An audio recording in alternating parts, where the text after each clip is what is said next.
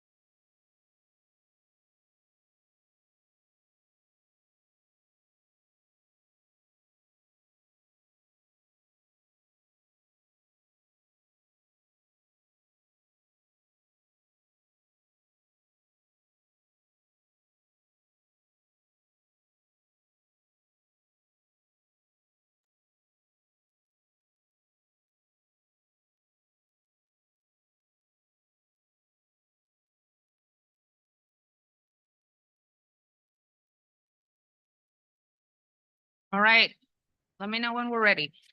Okay, we're ready. Welcome everyone on a rainy day. All right, let's stand for flag salute. Allegiance to the flag of the United States of America, and to the republic for which it stands, one nation, under God, indivisible, with justice and liberty. All right, there is no report or no action taken on closed session. Next item. We are gonna make a few changes to our agenda. One of them is gonna be, we're gonna hear from our ASB students before public comment, just so we make sure that they get home earlier and that they are ready to come to school tomorrow. So that's why we're moving it. And out of respect for them. And they also requested that. They didn't want to stay and hear any public comment. That's that. And then we're also moving from consent, item 7 and 9, and we're moving it to discussion items. And they're going to be the first discussion items. All right. With that said, can we adopt the agenda? I move to adopt the agenda. Second. Preferential vote? Aye. All in favor? Aye. Right. Okay, let's start with our presentation. North Monterey County High School Associate Student Body, welcome. I'm Lori Lund from the Activities Director, and we're going to do a presentation for you this evening about ASB at the high school. Slide, sorry.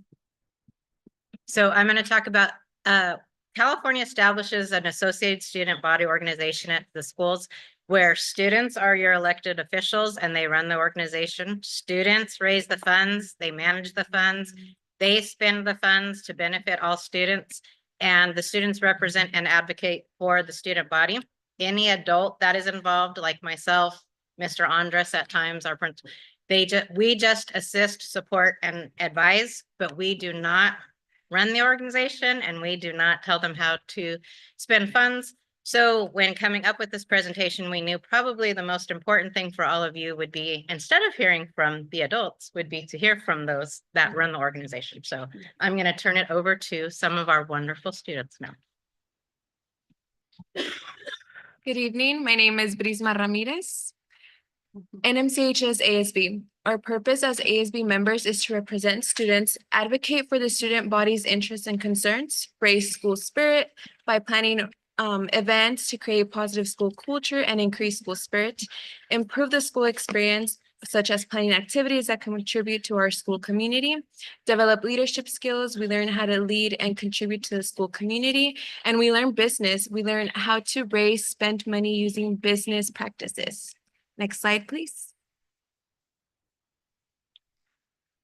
Good evening, Superintendent, Board of Trustees, and community members. My name is Julia Oliva, and I'm North County's Vice President of ASB this year, and it is an honor to be here.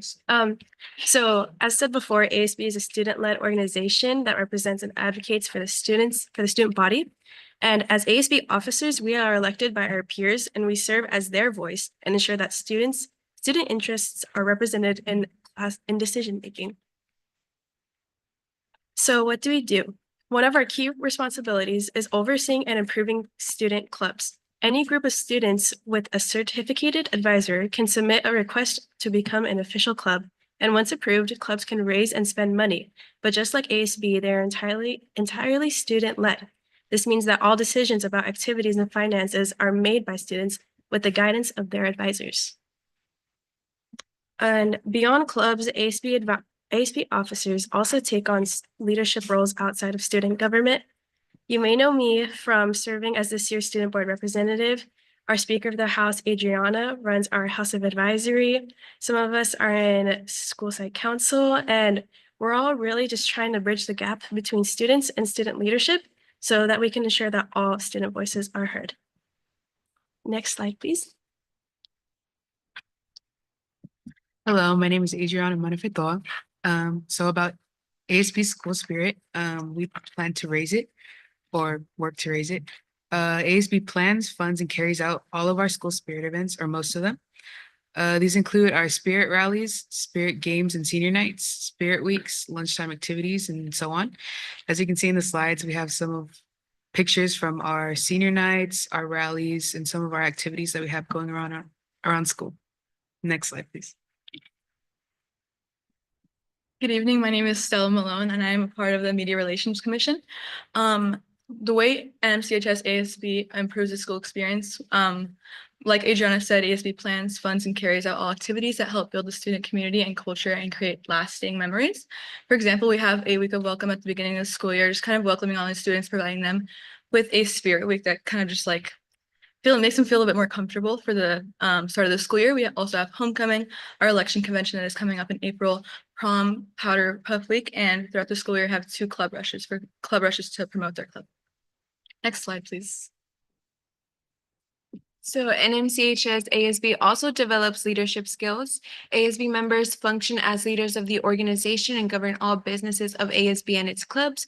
We run meetings according to revised parliamentary procedures. We approve club constitutions and organizations. We run elections. We attend leadership training and conferences like CATA and CASTLE throughout the school year. We run the advisory, House of Advisory to hear all students' voice and assume responsibility to represent ourselves and the student body as well. Next slide, please. In addition to representing students and overseeing clubs, ASB also focuses on leadership development. So at North County, our ASB program helps students build essential leadership skills that extend beyond just our school.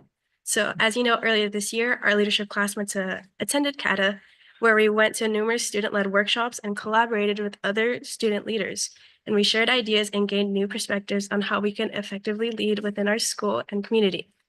Later on this year, we will attend a CASTLE, which CATA is it's under CASTLE. CATA's California Association of Activity Directors and CASTLE's California Association of Student Leaders.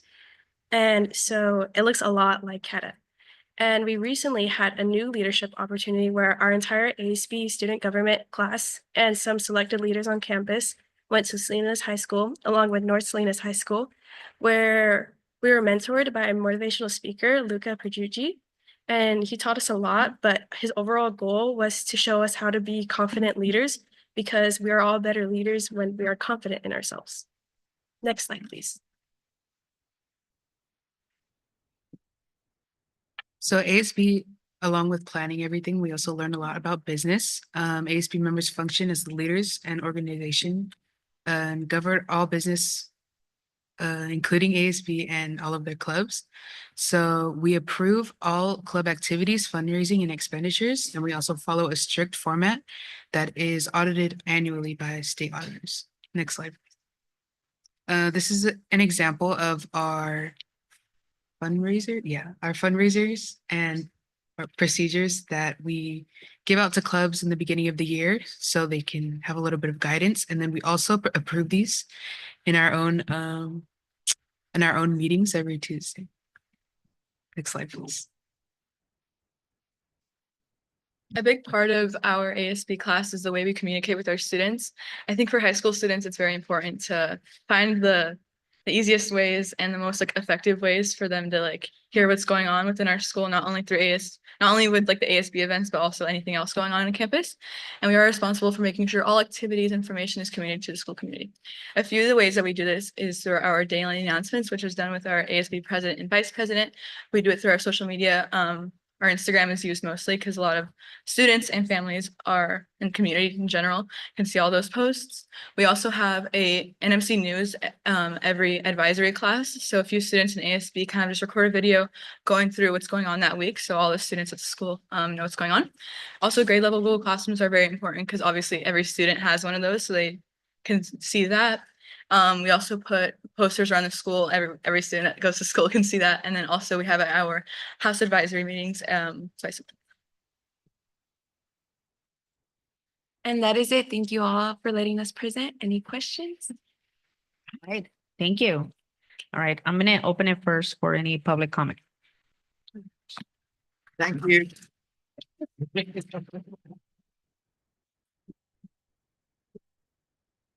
All right, any public comment in Zoom? All right, we're closing public comment. Let's go with our board and I'll start with Rick. Yeah, thank you for the presentation. You guys make me proud and make all of us proud, and it's great. I follow the social media and I share stories daily to my social media for it could get out there, for our school's name could get out there, our students be highlighted and stuff, and that's what it's all about. So thank you for that. I know it's extra time out of your days a lot of the time, rather than your typical part of this, the school. Like, you get what I'm saying, but I just had one question. Do you guys interact with middle schoolers at all? Like as far as like maybe training or mentoring or just talking to them or at all? So we actually don't, but this year that's something that we do want to do. We've considered in our formal meetings, we talk about it where towards the end of the school year, kind of just go to the middle school and kind of mentor them so that when they come in, they kind of get an idea of what ASB is like in high school. That's awesome. Thank you for that. Thank you. All right, Sandra. I think that's a great suggestion, Rick, to have the cross collaboration.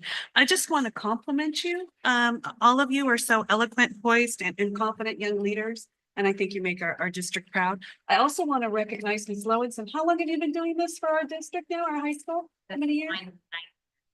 29? Oh, working in the district? Yeah. Yeah, this is my point. 29th year. Okay. So Well, it's forever in the district. I went. okay. Well, I think that deserves a round of applause. I know you do really good things with our leaders. So thank you for your commitment to our students in our high school. I also want to recognize Mr. Andrus. I know he stepped into the role of principal instead of vice principal. So thank you so much for working with our students and being here tonight. My only question is, or suggestion, I would love to see a program where it's like a welcome buddy program, because I think it's pretty intimidating when you're either from a different country or even just a different town to come into a school. And could we have a program where maybe there's the first week you kind of show them their way around the campus? I don't know if there is something like that exists. So yes, before school, we do have what is called freshman orientation. So we kind of give them a little tour around the school, but it would definitely be nice to take into consideration, since we do have foreign exchange students before school starts, or once they're here, to kind of give them a tour. Yeah, maybe even transfer students. Yes. I know we have students that start mid-year, and if there's any way that we can make them feel welcomed, I know your group could do that. So I'd love to see you explore that as an option. Thank you. Thank you again for the presentation. You're all amazing, and we are so very proud of you. So thank you. Thank you. Angela. Hey, Brisbane, it's good to see you come back. To visit us. Yeah, actually love to see you guys more. Well, obviously, I think you guys are doing great. I kind of want to just pick your brains. So, it's been a while since we showed up to their classroom, right? But hopefully we can do that again soon, because you'd be surprised how many times we do listen. You guys have good ideas. But saying that, sometimes it's easy to feel like you're not being heard. What do you think we could do better to make you guys feel more supported? I think definitely you guys going the first couple of times you guys went, it definitely helped, because we not only did we feel like we were being heard, but we really felt like there was going to be change. And with that, kind of it's just like a little confirmation that you guys are listening to us. You guys are taking time out of your way to come and listen to what we want, not just us as ASB students, but also the whole student body. I would say perhaps have some of you guys come maybe during advisory, maybe starting off with like a little presentation in the forum. Advisory would probably be the most efficient one, since it's not during actual classes. Yeah, any other great ideas? To build off of what Brisma was saying, I was actually just talking to Ms. Lawrenson about this. As Speaker of the House, I run House of Advisory meetings or just about every Monday during advisory. And I would like to extend the invitation if you guys would like to come. Oh, I would love to. It was during advisory. I have the dates if you'd like to come. Yeah. If any, I would Yeah. like to extend the invitation. You Yeah. can let Julia know and then she can email us. Okay. That And sounds is there any other stuff that you feel that we could do a better job? We're not gonna get our feelings hurt. Trust me, we hear it many times throughout the days of how we can do a better job. So, and now also you can tell us again later, and then I have a follow-up question. It also goes to Ms. Lawrence and everybody. What do you think some of the hurdles that are in front of you guys that prevent you guys from doing what you're trying to do that you think that we could address? I know I put you on the spot right away, but basically what I'll let you guys know is that we really want to hear your thoughts on what we could do better and really help you guys feel heard or help try to see if we can find ways to eliminate some of these red tape hurdles that for some reason block you guys from enjoying your senior years and helping out your fellow classmates. But, if you have any right now, I would love to hear it. If not, please follow back with us. We love to be held accountable by our students more than anybody else. Everyone included equally, but really it's your guys' school. So I don't think we know anything like on the spot, but I think that's something definitely we could bring back to our class. yeah, maybe We when you could guys talk meet about up, them and just like we could talk to Julia about it and she can bring I it would- back to you guys. would love for you guys to come back and let us know what you need from us so we can support you guys. Perfect. Thank you. Yeah. Martha. Again, thank you guys. Great presentation. You guys all asked really good questions. I'm just going to reiterate everything that they said. And that was one of the things. It's just, I would love to go to one of those meetings. So thank you for sharing that because you guys are a big part of this community. You're a big part of what you do to the school and the spirit. So thank you guys. Thank you for all that you do. And I just see the leadership that you guys have already presented and where you're at today. So proud of all of you guys. Thank you. Thank you. Dr. Turkey. I just think that I'm looking at future leaders right now, right? And I just really want you to know that you can do anything which you put your minds to. Okay, so any of those pathways which you want to follow, you go ahead and follow and don't listen to the inner voice or some other person's voice which says that you can't, right? And instead, believe that you can and follow those dreams because you are future leaders and we believe in you. So thank you. Thank you. And I would just say the same, you all are doing amazing. I actually do have one question though. Is part of the requirement for that California established, that it has to be elected officials? That it has to be elected? Yes. Okay, interesting, because some people really, I would think, don't want to do anything that has to do with election, but would like to participate. It's a And good question. The entire commission, we have 32 students on the entire commission. We have 5 that are elected. The cabinet positions. So, sorry, President, Vice President, Speaker of the House, our Commissioner of Pep and Athletics, and our Commissioner of Social Activities are elected by the student body.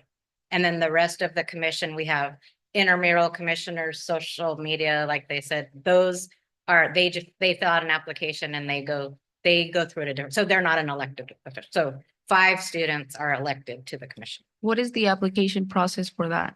For the ones that are not elected? They fill out, I'll do this one. Go ahead. So there's like an application that we fill out towards the end of the school year, like before, like the school year that you want to apply for. And then after that, everyone's invited to the interview process. And it's more of like, it's not like your typical interview. You're interviewed by Mrs. Loneson, but also a lot of the previous students in the ASB class that either are graduating or are going to be in the class next year. So it's kind of like you go through that entire interview process. Part of the interview is like games and like, it's not super serious. Like, it's kind of like, we're trying to getting to know your personality, but also like, the stuff like you want to bring to the ASB class. And after that interview process, like the cabinet and Mrs. Loneson go through that, and that's how they decide who is in the class for the following year, So they're appointed. basically. All right. Is there like, and I'm just thinking of students who would love to be, especially if we're talking about represent and advocate for the students. It would be great to see like the different, even if it's self-identified, the different populations of our schools. Maybe you already have it, but the different populations of our students. Like, for example, are students who identify that they have a disability, or students that they identified that they are newcomers, or students that they identified as English learners, that they have different identifications to truly represent the majority of the student body within our students and especially if they're going to bring ideas on how to engage the different students so- within our district. I just want to say, if we were to show you the demographic breakdown of our ASB class, you would find that representation. Perfect. That's what I wanted to Because, hear. It really is an open welcoming thing. And what we hope you got was it really works as a representative system. So these students, not only are they articulate and poised and great leaders, they really concentrate on putting this general student voice ahead of their own. And that's one of the things I really appreciate about. But to your comment, if you looked at the demographic breakdown, I think you would find a really broad representation of our students. That's awesome to hear. And that's what I wanted to make sure that it was coming out, that you actually have a broad representation of the students. And thank you for being inclusive and making sure that that is happening. And for like the rest of us mentioned, let us know how we can really support the students and how we can hear what the recommendations are to make sure that your voices are centered in any of our decisions. Thank you. Thank so you. much. Thank you.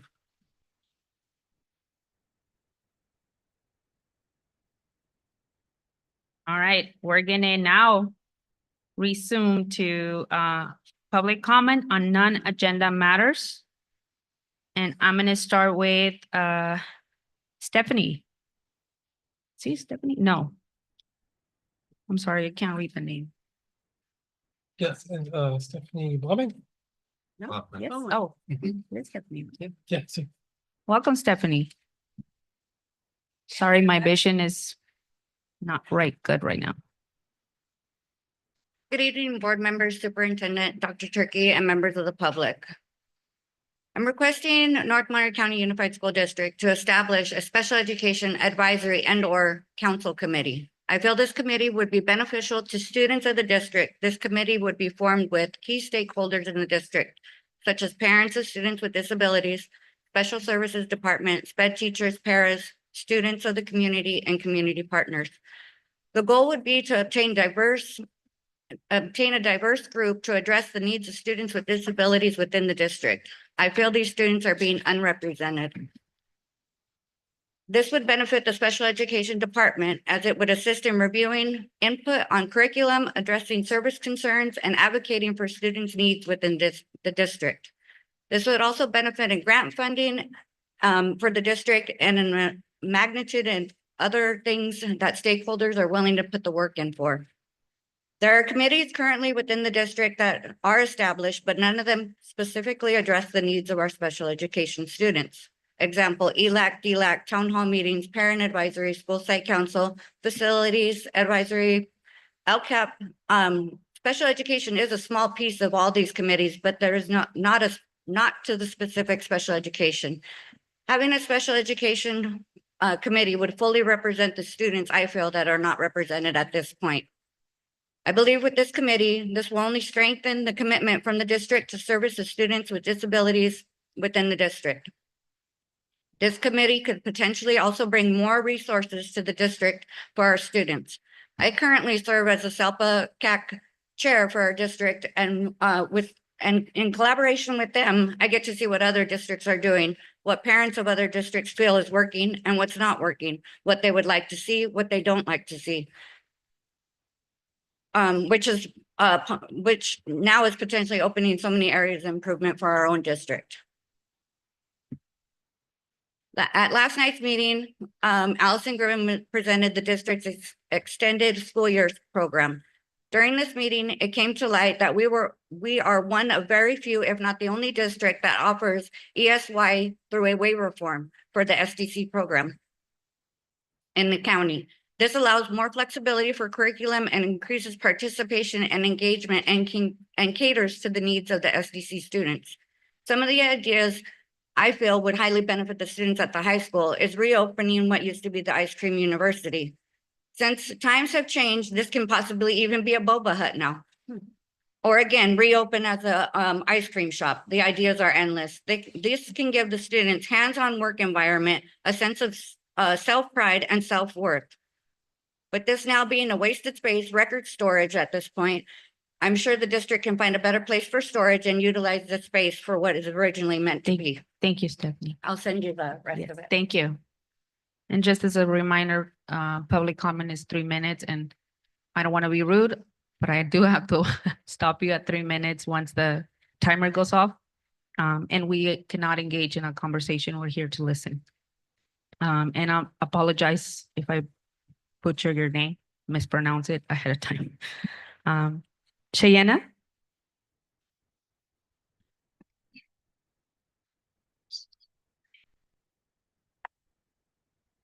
Good morning or good evening, trustees of the board and Dr. Turkey, superintendent. My name is Cheyenne Blahnik. I go to Castroville Elementary. I appreciate having the opportunity to speak with you all. There are a few things that I feel the district can improve on. Mental health, more play equipment for the elementary students to use, and I'd like to relate an experiments I've had with staff at our school.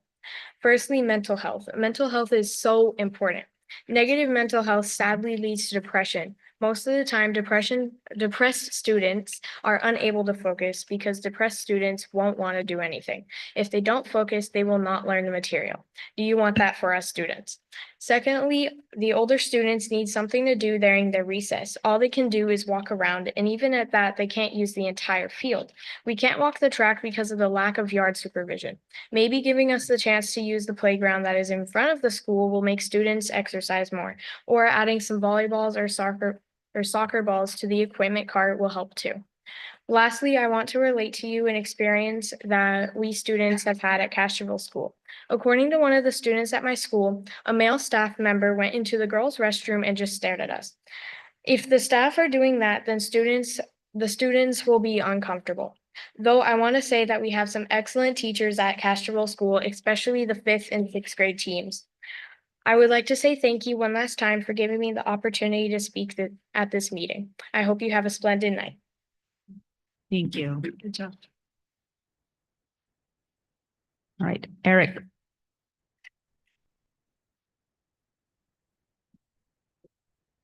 Good evening, trustees and Dr. Turkey, and especially all the members of our community here tonight. It's great to see you guys. It's honestly great to see all of you. It's been a while and I've really missed you guys. I'm actually here tonight to speak on behalf of teachers and members of our community who are concerned about the loss of the accelerated reading program at Castroville School. At least that's the only one I've been informed about. Other school sites may also be losing access due to not renewing the license. A year and 3 months ago, I stood at this podium and asked that the district move funding for this program away from the individual school sites and instead provide this crucial program at the district level. Also, it wouldn't be a terrible idea to renew the program in June rather than in November. I don't know if that's something that we can work on with the vendor. Having the program approved at the school site council level creates a situation like Castroville is experiencing, where those students will not benefit from a program that is proven to improve reading in our students. Our teachers have lobbied every year to have access to this program. They know it works. They can provide evidence that it works. So why are we losing access to something that we know improves reading outcomes in all of our students? Thank you. Thank you, Eric. Renee? And Renee, this one is about, this one is not about the consent. This one is just general Okay. public comments. You'll have another opportunity at consent. Okay, okay, thank you. Well, good evening. I just wanted to come tonight during this segment to thank you for coming to visit our program. Several of the board members came to visit the CTE programs here at North County and have since decided to keep both the auto and fire and police administration of justice programs. So I want to thank you for listening to us and coming to visit us and see what great things our students and staff are doing and making it possible for students to have a wide variety of options available to them. So thank you. Thank you. Right, any other public comment? On non-agenda items? So hi, I'm Gigi, the principal at Castroville Elementary School. We do have the AR program. It's sitting on a desk at the district office to be approved. It has been pushed forth, so we do have the program. It was never given up at all. It wasn't even considered to be given up. School Site Council approved it in November, and it's on a desk waiting to be approved so that you know, so that's satisfying. The other thing is we do have volleyball, pickleball. We have ample equipment, but Cheyenne and I will talk about it, but we have ample opportunities. We started a volleyball team, 30 girls after school.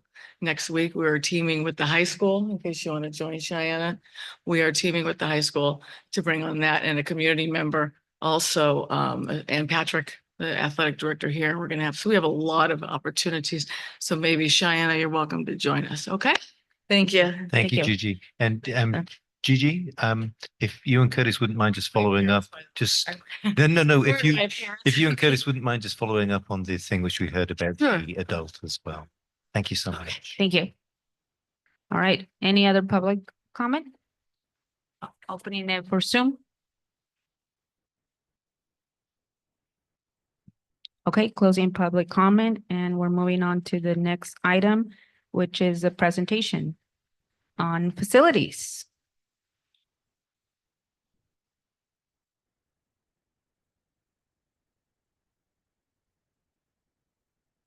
Good evening to the community, the board. Thank you for your time and giving me the opportunity to share with us where we are in facility operations.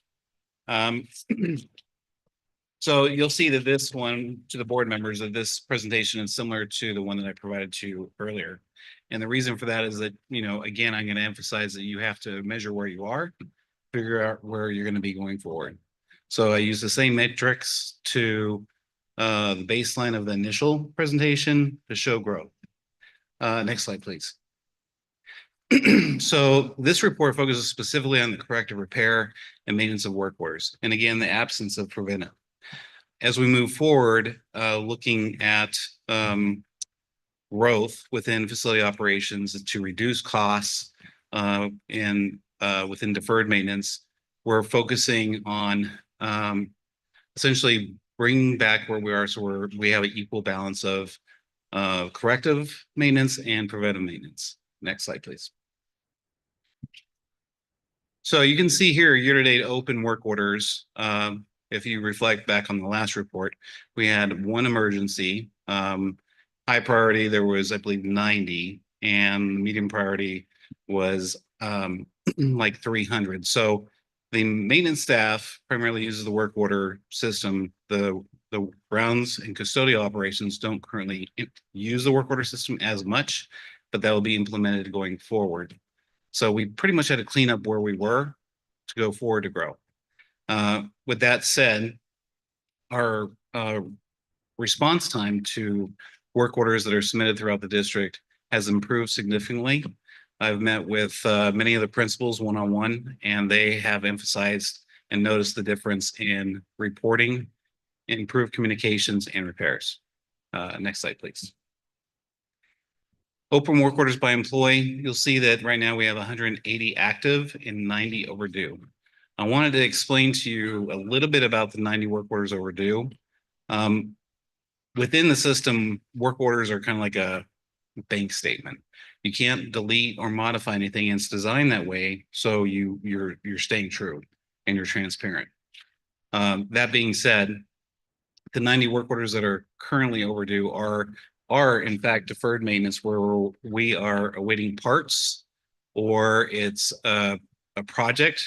The request is a project that we simply cannot do during school operating hours. Next slide, please. So as you can see here, year-to-date open work orders by building, it's pretty balanced as far as square footage. If you look at the size per site, obviously the high school has more than the other sites because it's a larger facility. There was a increase in work orders at Castroville as well as Prunedale, and that was just due to like deferred maintenance, pump failures, that kind of thing. So that pie kind of gives you an idea of where the majority of our work is, which is here at the high school. Next slide, please. So work orders completed by fiscal year. Now, I did not update this slide from last time because I didn't have that data. But that being said, I think when we do a reflective report at year end, you're going to find that we're probably going to be above that 3,200 closed work orders for this fiscal year, just because we're kind of going a different direction. One thing I do want to give credit to my staff for, primarily my lead maintenance tech, Stacy Kelly or Kinney. He had come up with the idea of, we're just kind of doing repairs, and they want to really show what they're capable of doing. So one of the things he's recommended, and I've said, yes, definitely do it, is focus on what I would call the toolbox. So we have people within our staff that are very qualified to do carpentry work, plumbing work, key work, and so forth.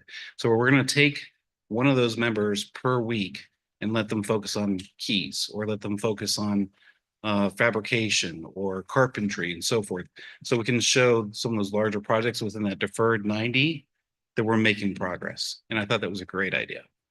Next slide, please.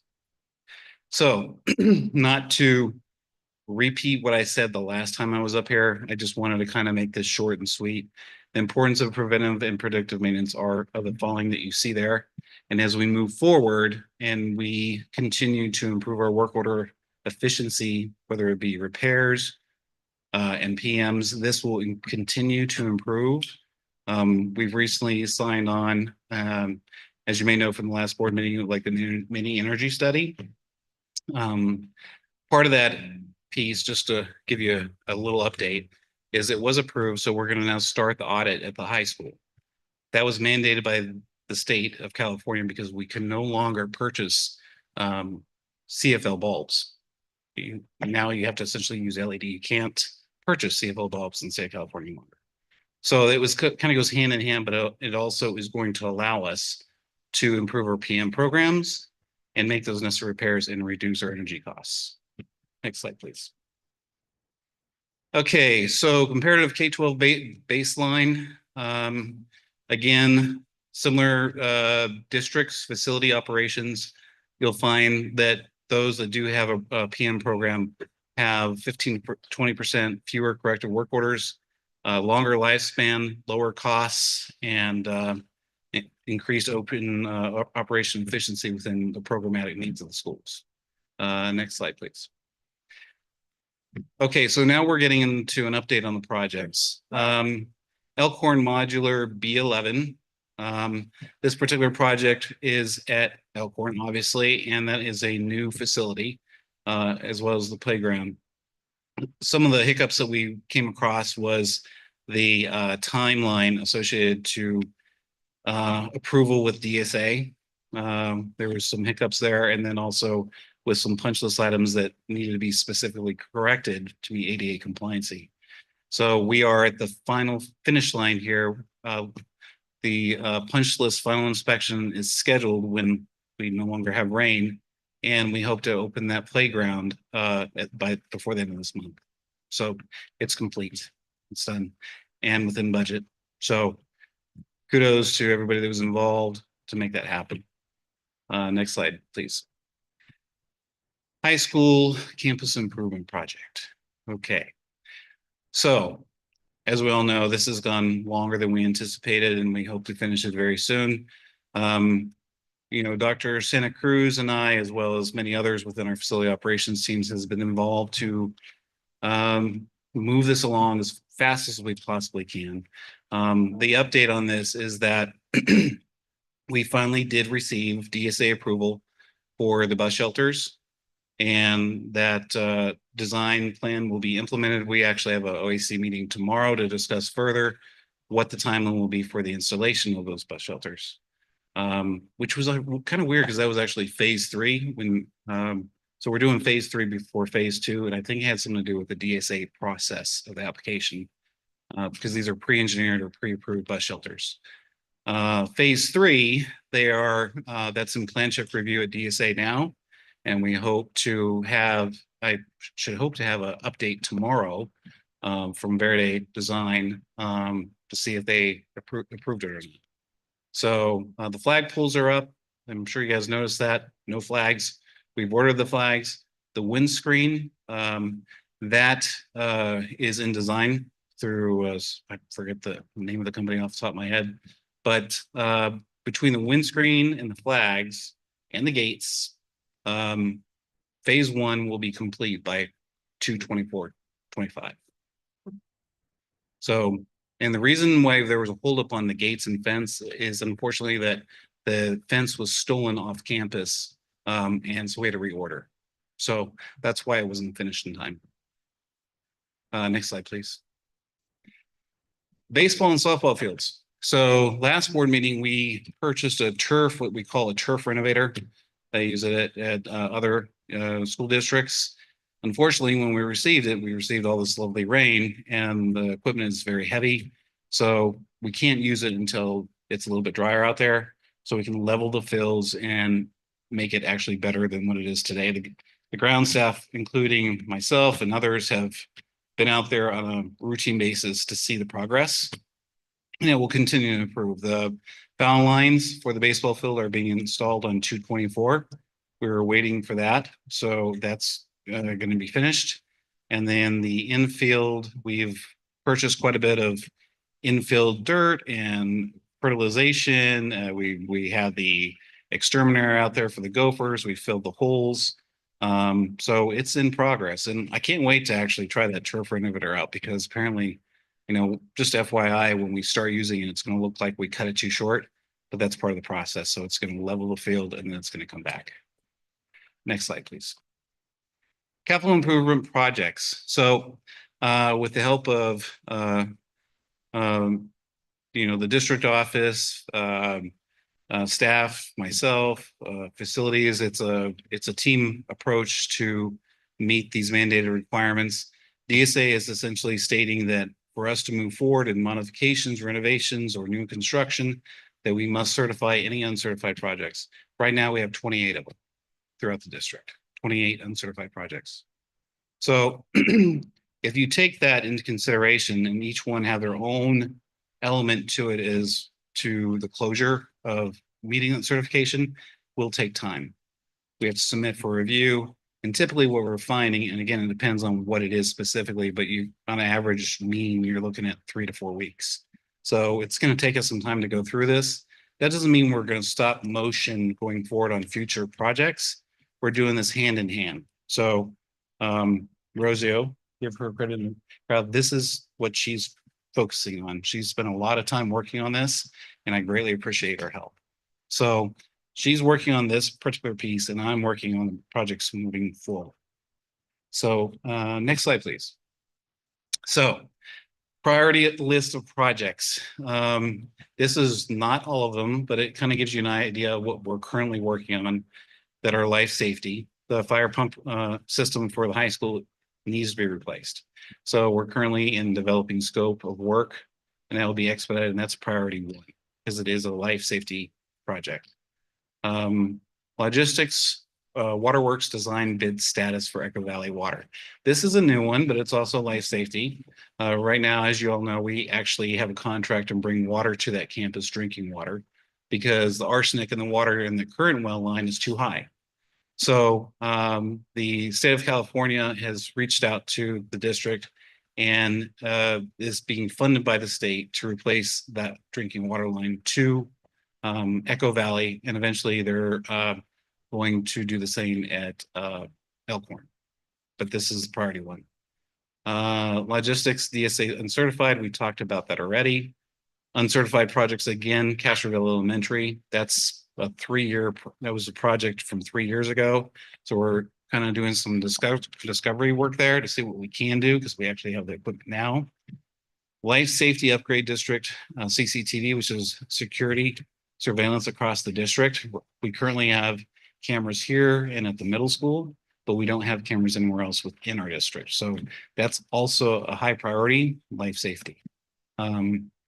Logistics, district upgrade of the public address system and central clock system. Dr. Yan and I are working on that, as well as the camera systems. And these are all the high priority ones that we're spending a lot of our time to expedite and hopefully have this accomplished this year. But again, it's going to be a push. I'm working on a list on other projects that are not listed here that I'm sure will be shared in the future. Next slide, please. That is it. So thank you. Thank you. We're first gonna open it to public comment. And I want to remind everyone, don't move the mic. It's set up in a certain way and direct to the board. I usually don't touch that thing. Thank you, Eric. I know you So- don't. I'm actually glad that we have facilities on the agenda tonight. Thank you, by the way, for the current timeline on the opening of the preschool building and the play structure. The current system that the kids are experiencing there is an empty blacktop. Well, they get to stare at the play equipment, and it kind of feels like Girl Scouts setting up outside of a gym or a diet clinic. I'm sure those kids don't like that. Now, with regards to the modular building, I know that that was part of a very long acronym grant program that we were hoping to clear by end of December because it wouldn't be renewed for this new year. Are we now having to use our own budget, or does that grant funding still kick in? And I believe the solar panels in the parking lot at Elkhorn were supposed to be pushed through with that modular. Is that still something that DSA is fighting us over? Just for updates, because our community is concerned. Thank you, Eric. Would you like to address any of the questions? I'd be happy to speak with you. Yeah, no, that'd Okay. be great. Okay. All right. Any other public comment? Hi, Sarah Turner, teacher in the district. Something that we have needed for years and that we don't have is a system that goes back to the person who put the work order in, that the work order does exist. We have that for IT right now. If you put an IT work order, you get an email back saying we have, a record that you put this request in. We do not get that at the individual level. So there's no accountability about what's happening. Some of you may remember my next door neighbor teacher was here a year ago to tell you that she has no heat in her classroom. A year later, she still has no heat in her classroom. Still using space heaters. So just it's a lot easier to advocate for yourself if you can say, hey, I'm calling about work order 769 that I placed on such and such a date, because right now we don't have the ability to do that. I also feel, and this, we have all new staff, so this is problems that people are inheriting. This has nothing to do with the people who are currently here, but I feel like we need something like a meeting at each of the sites where somebody goes out and says, like, what's happening here? Because there's been such a lack of response previous to this for so long. But I think people are like, well, somebody's doing something about that, right? Or nobody's ever going to do anything about it. So it's not even worth me going through the process. Like we need to go site by site and invite people again. What is happening here? Where do we not have heat? Where do we not have intercom? It was great having some district staff at our staff meeting today for somebody to say, hey, I don't hear the fire alarm in my room. There's pockets like that all over the district that we need to take apart. At Prunedale specifically, we don't have any clocks that work, all over campus. We have a bell system that isn't even, it can only hold 6 different sets of information of grade levels because it was bought when the school was a K-5 school with the addition of 6th grade, that happened 20 years ago that we've not accommodated that. And now TK is really another grade level. We quite honestly need something that can accommodate 8 schedules. So basically we end up with no bells. So again, it's not just a Prunedale issue. Every site we need to tell people, hey, we want to be there for you. We want to have this system. Please bring forward with your issues. What are they? Thank you. Thank you. Any other public comment? I would like to make one more addition to what Ms. Turner just said. I'm a freshman in high school. Those clocks haven't worked since I went to Prunedale. Like, they haven't worked at all. I don't think I have seen more than like 2 clocks in that schoolwork the entire time I've gone there. So that's kind of just what I wanted to say about that. Thank you. Any other public comment from public here present? Zoom.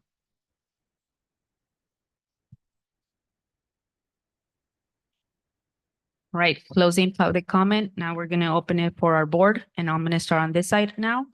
Martha. Okay. Well, thank you so much for the presentation. It was good to see some of the information that you highlighted. And that was actually one of my questions because I used to be part of the budget committee and we used to meet at every site. I know we've talked about it and who else is part of the budget committee that signed up for it? Me, you and Angelo? Anyways, it'd be nice to kind of go back to that schedule, where we do go at every site to kind of see where we're at with those priorities on what projects are going on there. So that was one. I just wanted to piggyback because that was on my list. Regarding the DSA projects, when I looked at your presentation, I was reviewing the board report. I remember literally a year ago, February 2024, we came here and they did a presentation on the budget and the DSA projects. There was 2 consultants here that were in charge of handling all of those DSA certified, uncertified projects. And I'm not sure if it was, I saw Pear Tree and Belly up there. Is that who you're working with that were our previous consultants? Because I don't remember the name of the consultant. Correct. Yeah, we're working with Pear Tree Belly right now on some, not all of them, but some of them. Were they the ones that were here when I believe Dr. Cruz, you came on board? Were they the consultants that we were working with on facilities? They were the ones for Verde Design. It was Verde Design. Correct. And Pear Tree Architects, they're the ones working on the legacy projects. We call them legacy projects, uncertified projects. So they have been working on them since last year? We do have a previous contract with them. And so as we became familiar with who was doing what and the involvement, the professional involvement in the process, we realized that we did have a contract with Pear Tree Architects, and they're the ones helping us with some of the uncertified projects for Central Bay. And what's the other one? Central Bay And Castroville was the other one that in middle school.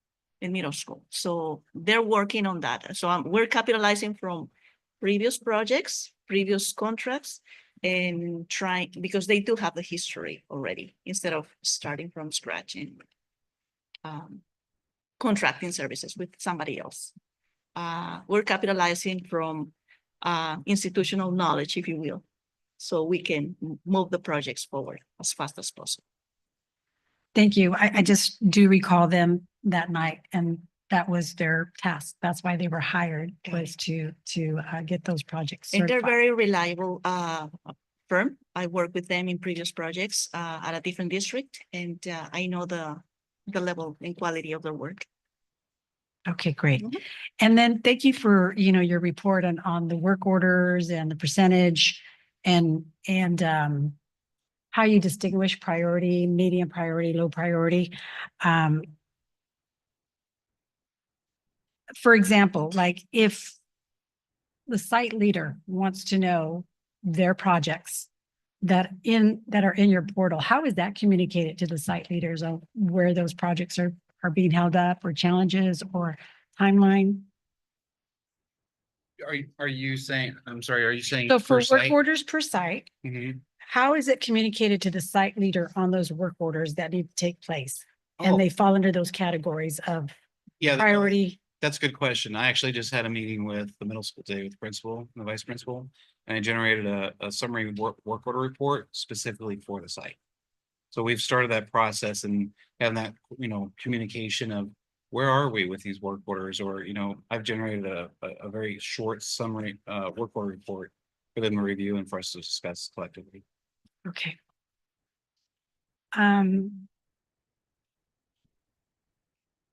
And now with the high school project. So thank you for that update. Obviously, we've all been excited about all the great work that's happened. I love the walkthrough and everything that you guys have done here. I was curious because I know during the Christmas break, there was no construction going on. So I was like, what's going on? What happened? Why did it stop? Because we know it's not complete yet. So I I don't know the reason behind that yet, but I did hear you say, just to reconfirm, that phase one is going to be complete February 24th, which is just next week. And so does that also include the signage? Like, Well, so I'll find out more tomorrow. If that, in fact, the windscreen is gonna be ready, that's really, kind of fine tuning. The one thing I will guarantee you that's not going to be done, because they're waiting for the power supply for the walkway lighting. That's not coming in until the first week of March. But everything else, the gates, everything is gonna be done except that power supply, because it comes in March. But the final walkthrough with inspector of record and architects, Verde and contractor, that's scheduled for the 24th. and so this delay did not cause an increase in the budget? No. Was part of the proposal. Right, exactly. The delay in the process, trustee, is because of back order on this specific, with this vendor, with the lights and so on. We do have everything else, but we're missing some components. Okay. And that's something that it's out of our reach because general contractor is contracting services with the subcontractors and back order, similar to with the seat walls, remember? That was something that it was a little setback, but we didn't have any control. Okay. Thank you. Thank you for the update. I would like to piggyback on some of the comments that Nathan, the update, in reference to the committee, the facility committee. We are working on that one. We are planning and more to come. We can wait to have the committee back and have those conversations and pretty much address new identified projects as we progress, unaddressed projects and future projects. So that's the idea. It's a compounded amount of projects that I think it is time for all of us to go back to that priority list, the list of priorities, and then in a more inclusive environment, start working on it. But Great, just because I know that committee consisted of community input, staff. So there's a variety of people that we used to participate before. That which is would be great. It is in progress. So Okay. just wanted to let you know. All right, thank you. Of the update. And then I have one last thing that there was a notice that I said something incorrectly. It may have been misunderstood. The water is safe to drink. What they're saying is that because the line is so old that the arsenic could increase, so we get it tested every month. It is safe to drink. So I wanted to be clear about that, but this project that we're talking about, particularly at Echo Valley, is going to be a 2-year program through the state of California. So it's under design development right now. And I just want to be clear. So on that note, Nathaniel, could you clarify the arsenic, isn't that at Elkhorn or is that? Did I say Elkhorn? No, Echo. I just Echo want to Valley. make sure that we know, which one has got the arsenic? Is it Echo or is it Elkhorn? Elkhorn, but it's safe to drink right now. But we get it tested for arsenic is what I meant to say. Okay. So Okay, testing for arsenic. Right. Thank you. Thank you. Thank you for that. I thought it was Echo. Martha, I'm done. Thank you. all right, I'm gonna go this way. Julia. Covered the questions I had about, I was thinking about the baseball field and softball field and I'm glad you have the turf equipment. Cause the outfield, people would get twisted ankles and it was just a little bit of a hazard. And also the clocks, looking at the time, it was like, it says it's 5 a.m. Like, what is this? But yeah, thank you. Thank you, Julia. Rick. How do you determine the high priority? I just think of some things and we may, have personally think some things are high priority that may not be. It's a good question. I've always used the thumb of safety for our community. So anything that's safety related is first and foremost and should be addressed immediately. Exactly what I was thinking about safety, because I obviously had in mind when I mentioned the middle school gym. And then right now when we're presenting the fields, last year there was a fractured ankle on third base and the potholes and stuff like that. So safety is high priority. Exactly. Thank you. Yeah, that turf equipment that you approved last board meeting, I can't wait to use it. Yeah. It's my understanding that that's going to resolve a lot of those issues that you just mentioned, so. And when do you think we should expect facilities committee meetings and you know and not really have a pause after that? You know, like I know you're new, like so you know, just have them, you know, when we say we're gonna have them. When's it gonna happen? Good question. Dr. Santa Cruz and Rosio and I are working out a plan to create a calendar to re-implement the Facility Advisory Committee. It's in the works. My understanding that committee has not met in some time, so we're gathering the information, doing a review, and then maybe submitting an invite. Is there any like ballpark that you can tell? I'm hoping for March 13th. Okay. 12th, March That's the 12th. date. So you're in the middle of a time and motion?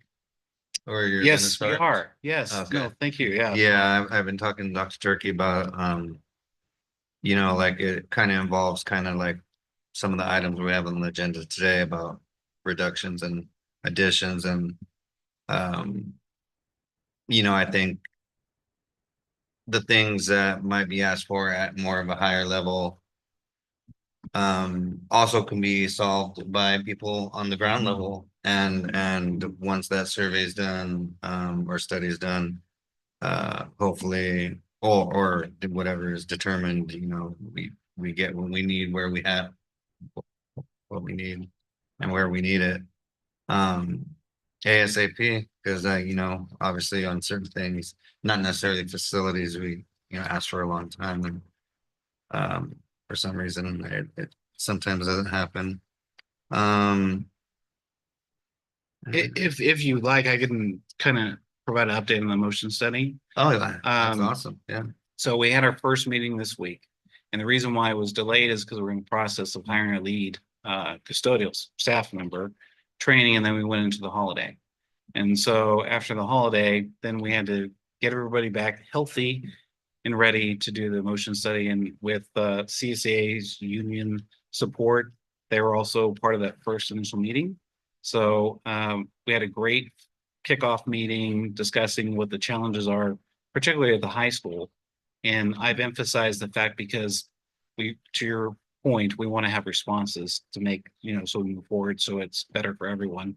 And so I've made the suggestion to the cabinet that we should do this by site because there's a lot of detail orientation and then providing a summary report to this board based on the site. And the recommendation was to start with high school first. So we're meeting again next week and we're going to continue. And I think it's probably going to take us 4 weeks to do just the high school at the rate. And I love when we suggested before in the past about having some of the maintenance workers, facilities workers, you know, do multiple things like you just said, like you know, carpentry or painting, and it just solves so many problems. And if you're someone that can delegate that and make it happen, and we could start seeing little improvements. I mean, public's gonna be happy, we're gonna be happy. Yeah, anything, you know, that happens. So hopefully, you know, thank you. Thank you. Thank you. All right, Sandra. Thank you for your presentation. A lot of it wasn't new information. I think that sites are frustrated because there is so much in disrepair. And that's not for you to own because it is a persistent problem that we've had. But it's your responsibility now. And what I haven't heard is what resources we can bring to really improve the situation. Because, you know, heating that hasn't been fixed in a year, that's a major problem. One of my concerns that I've heard is that our turf field is not sanitized or fluffed on a regular basis. And I've been talking about it. I think we've been talking about it for, you know, 2 years. So there's a lot of things that are just really being neglected. And how do we solve it? we're counting on you. You're the subject matter expert. Let us know what we need to do. Is it resources? Is it staff? Is it all of the above? I think Sarah had a great suggestion to go to each site and say, what are your priorities? And get that information from the teachers, the principal, and the students. What are the priorities? Because sometimes something may not be a safety, but it's a big deal. If you don't have heat in the classroom, you know, that's a big deal. It's not a safety issue unless you have hypothermia, but it's still pretty important. So I would like to see a sense of urgency. I would like to see targeted action. I would definitely also like to see work orders. If you submit one, there should be a response that says, we're going to be able to fix this 2 weeks, 14 days, 7 months, whatever it may be. I would have also really liked a better communication plan on this project at the high school because it just looks unfinished for a really long time. I think we can do better. I know you're fully capable of that. And let us know what you need to do better.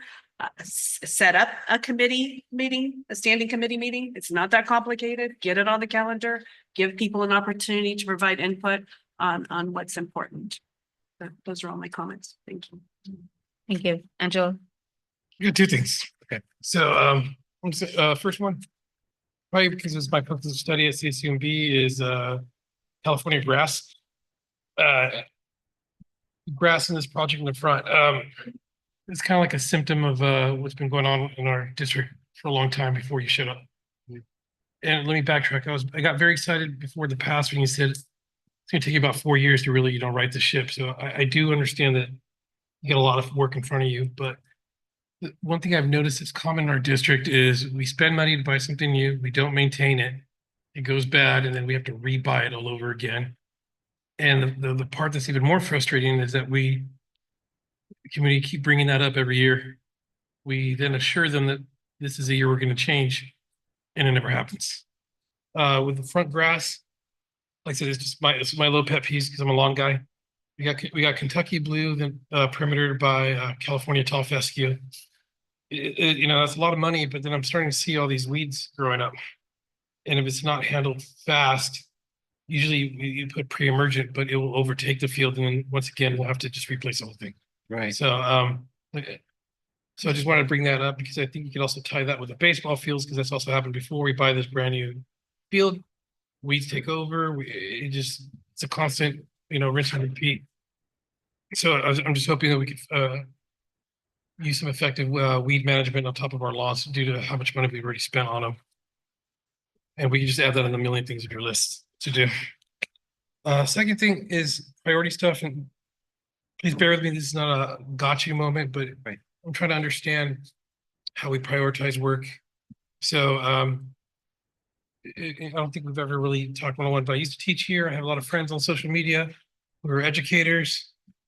Breaks my heart to see one posting photos saying they came to school for a hot mess, ceiling issues, flooding today, soaking feet, kids having their shoes and socks drenched, going to the bathroom, parking lot, can't use the playground. And the part they're frustrated too is this is priority your arrival. Is we brought this up and we've been always yearly told that, yeah, we got this, we're going to fix this. It never gets fixed. And then parents are seeing the conditions of how their children are being educated with no heat. This teacher stating, they're trying their best, their heater's broken, but at 95 degrees, but they don't want to complain because their neighbor is at 50 degrees and they're freezing. And that's just today. So how do you prioritize something like this to show the district that, hey, this is the new time. We got new cabinet, we got new directors. What can you do to help us change the narrative of like, this is different now? How are we going to address this teacher's concerns? And that was it's not meant to be an ambush. I just want to see what's different now compared to our past, because we're excited for you to be here. Right. To right the ship, Well, if I may, please. comment on that. Some of the hurdles that we're dealing with, our facility supervisor left in October, and I started in July, and I've been trying to right the ship, just me and nobody else. So in other words, I'm short-staffed right now. I know we're currently working on that. But I'm literally in fireman's mode and taking, the most like incidents or someone falls or, really emergency situations, that's pulling my time away to focus on these things like the facility advisory committee and various other things that, I'm dealing with emergencies first, safety, life safety first. Because one of the other things I deal with is life safety for the district. The big five with Dr. Turner and various other things that are high priority. The IPP plan that we have, we had a SIRS here last week for hazardous material inspection that had to meet current code that was out of code for 2 years. So there's so many other things that I'm dealing with from a code to regulatory that are not in that report that I have to be attained first. And I am. Can I add something, sir? I just want to also just reassure you, this was not a I got you moment. right. I really want the district to hear where we're at right now, what you have on your plate. And then also for our district members to hear you request from the board what you need to get you out of this spot so you can provide these services. So I want to use this moment to give you a forum to say what's going on and how can we help you, and how do we address this stuff? No, I appreciate that. Yeah. And I want I to clarify that one. I think. Yeah, no, we're working on a plan. I've worked with Dr. Turkey as well as Dr. Santa Cruz on implementing a plan so we can be fully staffed and meet all the requirements that are needed from the district.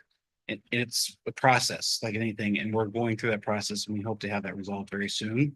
And then that way we can focus our energies, and I can focus my energy on, for instance, like the church management, work closely with the ground staff and implement a pre-emergent program and do the things that I need to do as a facilities director that I currently am limited to because there's too much coming at me at once.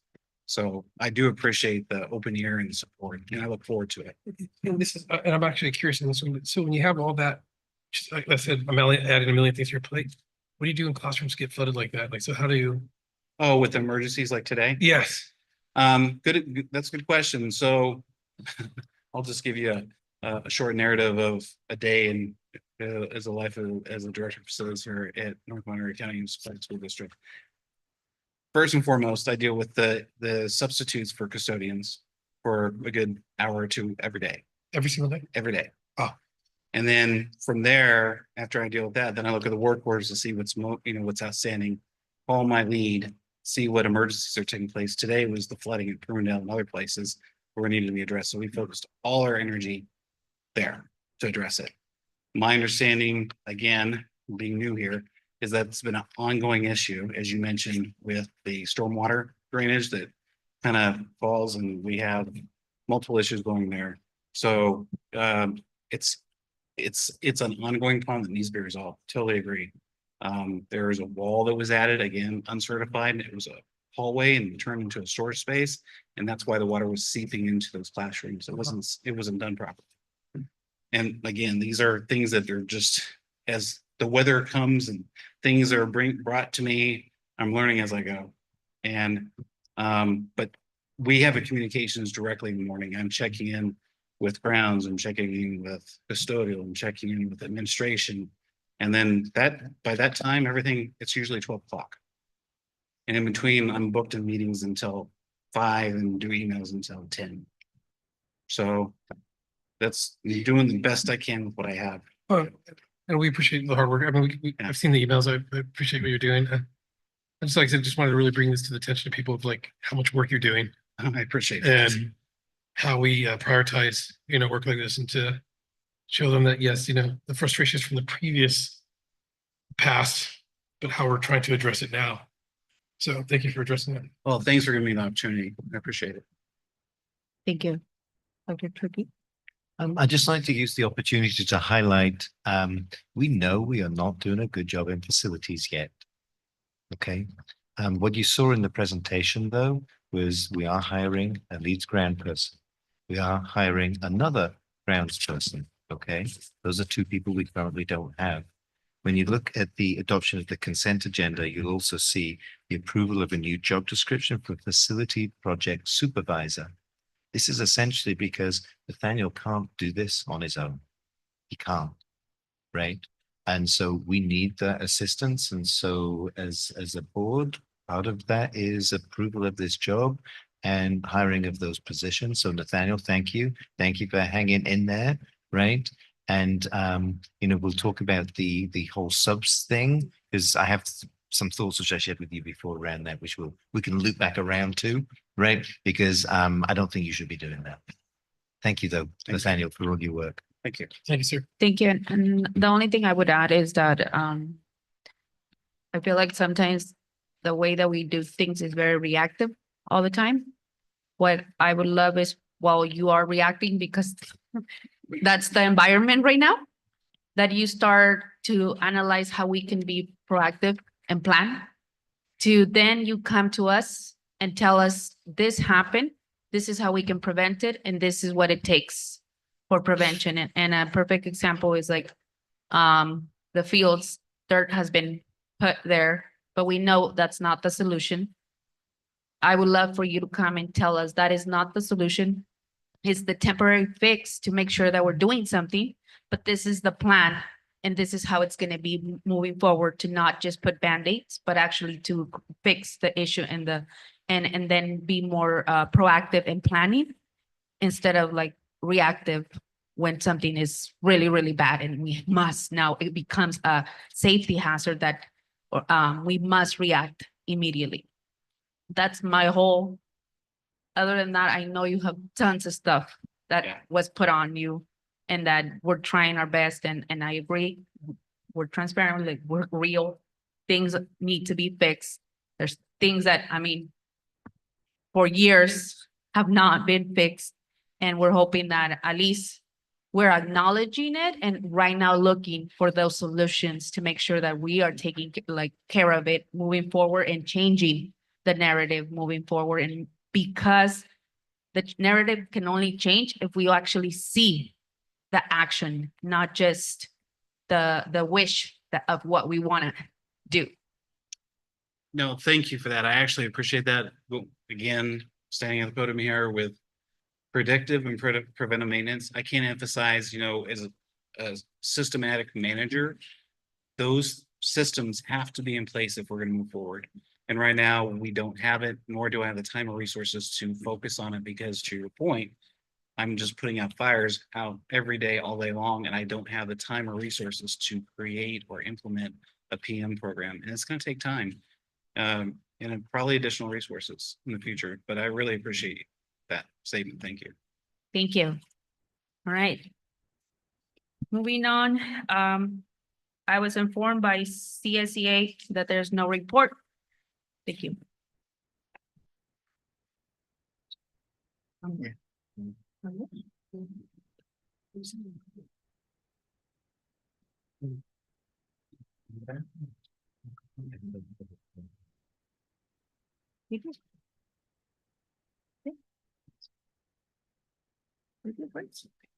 Yeah, that's when. Don't distract me, Matt. All right. Coming back. Again, CSEA informed us that they have no report for tonight, and we're gonna move on to Teachers Federation.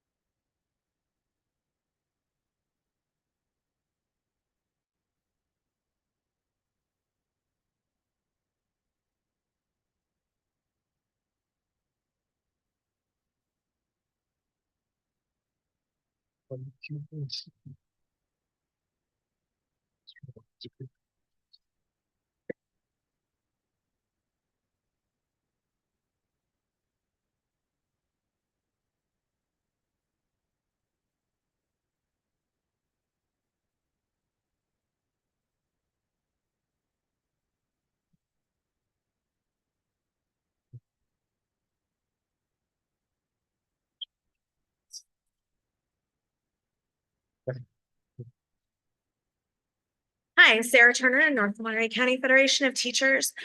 How does this decision affect children? We used to have shirts that said that. They were my favorites.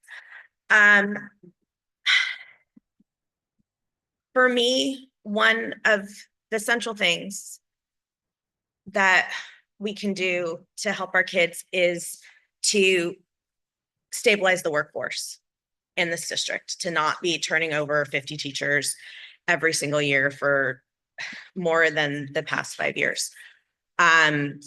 You may hear other people speak about it, but we've been doing the research in the surrounding areas, and the turnover that we're having, it's not happening everywhere to that level.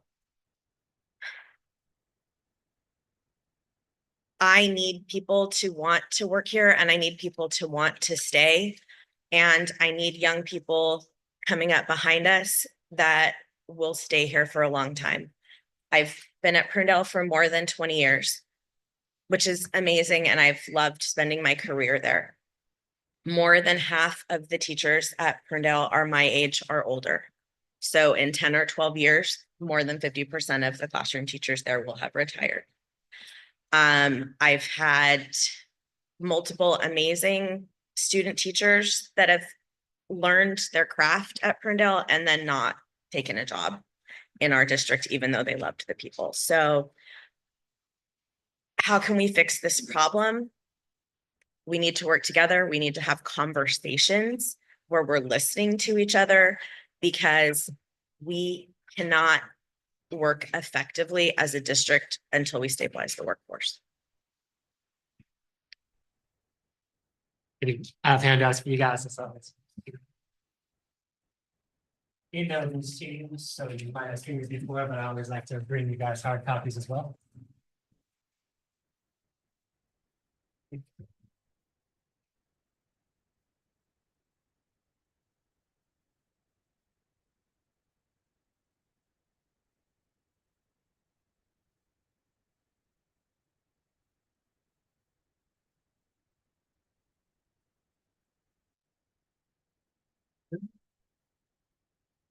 This is a very specific issue. I know you guys are all familiar with what Sarah's talking about. Is as a commuter district, we need to do better in other districts to keep people to stay here. And we will present you guys with that data. But, you know, one of the first things Curtis Wilson asked me was, is this normal for us to have 50 new teachers? And it is normal. That is normal for our district. And there's all kinds of different things that we can do to stabilize staff. Competitive wage is one of them. I think we've worked very well to do that. Low class size is one of them. And I think especially at the secondary level, if you look at like Salinas Union, they pay a lot more than us, but their class sizes are much bigger. But one of the biggest things we can do, that's all on this side. And I'm glad we've gotten to the point where we're not talking about budget cuts anymore. And I'm sure when you guys go through all those lists of things being cut tonight, you know, we sat down with Mr. Turkey and Mr. Wilson, and everything this is not cuts that is happening. This is just a reallocation of resources. Every position that's certificated that's being eliminated is being reduced by another position. In fact, those new positions will cost more than the positions that are being eliminated. It's totally expected when you have a brand new board and a brand new cap. There's a reshaping of priorities. Own it is no problem. And I don't think anybody in here has a problem that's going to cost more than the positions that are being replaced, almost certainly. But the other way, besides the budget, that we stabilize this and that you have an effective district, because nothing tears a school apart, its ability to function more than turnover, is you have to make people feel valued. And I wrote this to you guys last night because this is how this process has made everybody you see here feel. And I think you can see it's not just me feeling like this. We started the process of negotiations hearing we're going broke. There's this little bit. And we got over that hump through a lot of work. Settled. Then we hear, I know this is the best we could do for you, but we're going to do more for this other group, even though we have never done that for any group. Not for teachers more than that group or anybody else. And we hear that was in the name of equality in healthcare. So you can probably imagine my surprise when I found out we don't have equality in healthcare. Confidential and management, as you guys see there in front of you, they get more money from the district than healthcare. For healthcare, $220 a month. for employee only, employee plus one, and employee full family. It's almost, and you got to forgive me if I'm hearing this the wrong way, because like I said last time, I know you're, but it's almost just like I'm hearing, we just don't want to value teachers. That's what I'm hearing. I'm hearing every excuse we can possibly hear to treat the other groups better in this instance than teachers. And I think what you're seeing here is just the confusion that comes with that. I mean, there's just excuse after excuse. But I mean, the bottom line is we have the money. We're not making decisions based on equality for healthcare. If we were, those numbers that you see there in yellow and in pink would be the same for all groups, not different for management than for teachers. And I'm not advocating to not give that to CSEA too. I'm 100%, if that's what we're dedicated to, advocating to actually have equal health care for all groups. But teachers cannot stand by. That's the kind of thing that rips. There's so much division in this country right now. It's so easy to get that. And we've worked really hard to not do that. I think in your conversations with Mr. Turkey and the conversations I had with you, I feel like we've had a lot of productive conversations and done a lot of like very good things in the first year of this new administration here. This is not one of them. This is something that really kind of this is not going away. As much as I would like to heed the asks, I guess, of some district staff just to leave this alone, if it was just me, but this is making everybody feel like we don't value teachers in this district. And I'm telling you, I don't think you are intending to do that. But what other, I don't see what else conclusion we could come to from this. Everything we've been told about why we get compensated less turns out not to be true. We love, it's time for us to do the right thing. This is not a hard fix. We most certainly have the money to do it. And we're asking that this gets happen now. We don't want to keep going back. And we absolutely, I've been trying to be very clear, like, look, let's just have these conversations with teachers. Let's just keep these conversations in the school board meeting. But if that's not going to get the results to do the right thing and make us feel like we're being treated fairly, I don't see how we can just keep those conversations only in the board meeting. But we're not going to let this go until that happens.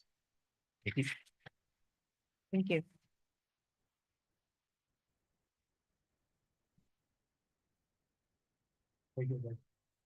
Right. Thank you. Thank you so much. Thank you. All right. Moving on to our next agenda item, board reports, and I'll start with our student report. Julia.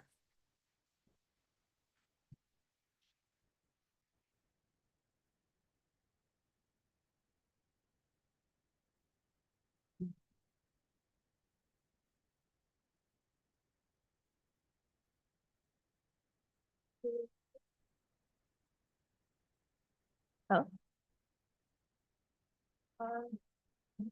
Yeah.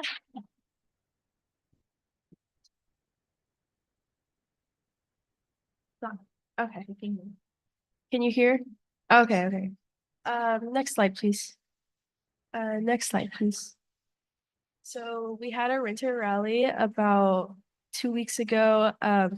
We had our winter sports come out, our girls and boys basketball teams, our soccer teams, and we had performances from Aguilas Carreras. We had cheer perform. We had a lot of games for students. Next slide, please.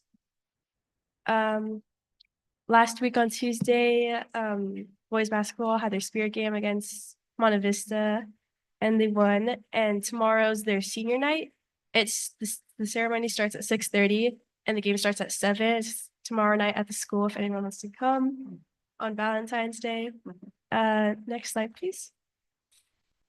Our student leadership class went to Salinas High School, where, as before in the meeting, we said Luca Perjugi, he's a motivational speaker, and it was a 2-day conference, and we learned a lot about his journey of becoming a leader, and going from such a low point in life to where he is now is really motivational, and it opens your eyes and shows you that you know, you can be a leader no matter what you've gone through.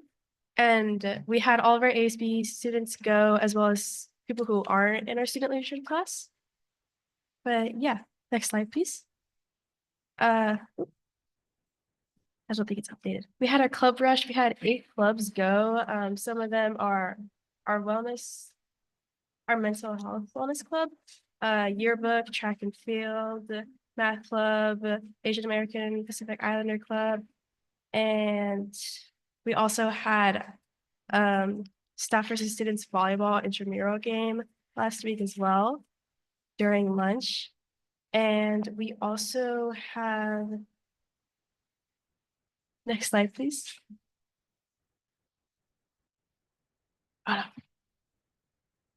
We also have a talent show coming up in February. It's on February 1st. Or no, sorry. It's on March 7th during 4th period. 4th period starts at, it ends at 12:54. So I think it starts at around 12. March 7th, and that's during 4th period. Yeah, thank you. Can you send us an invite? Thank you. Thank you, Julia. Rick.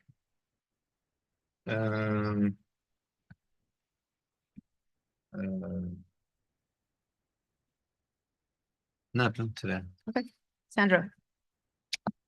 I just want to take this opportunity to thank the coaches at the middle school and high school level who give their time and energy to work with our young men and women, basketball, soccer, wrestling. What am I forgetting? I'm sorry, Oh, for the winter. winter. Wrestling lessons. Okay. Just want to thank the people that come to our school and work with our youth and volunteer. That's all. Thank you. Thank you. Angela? No board report this time. Martha? I don't have anything at this time either. And no board report for me as well. Oh, I have stuff to say. I'm just not gonna say it in front of certain people. Everything good? Yeah. Okay. All right, let's move on to superintendent's report. Hey, thank you. And Rick, if you could go to the second slide, please. So I want to start actually with the highlight of my week over here. And the highlight of the week was going to the grand opening of the preschool over in Castroville. And it was really, really amazing. Okay. First of all, it was really amazing just because of all the little ones there, right? And, you know, at that age, they just love learning, right? They really love learning. They love being in school. They love the whole exercise of everything. And they were just so excited to be there, right? And then what was so exciting for us to be there at the grand opening was to open up this new classroom, which was top of the line, new, all new materials in there. And just to know that we are providing our community with the best preschool which we can over in Castroville Elementary. And it was really, really special. And I want to just take the opportunity here to give a shout out to all of those who were involved in that, from Christina Torres's preschool staff to the facility staff and the maintenance staff to make it happen, because it's a pretty amazing space. And we spent some time actually just talking to the folks there. Oh, and the thank you. And the IT team as well. Thank you for coming over and helping us with the grand opening. But yeah, so we got the opportunity to talk to the folks over there who provide those services to students and children, and it's a really special group of people, and it was a pretty amazing opening. So yeah, that was definitely the highlight of my week. Next slide, please. Okay, so we're coming up to our next town hall meeting next Wednesday, which is going to be here upstairs. And the focus is going to be on academics, specifically English language arts and math. And so we are going to be providing food childcare, interpretation in both Spanish and Mixteco, and it's going to be myself and Antonio Garcia who are going to be hosting, and encourage all community members, staff members to come out and learn about what we're doing in academics, how we're doing in academics, and to have your voices be heard. So yeah, please come on out. Thanks. Next slide. Okay, so our staff spotlight today, and she is actually right here in the room, and this is for our principal, Gigi Chabucas. And actually, could you go down one as well, one more side? And this is a tandem, because also here today is our toaster, Sammy Castanon. These two together, I'm gonna talk about them together. Okay, these two together are a powerhouse team around academics over at Castroville Elementary.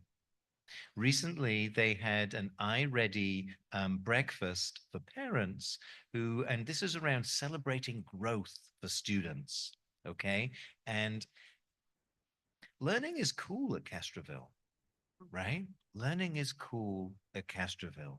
And we have a principal in Gigi Chabucas who has an unwavering focus on improving academics. And we have a TOSA in Sammy who has the expertise to be able to look at data and then think, gosh, who are the students who need small group instruction and that extra help? And how shall I organize things to make sure that the aides in the classrooms are giving those students the extra help which they need? And Sammy is the guy who makes that happen. So Sammy, for yourself, and Gigi, for yourself, thank you so much for everything which you do over at Castroville Elementary. Thank you so much.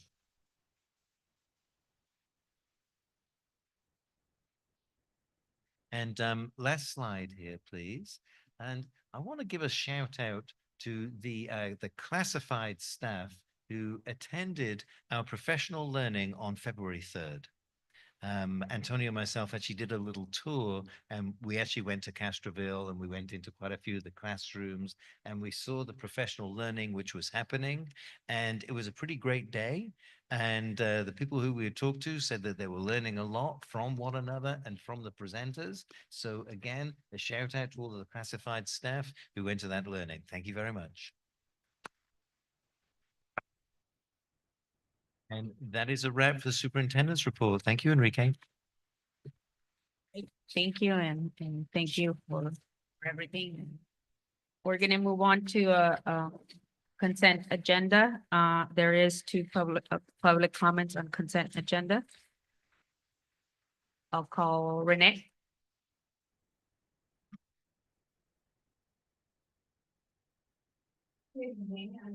Came tonight to, I'm sorry, surprised myself.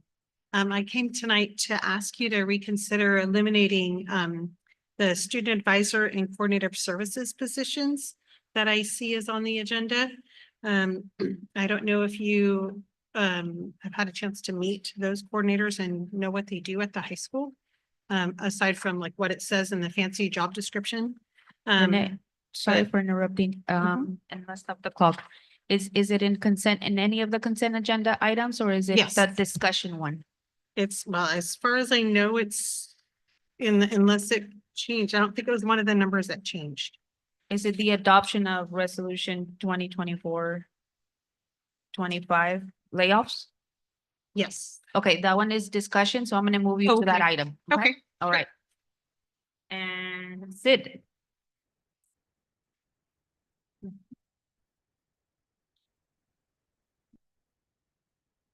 Good evening, board trustees and Dr. Turkey. I am Sid Walsh, and I would like to take these 3 minutes to stress the importance of these teachers and how poorly, at least in my eyes, they've been treated. As you may remember, last year, I stood up on this podium in protest of the removal of my favorite teachers, Mr. Red and Mr. Freiberger. I was heartbroken when, after all our school had gone through, you chose to remove them. We need to take our teachers seriously and give them what they deserve. A wage that allows them to live, not survive, to help them pay off student loans, to help keep their families afloat. And most importantly, we need to give teachers an administration that is working for them and helping them achieve their dreams of helping kids. How can you sit there and think to yourself, it's a great idea to pay the people who spend years in college, causing them to be thousands of dollars in debt, less than the people who don't have credentials? Of course, the rest of the staff deserve healthy living wages as well, and the healthcare as well. But one shouldn't cancel out the other. And bringing the argument of budget into this seems questionable, considering that we have $60,000 of rock benches sitting outside of our school. These teachers deserve so much more than a 2% raise. But if that's all we can do for now, then that's what I'll fight for. Because these teachers are what fuels the future. We are the future. And I think it's insane to not value our opinions when it comes to this topic. The better we pay these teachers, the more willing they will be to stay and further our education, allowing us to be more productive members of society and improve it in the long run. Moreover, these teachers are the livelihood of this school. And putting everything else I've mentioned aside, they are people like you and me and deserve to be appreciated and valued in their place of work. Thank you and good night. Thank you. All right, any other public comment on consent? Adoption of consent agenda.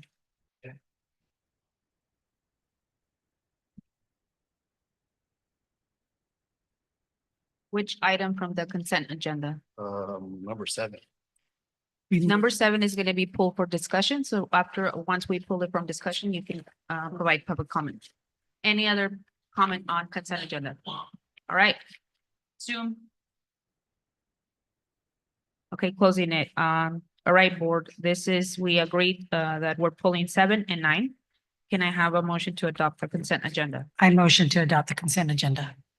Second, Second. all in favor? Julia, first, Julia, your vote? Aye. All right, all in favor? Aye. Opposed? Motion carries. Okay. Moving on to item number 7. Approve the new job description for multi-tier system of support, MTSS, a lot of acronyms, teacher and special assignment. Yes, good evening, board and community, Dr. Turkey, student representative, pleasure to be here. So the position at hand is part of our reimagining, part of our better alignment to our LCAP.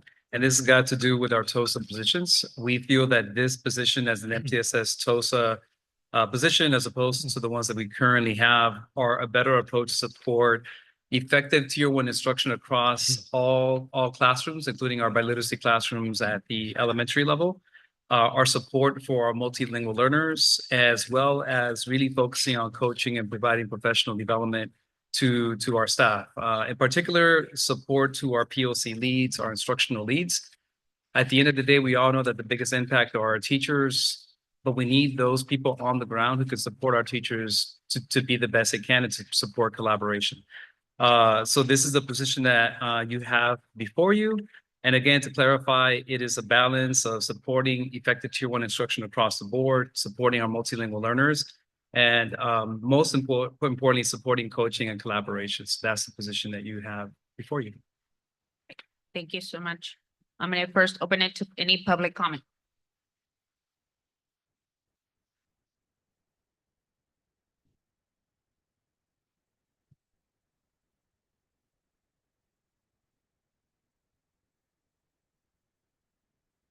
Good evening. Francisco Padilla, EL specialist at Castroville School for the next 4 months. This is my 23rd year in the district, and unfortunately, I've had multiple TOSA positions that have been eliminated.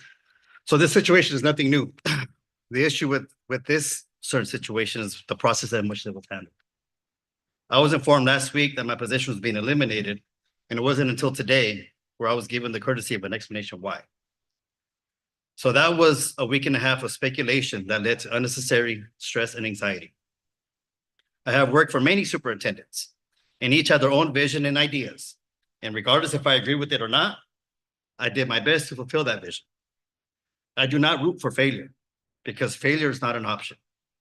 If the adults in this room fail, then that affects our students in a negative way. And that cannot be accepted. That being said, Something else that cannot be accepted is district leadership treating professional educators with no dignity and respect.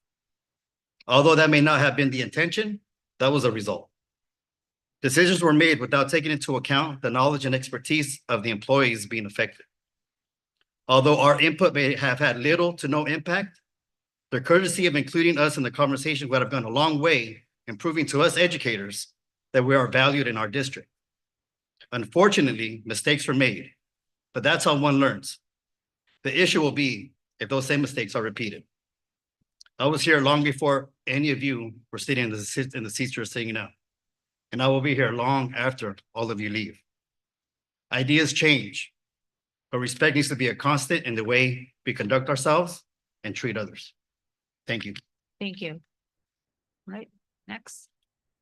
So I just want to second what Francisco just said.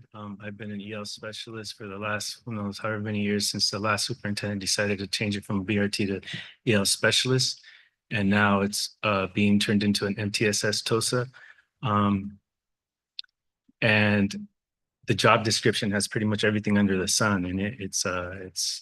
And we were just told a couple of weeks ago, like Francisco said, that our job was going to be eliminated, but we'd be encouraged to reapply for a job that we pretty much almost already have. A lot of the duties that they're included in that job description are stuff that we do already, but we weren't asked or like, we weren't told, hey, you know, hey, what is it that you guys already do? Or we weren't asked for sort of like input on this new change. All we were told was you guys will be contacted by HR for new job opportunities. So as somebody who's been in this district for about 25 years, you know, the implications of that is that our input is not valued, that our job is not valued, that me as a worker is not valued. I've been working with English language learners for a long time. I'm dedicated to English language learners. I work with newcomers. I worked with newcomers for many years. And so I feel like I have a lot of experience and a lot of expertise in that field, but at the same time, don't feel very respected by my district admin, Mr. Mark Turkey and Mr. Antonio Garcia. It wasn't until we called a meeting to meet with them that we were explained the process. And instead of just sort of telling us, hey, this is your job description, it's going to change. We believe in you guys. You guys have invested your time in this position for so many years. We want to just transfer you over. No, we were told you guys are going to be giving new job opportunities. And we'd highly encourage you guys to reapply. Fine. All right. Sounds good. I'll reapply. But to me, the process was just not very respectful. I lost a lot of nights of sleep. It was, I thought about it a lot. I was thinking, am I not valued? Is my input not important? I'm part of this community. I have family in this community. I grew up in this community. And I feel like it should be valued. You know, I told Mr. Turkey today that, you know, I've been through a lot of superintendents, just like Francisco said, and I'll probably be here for a couple more. Who knows how long I'll be working in this district, you know? But I just want to say that, like, I didn't feel like my input was respected or appreciated. And it's like I said, if you guys, like I told them earlier, if you guys want to run this like a business, you guys are doing great. But if you want to run it like a school that cares about people and the people that are from here, you want to inspire leaders, just like you told those students, you want to inspire them to lead future leaders. Well, guess what? That was me. I became a future leader. But I also want to encourage more future leaders, but I'm not going to encourage. Thank you, ma'am. Thank you. Any other public comment? Hi, my name is Karen Tostado. I'm a biliteracy specialist. My position is being eliminated today. And I just wanted to share with you all something that I did already share with Dr. Turkey and Antonio Garcia. Biliteracy is justice for our community. It is important. It is a recognition of the values and the assets that are within our community. And I have a fear that biliteracy will not exist. The word biliteracy or biliteracy pathways will not exist in job titles or job descriptions, job duties that are being proposed right now. I understand MTSS is to focus on tier 1, tier 2, and tier 3 one of those components would be academics and social emotional learning. Biliteracy goes into academics and social emotional learning. However, when looking at this job description, I do not see the word biliteracy or biliteracy pathways.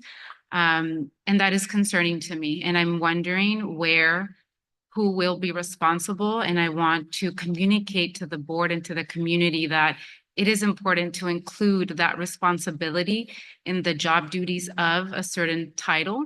Otherwise, that leaves a lot of room for things to be forgotten, things to be ignored, and for the biliteracy program to not continue to develop and to thrive. We have been making a lot of progress, both at the elementary and the secondary level. And I am very passionate about biliteracy, and I want to see that work continue. I want to see it continue grow. I know our family, our communities, they want this. And it is important to include that responsibility in a job title, in a job description, whether it is this job description or another, but we must ensure that that exists somewhere. Thank you. Thank you.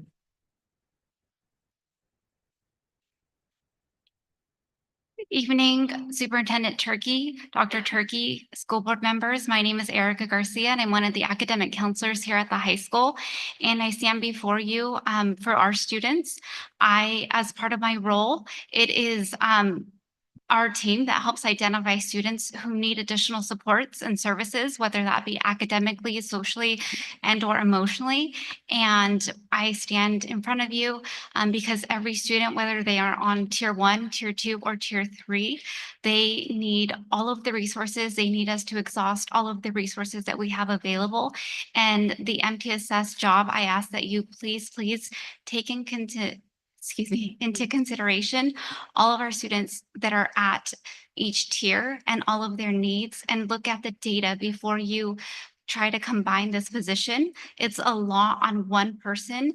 I know that one of our goals in terms of biliteracy is that we continue to promote the skill biliteracy. And how can we do that? And how can we prioritize that if we are combining these two very crucial positions? I'd be happy to meet with you guys individually to help review data and where we're at as a school site. But please, again, I stand before you for our students and for our community. And I thank you for your time this evening. And thank you very much for everything that you do. Thank you. Any other public comment? Buenas noches.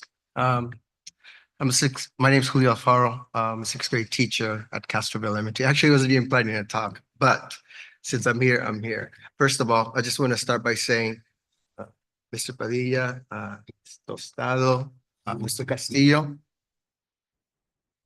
these guys go next year, you're going to be hurting. That's a lot of experience. And when are you going to be hurting? When they got to have that deadline for the LPAC. And that's at the beginning of the year when they have to do those evaluations for the students. Everybody's going to be scratching their heads. And so, and I know this is not about them, but that's the impact that this decision is going to have. The other thing I do want to talk about, I'm lucky enough that I was able to learn 3 languages. Obviously, I speak English, but I grew up hablando español, and I was lucky enough. J'ai appris un peu de français quand j'ai habité en France. I'm not just showing off for me, but I'm just trying to tell you, like, biliteracy is very important, super important. And this is a lifeline that we're providing for our students. And by sort of not making a priority, hiding it into something else, it's evident that it's not a priority. Most of our kids, they already have that resource. A lot of them speak Spanish. You know how they learn it? Catholic school. Catecismo, that's how they learn it. And they slowly forget it because we're not building on that. And you go down to Aptos, that's where I live, and they're doing dual immersions. So you got a bunch of kids, middle class or rich kids who do have that opportunity. Our kids, they already have it. We just got to make a pathway for them. Make it a priority for them. Because every time I look into their eyes, I see myself. And I became something because I had that pathway. I was hired because I spoke Spanish. I was a dual immersion teacher. I was hired as a dual immersion teacher at Castroville Elementary because I spoke Spanish. And so I know they're going to have plenty of opportunities if we provide those pathways. And that's what we're here for.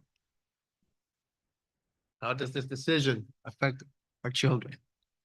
And so you need to consider those things. LPAC coordinators, super important.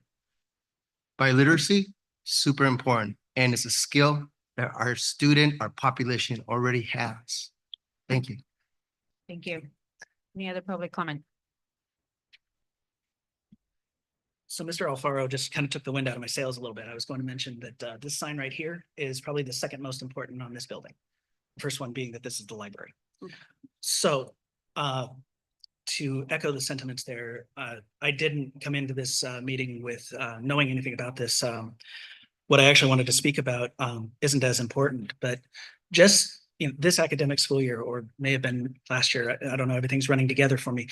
We celebrated a young lady in this very room that has an incredible opportunity to go on to receive an education. She left our school to go work in the fields.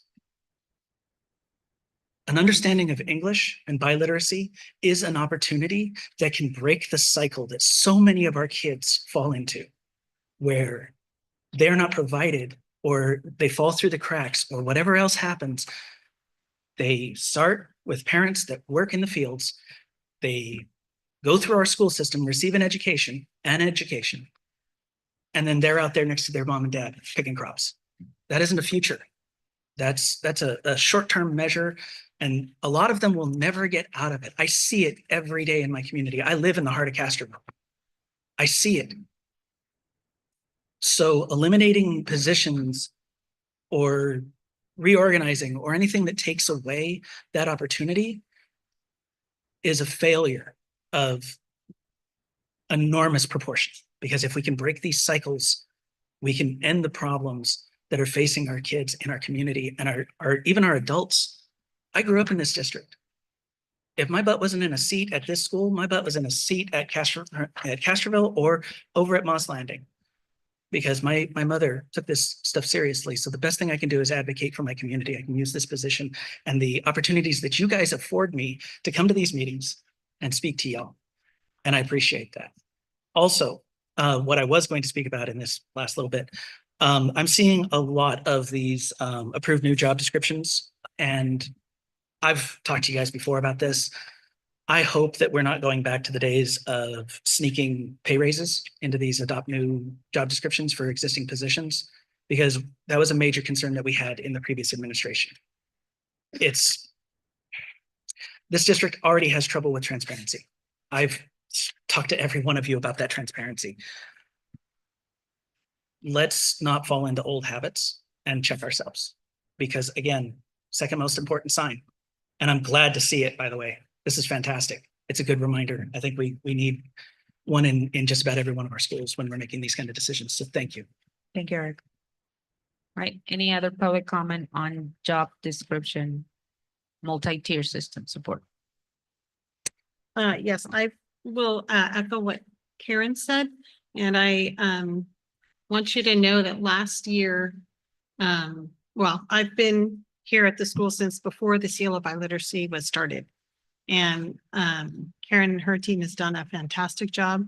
And last year I had students at the end of the school year, when they were getting ready to take their test for the seal of biliteracy, that were so excited about earning the seal. And there are students that I have in class that I've never seen excited about anything. They were so excited that they were going to achieve and accomplish something. And it was exciting to see that they were finally feeling successful about something that was a part of them and something that they had worked hard for. And that's not something that I had seen in those particular students for, the whole time they were seniors, and I had them also as freshmen. So it was exciting to see. So it will be sad to me if the seal of biliteracy goes away when that position goes away. Thank you. Any other public comment? I wasn't expecting to get back up here, but I was just a little thrown off by the fact that from what I'm hearing out of this is we're trying to at least demote the exposure of the seal of biliteracy. That's just kind of what it sounded like to me.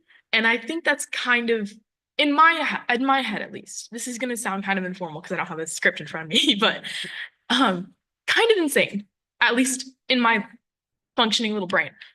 Because even though it's not like really my forte and I'm not a huge language person, I saw my friends get so excited about this.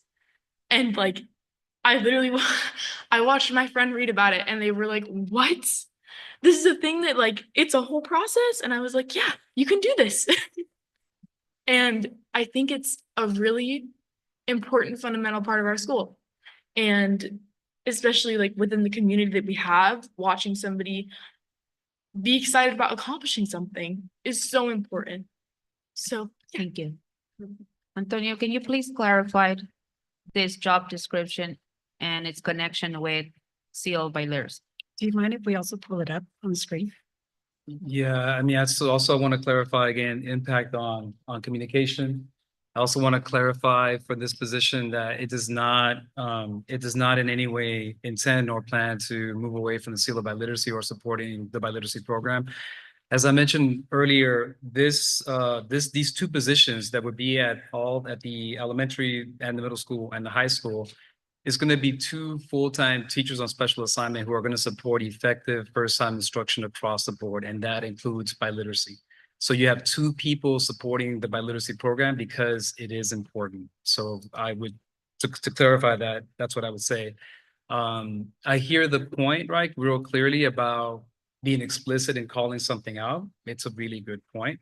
But again, to clarify, right now we currently have one EL specialist at the site, one TOSA, and then one intervention specialist, TOSA. You have one EL specialist taking the load by themselves, supporting LPAC, leading that charge, if you will. By doing this, by embedding it in the position where you have two people, we're actually calling in more support to support this important work that needs to happen, and the biliteracy program by having two people support it. So that's, I guess, where I would enter that conversation and then see if there's further clarification needed. All right, I'm gonna just any other public comment in this? Anyone here? Matt, you wanna clarify something? Yeah, I'd just like to add a few things as well, because I just want to kind of, add first of all, in terms of the importance of biliteracy, that isn't something which is going away, right? My honest opinion is, I don't think we can put the words inside a job description. We can do that, right? That's never changed anything. I'm just going to be blunt, it hasn't, right? What's going to change things is the systems which we put in place to support biliteracy, the systems which we put in place to support social emotional learning, academics, and PBIS. That's what's going to make a difference, right? I'm going to talk about two different things. First of all, biliteracy, right? In terms of the program of biliteracy, that would be overseen by the Director 2 of Teaching and Learning, which we're going to look at in a minute, right? Our EL coordinator, and in tandem with the TOSAs working together. It's not going to get dropped. I hear the importance around, hey, we really don't want to drop the knowledge and the progress which we've made in seal of biliteracy. We do not want to drop that. And Karen, we want to keep on going with your expertise, right? And have that expertise and being able to build on it, right? I think you've done great things. And I almost think that that's in spite of a position which has been poorly defined. It's my honest opinion about that.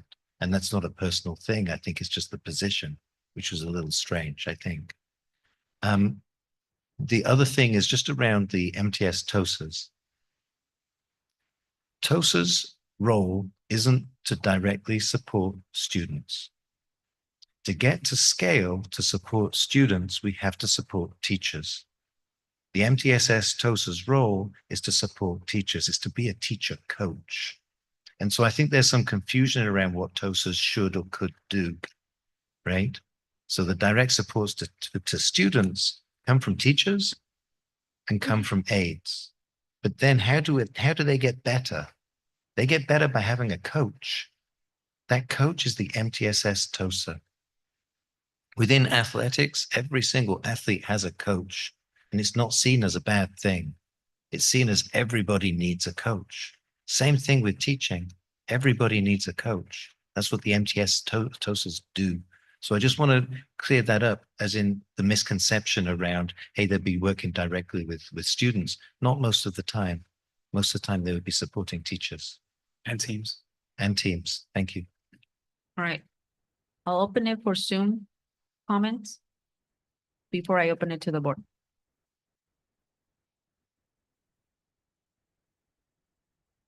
Okay, closing public comment. Now I'm going to open it to the board. Julia, do you have any questions first?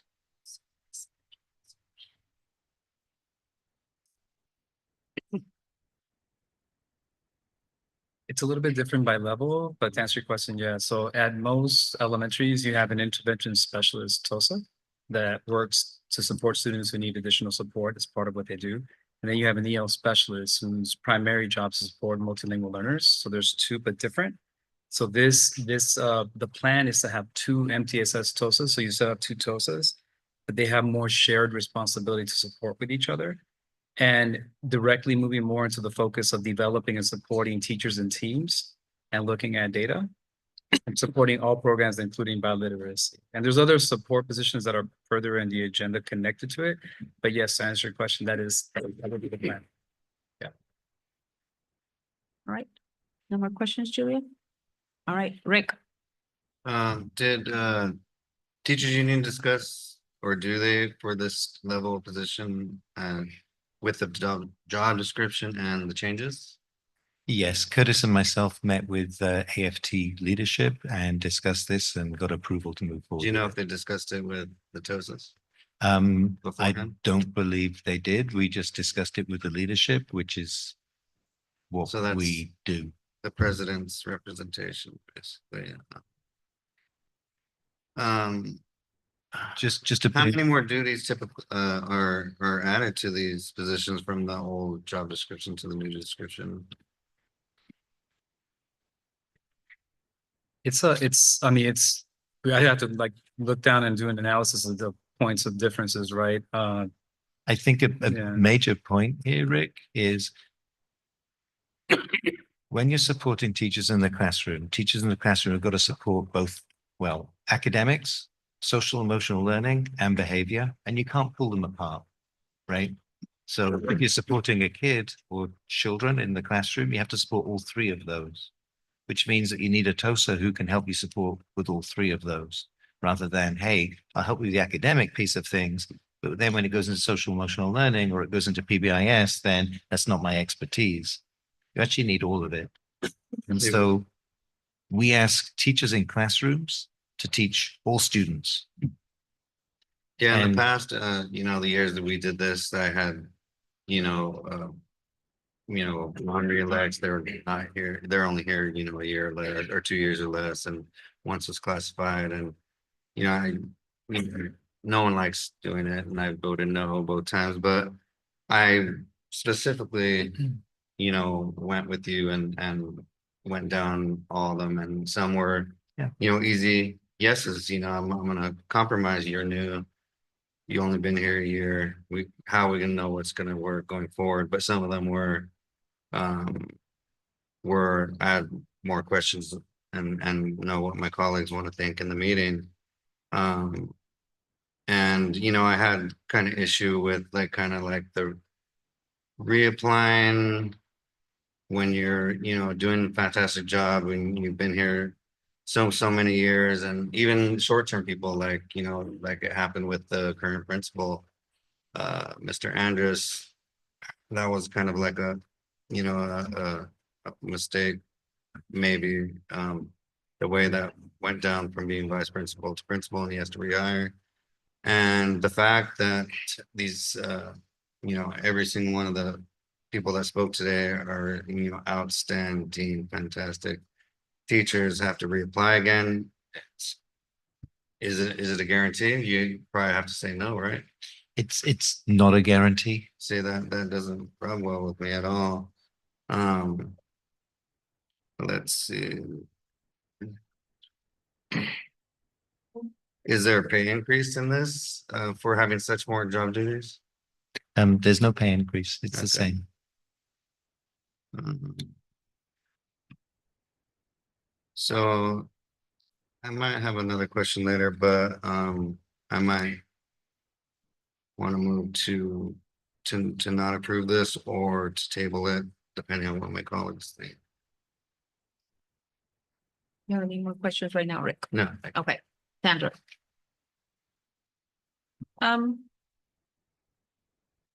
I support your vision and ability to redefine these roles in a way you best feel will support our students.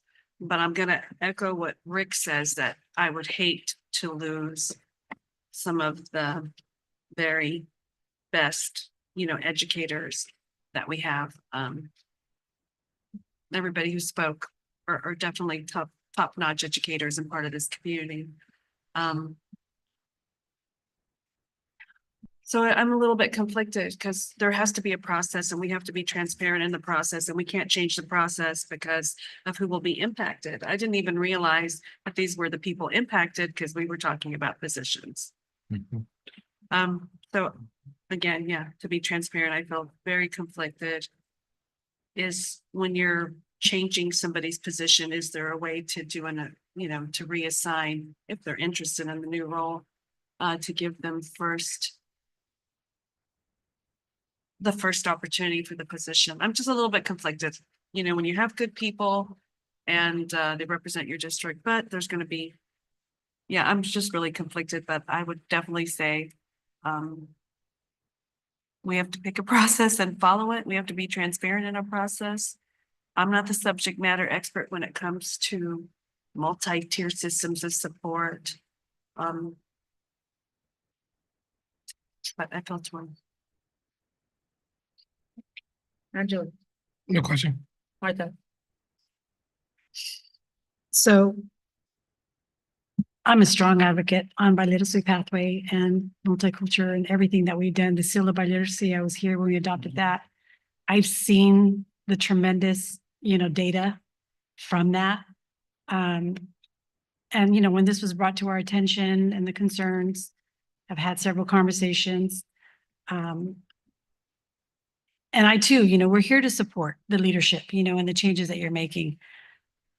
But we also have to make sure that the process, that was taken place, that was brought to our attention today, and the collaboration and the input, so everybody gets the buy-in on what we need to do moving forward, I don't think took place. And I'm looking at this job description right here, and tell me where it says biliteracy pathway. It doesn't, right? Yeah. So it doesn't confirm, it won't reassure those individuals that are applying for this role that that's going to be part of their duties, along with all the other things. I understand your vision, I understand your goal, but let's not forget these other important programs that we've had in place that have been effective. I would say, Trustee Chavarria, in the previous roles that currently exist, I don't believe biliteracy is in those titles either. I think that, again, going back to this piece, that what's important is that you are executing whatever our district programs are. And in this case, there's a full commitment to biliteracy, a full commitment to the seal of civic engagement and seal of biliteracy. Both those seals are super critical. So again, I recognize that it's not in here. The intention here is that you support whatever the program is happening at the site. And I do not believe they were in the current roles as it was, because that's, again, the work is what determines the impact, not a bullet point. But I also get the point about it being explicit. Because the fact that there are individual roles for all these categories, and we're combining them now, right? That's what we're doing. You're combining some elements of the EL specialist role because our data is clear that we need to better support our multilingual learners. And by having two people sharing that responsibility as opposed to one is a part of that increase of support. And we know that, again, the way moving forward is going to be looking at data, working collaboratively to support our PLCs, the grade level teams, And the folks in these roles it has to be preeminently clear that the role is to build capacity. The role of the intervention specialist did not have those things called out. It was much more focused on, let me look at data, let me see some students who may need support, let me provide some support to students in small groups, not on building the capacity of teams and the adults, which is what the research will tell us is what we need. So the other two positions as they were not going to get us to where we were going to be.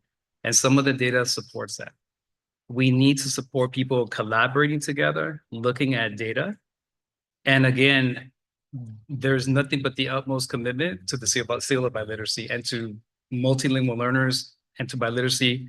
This is the intention behind these two positions, to have that support. And I want to trust that. I know you believe in that too, but is there a way that we can incorporate some of that language and upgrade this job description before we approve it? May I make a suggestion? If the board feels strongly that we want to include within the job description biliteracy, that is an amendment which the board could do and say, hey, we approve this with the amendment. Mr. Garcia, would you please go back and make sure that you include something around biliteracy in there? That's a doable thing if that's what the board wants us to do. When a job description is possibly being changed, does union president ever include the employees it's affecting? That's up to the unions. What our role, this is how it is. No, I know. Our Not role you. is to engage with the union leadership over this. Our role is not to engage with people who are not in union leadership with this, because essentially that would be negotiating away from union No, but leadership. what I meant was between- is, would the union leadership typically interact with them? That depends on union Oh, we don't know. leadership. It's up to them. They It's decide not, if they do it. it's not up to us. So what I'm hearing you say, and in order for us, to be able to move forward, and if we were able to add this job description, does it have to come back to the board for approval? Or is this something we do now and it moves on? How does that work? You could say, hey, we will approve this if you add a bullet point around biliteracy. We go and add a bullet point around biliteracy, and then it gets approved. Okay. It's kind of like it's an amended approval. All right. I know Adriana wanted to speak to before we make a decision. I appreciate the feedback from those who are working on the ground, you could say. And I agree that maybe the process that I'm going to call it out, we're going to acknowledge it, the process of how this new vision and strategy was done. It was probably not the best because it didn't give you the vision and strategy of what they're trying to do. And that should have been maybe something that we are learning from and making sure that if anything happens in the future, that we come and bring the strategy and the goal to make sure that it's out there and it's transparent of why there's different changes in positions or different changes in names. We can come back and add seal by literacy, but the other job description actually has who's going to be in charge of dealing with the seal by literacy and who's going to make sure that that program continue to run. And as an advocate of, I have my children go through the seal by literacy, and I have two of them who have the seal and one of them who doesn't have the seal because of the lack of understanding of the program, which I'm sure that now it has improved. And the system itself on how it was before. I am an advocate for that program to continue. And that's why I was clear to ask, is the seal by literacy program being terminated? And I'm hearing no, it's just being put under another person that is making sure it's implemented state district-wide and making sure that that is running. We can definitely add that and you can amend it. Any board member can say, I motion to amend, move and approve this with, in addition to making sure that the seal by literacy is mentioned in this job description. And that's why we wanted to pull it out, because we wanted that discussion. We wanted to make sure that it was transparent and people were able to comment on what this job description was. I myself have been advocate of supporting all students and making sure that there is no, that's not my job kind of deal within our district, because let's be real, it does happen. And if one of the ways that I saw it or explained it is, if you all are dealing, let's say we have 500 students, and then out of those 500 students, each one of your jobs has to work with 400 of them. But then we have other TOSAs who their job is to work with only 20 and only 50. It's not fair for you all.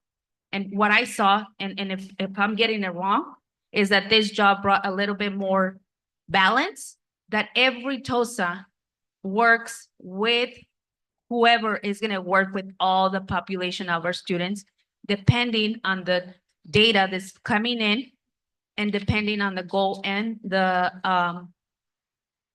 vision of the district, right? That it's not about you only work with 50, you have to work with 400. And then how do we balance that workload? So that's my understanding, but if that's not actually what this is doing, please call it out and be transparent and say it.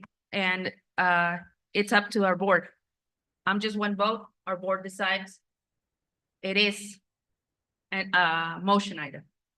You can either decide to motion to table it, you can decide to motion with an amendment, or you can decide just a motion in general.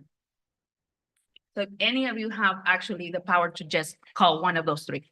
Well, I want to make an emotion to make an amendment on this job description to make sure there's language in there to capture those areas. So on the biliteracy pathway, seal of biliteracy, however you need to word it, to make sure that that's going to be incorporated in some of these TOSA roles. So however it's going to be divided and conquered by the director. Could I offer a bullet point around supporting biliteracy? I'm good with that. All right, Can- is there? Can I get a clarification? So the new director role, so does that have it in there for that role? The director job description has the responsibility of implementing the seal of biliteracy for the entire school district. Yes. So, like for my clarification, because I think I misheard you earlier. From my understanding, Ms. Tosada, her job title is. No, I know she's a TOSA, but her actual Supporting job title. biliteracy teacher on special assignment. I'm paraphrasing, but Okay, biliteracy so I specialist. could have sworn you said there was nobody that had one, that title. But we do, right? Ms. Tostada was the one person district-wide who had that TOSA title in our school district now. And she's the only one that does biliteracy. She was the one that was in her job description there to directly support the biliteracy program across the district. Okay, and with this restructure, from my understanding, by moving it to the director role and making everyone MTSS, we could have more than one employee work on biliteracy if needed. On the ground level, our TOSAs are going to be responsible for supporting all teachers, including how effectively curriculum instruction and assessment is also happening in the biliteracy classroom. So those two people on the ground level, the MTSS for the site level, right? The TOSAs. At the district level, the director, the other position I'm going to talk about, is going to be ultimately responsible for ensuring that there's funding, resources, professional development tied to ensure you support those biliteracy teachers, because someone's got to put that together. And then we also have the current coordinator of English learner position, who will also collaborate with that director at the district level to support the seal of biliteracy in collaboration with our folks on the ground. I'm gonna be honest with you, I got more confused. Yeah. So at I the, like so to be blunt. Trustee DeMarco, at the site Bear level. with me, everyone. Yeah. Is there any possibility I can have Mr. Soto come to the microphone? Oh, and yes. explain to me because at first I'm hearing we have someone's gonna be in charge of biliteracy and they're gonna help out the MTSS, teach the teachers to do biliteracy. Well, then my question is, was that what she was doing or? No, So are you asking what I do? Well, I What I remember working in currently the do? past, with great help, and now I'm just trying to wrap my mind around exactly. By Okay, literacy so and I Well, can try to maybe explain. Karen, also, we know you do way more than your job description. So what was your job description? What were you tasked to Intended do for? under your job description? So my job description was intended to support the biliteracy pathways K through 12, Does that which mean- includes so dual language education. We have at every elementary site, we have cohorts of biliteracy classes. Right now we are TK through 4th grade. And so my job description was intended to support the teachers in the biliteracy pathway, as well as the seal of biliteracy, which is at the secondary level. So everything that goes around, recruitment and disseminating information, individualized plans for students, and then the actual criteria, testing, that type of task. And anything that comes with building the biliteracy program, which is curriculum, professional development, coaching, lots of coaching. That's just for the biliteracy part of it. My role merged a bit, or quite a bit. And I also have been fulfilling the responsibilities of an EL specialist for this high school and independent studies in Central Bay. So, and this is for me to understand the new position. So I'm sorry if I take up too much time. So this was your role. Did you deal with one-on-one with students? Yes, Okay, and you're the one that tested them, so they got their seal of biliteracy? yes. And then now you said, and I gotta add this, I didn't even know you did all this stuff because when I worked with you, you were helping me out with getting The EL side of it. the EL side Yeah. for my math students. So Mhm. I'm learning that you guys are wearing a lot of unofficial hats. Correct. Well, the EL side of it is an unofficial hat. And that's where I want to go. So right now, this added responsibilities to you is EL. You were added. I'm not trying to like point fingers. I'm just trying to grasp around. I'm gonna be honest with you, it's a confusing mess to me. Yeah. So on top of your job duty by literacy, you were asked to also do EL work. Correct. Yes. Were we supposed to have an EL specialist to do that? Or do we just say we're not gonna fill that spot? We'll just have you do two jobs? That's a great question. I did ask that question every year. Are we looking at getting an EL specialist for the secondary level, for this high school Central Bay Independent Study? And it just never came. And so the job needed to get done, and I've learned a lot, and I love the kids, and I really enjoyed working with the teachers, but yes, it Yeah, and wasn't an extra. I just want to add this. I know your love. Like I said, your love of students. I've seen your work stepping outside your role. I'm just trying to understand How it happened. what is well, you've not done so many roles. I don't even know what your role is and your official role is anymore. Yeah, no one knows what my role. So and honestly, with this MTSS stuff, how does Karen's job change? Yeah, and so that's why my concern came to be, because in my experience, doing it all is a lot, or doing everything that I've been doing is a lot. So that includes the EL side of it, so the EL services for multiple sites, as well as biliteracy for multiple sites. And I have tried my best, but I know that if there had been more hands, a lot more would have happened, right? And we have made successes, and I emailed you all with some of that information. But if we had more hands, or, if my role could have been just what it was intended to be, rather than this added layer of EL specialist, because that's a whole. So that's where I'm gonna be honest, that's where I'm confused. I'm not trying to go for either side, but I'm trying to understand you. And honestly, I'm choosing you because I've worked with you. Yeah. Is this MTS not give you the extra hands, or were you worried? Because so far from what I'm reading here and what you're telling me, I'm hearing that you're gonna get extra hands. Mhm. Yeah. And that you're fighting to make sure that the seal of biliteracy program is not touched and saved. And I'm being told that it is placed on this director's job description. So honestly, I'm hearing not going anywhere. It's just moving a different location. We put everything on your plate, and now we might have an opportunity to spread the wealth around or spread the work around. Balance. And therefore, so you can do all the stuff you're doing or have extra help when you do it. And that's where I'm trying to find the connection. 'Cause I want to hear you guys out, but I'm not hearing So what I think that might be from lack of understanding and lack of maybe transparency about what the plan is exactly. I do see sealed by literacy under that director role that's being proposed. And the sealed by literacy is the sealed by literacy, which is the end goal of the whole by literacy pathway, right? So you can't have a student earn the sealed by literacy if they haven't done the work of becoming biliterate. By reaching true by literacy takes 5 to 7 years. So you can't start I them understand that. high school, right? My question to you So is it just switching from your hat and we're throwing the hat over here, but is the work changing by regardless of moving it from your And- position to the director role?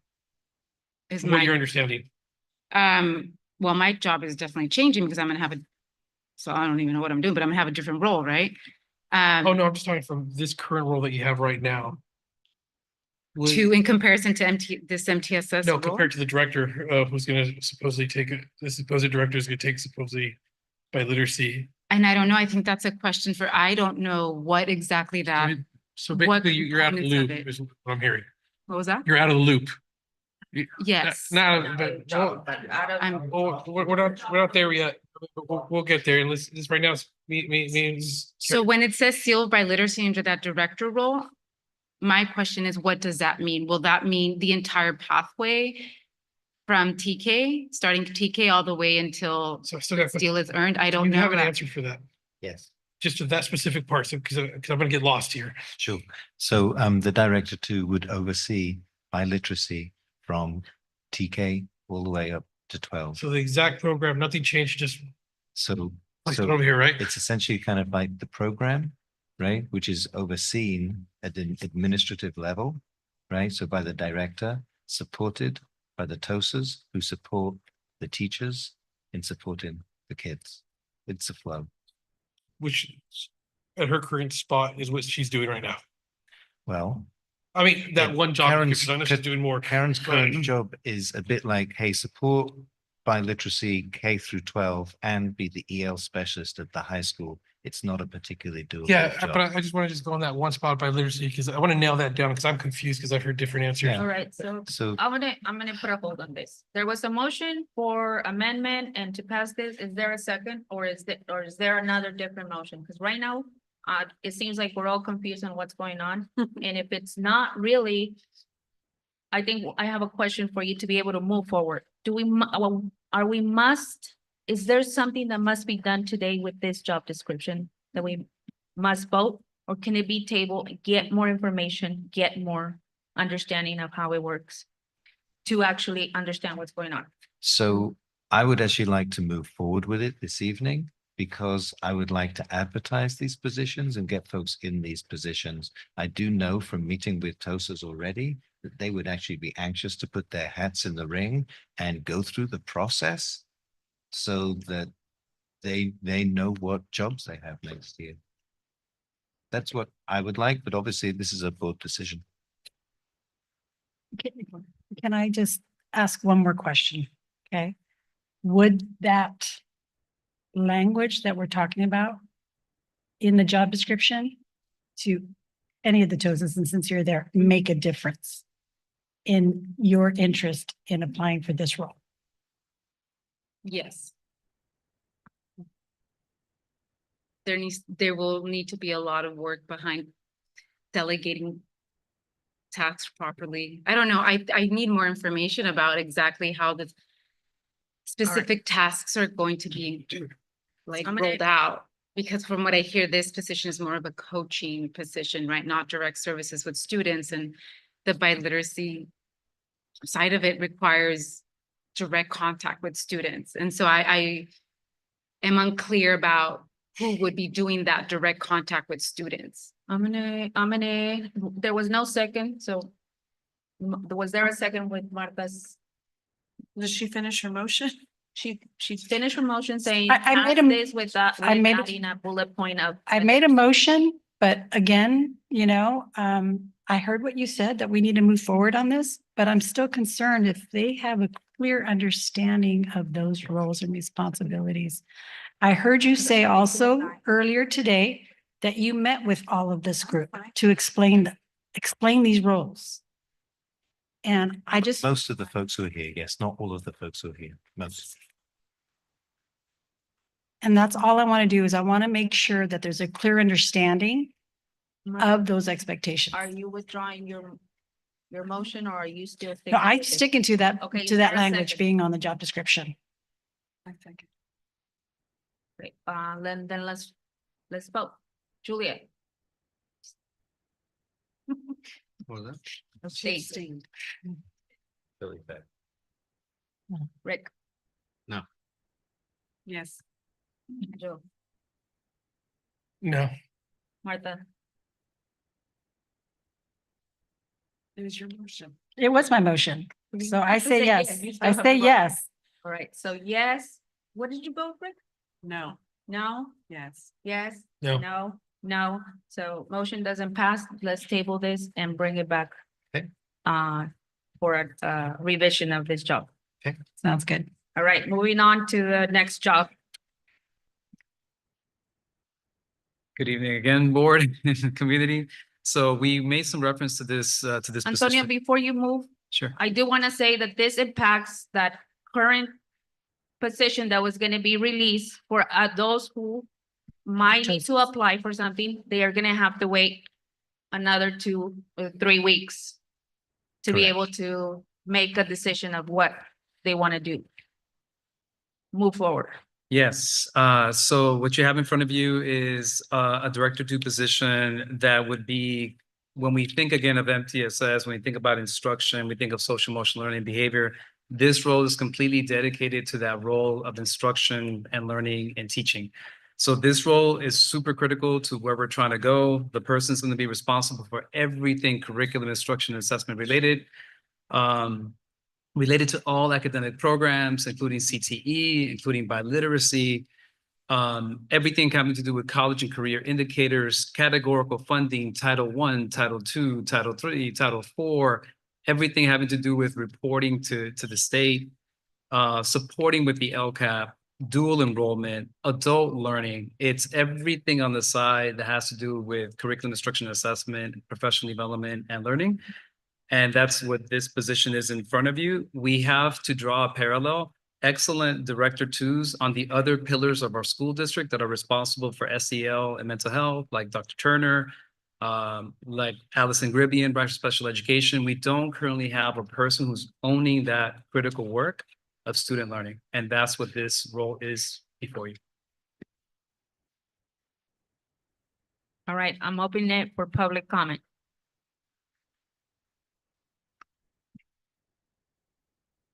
I'm not sure if this is, I might have misspoken earlier because I'm not sure if this is the job that I was I'm not sure we're speaking the same language. Because when you were talking about numbers, I was referring earlier when I started to speak about a classified position that is being eliminated. That's that Q, supports CTE. not out of this one. Not Okay, this is that a different one for later? Yeah, it's a different one for later. Okay, I'm just confused about. It's first what on the this- discussion. Okay. Technically, you're still talking about consent. We're still talking about consent. We haven't even moved to discussion items. We pull from consent to discussion, and that's why we're not even touching number 1 in discussion. What was originally number 1. All right, any other public comment on this one?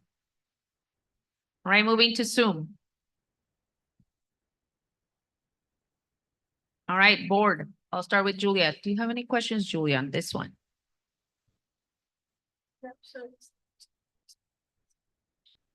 The position has been held in the past. We haven't had a person in that role this year.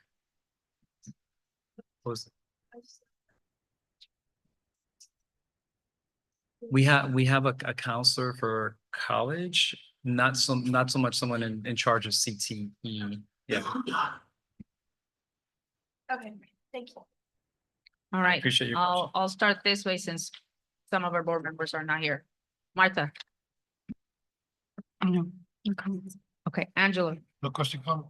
Sandra's not here. Rick. What is this number? This is job description of Director 2 of Teaching and Learning. Number 9. With that we pull from consent agenda.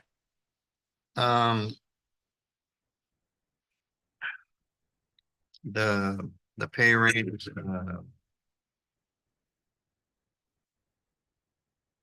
is this going by like what you guys came up with or from the old position that had the last time, or how's that? It's a director 2 position, so it has its, I mean, there's a particular scale to it. It's the same one which Emily Sy Brownfield was in before. So that's the same. budget And that's percentage. currently held by our current Director 2s that we have right now. Director 2s. And I'm just like, I'm not sure if that's high or low, and like, because we always talk about, you know, like, hey, let's not go so high and stuff. And sometimes it depends on their years of experience and stuff like that. Yeah, it obviously. does. So a director 2 is higher than a director 1. Oh, And okay. it's about a $10,000 difference, essentially, for, in between the director 2 and director 1. And can you explain some of the things they're going to be doing, helping with? Sure, absolutely. So it's the director 2 of teaching and learning. So if you think about teaching and learning, of every course which is taught from kindergarten through to 12 and how best to teach it, which is pretty huge, right? So you're talking about early literacy up until 3rd grade. You're talking about science in the early grades. You're talking about curriculum adoption and materials. And then you get into, and you're talking about English language arts and math. You're talking about how best to teach math. You're talking about how best to teach English. You're talking about the curriculum which goes along with it. You're talking about all of the professional learning which teachers would have to have. You'd be talking also around being the central person who would also be training up the TOSAs in how to support teachers with teaching. The research talks about when we get better at stuff, you need ongoing coaching. Is this pay range include that is listed here include benefits? No, right? I don't believe so, no, because that depends. No, it doesn't, because that depends on what they decide to take. And when we're in transition, we had a couple of people helping with the kind of like Antonio's job, Chandy's job before. And this is just, you know, adding someone under, to me, that's potentially going to be $250,000. Yeah, $250,000 with benefits. That doesn't, you know, sit well with the public. And I know how is this going to affect the students, but how does this affect the community, the taxpayers that don't even have kids here? And that's what I was going to kind of say to the teachers union. It also, you know, like it's a lot of things going on that we've talked about that I personally don't like, the admin pay ranges, but I'm only one person. So that's all the questions I have right now. Sandra, do you have any questions? No. I don't have any questions either. This is a motion item. I move to approve. Anyone second? I'll second. Right, voting. Juliet. Aye. Rick. Sandra. Yes. Angela. Aye. Martha. Yes. Yes. Motion carries. Thank you, board. All right. Can we take a 2-minute recess? Mhm.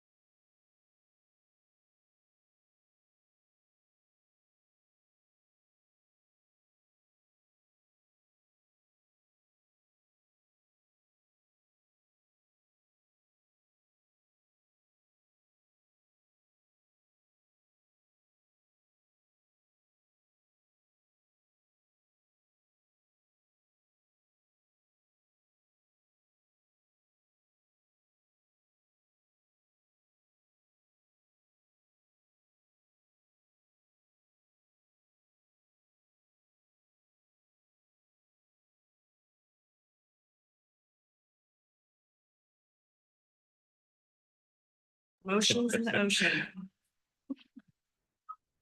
Board members, please return.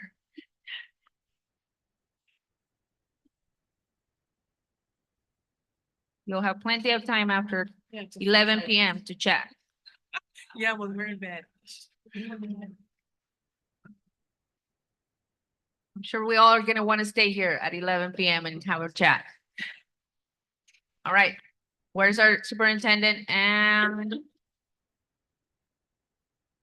missing one board member? We don't need them, do we? We have a quorum. All right, we have quorum. Let's move on. Go, resume. All right, now moving on to discussion item. Number 1, adoption of resolution 2024-25-25, layoffs, classified layoffs. Yes, Welcome, Curtis. thank you. Thank you, Board President. Thank you, Board, Dr. Turkey. So what you have in front of you, and I'll discuss kind of I'll group the two together first, and we'll discuss each one of them separately. But these resolutions in front of you are part of a necessary step when school districts need to address one or more of the following conditions, which is reorganization, the right positions to best serve students' needs, right sizing the school district, including finding the correct number of employees and positions needed for the size of the school district, and financial constraints. So these represent a combination of basically all three of these conditions. So the resolutions also meet the necessary requirements of AB 438, which is the preliminary notification of any affected employees by the March 15th deadline.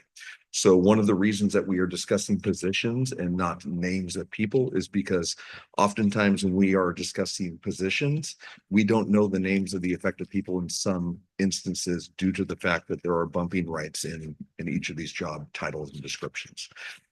So again, going back to the first one before you, this is the classified list that you have in front of you of positions from the classified ranks. And I'm happy to answer any questions that you may have regarding the positions on this list. Awesome, thank you. I'm gonna start with public comment and Renee. Now, this one's yours. This is my turn. Good evening. I'm here tonight to ask you to reconsider eliminating the student advisor and coordinator of services positions. I know you're not, maybe Dr. Smith is not talking about names, but for us, that means Eric Garcia, Aldana, and Teresa. Both who work directly with students. I work more directly with Eric because he works directly with CTE, and he's been instrumental in helping us so that we can provide experiences like field trips, job shadowing, internships. He helps our students in prepare for Skills USA. He works with countless students on their FAFSA and their college applications, encourages students all the time to apply for college, apply for FAFSA, whether they think they want to go to college or not. And many students we've spoken with in the last week since we've learned this have said, I would not have even filled that paper out. And students that have graduated have said, I wouldn't be going to college now if it wasn't for Eric, this particular position, encouraging me and helping me get this form filled out that's really daunting and overwhelming. He runs workshops for FAFSA. He helps connect professionals in the workplace and teachers, and helps us to develop job shadow and internship experiences, make sure that students get there and back. And he's arranged last year and this year is working on a trip to Roy's at Pebble Beach for my students. He arranges a trip to Ford for the auto body students. He did one last year for Farm Day. That's just to name a few of them. He helps our students with special events and culinary and planning and organizing those. I understand, I know his is a grant funded position, and maybe that's why it's being eliminated, because the grant was written at the last minute and the funding for his position was left out of the grant by the grant writer.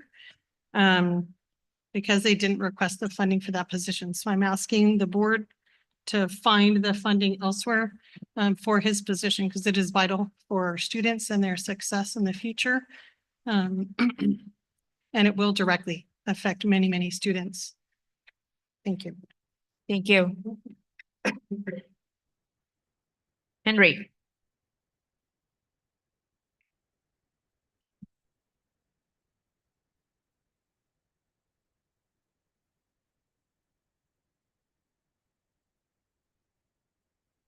Okay.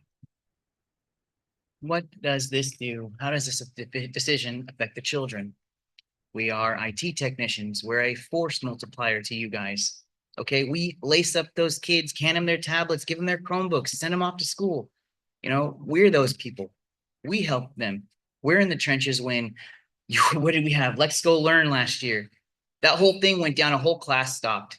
All because a Chromebook didn't have the proper update. And that was just one group. And it was happening to classes at a time.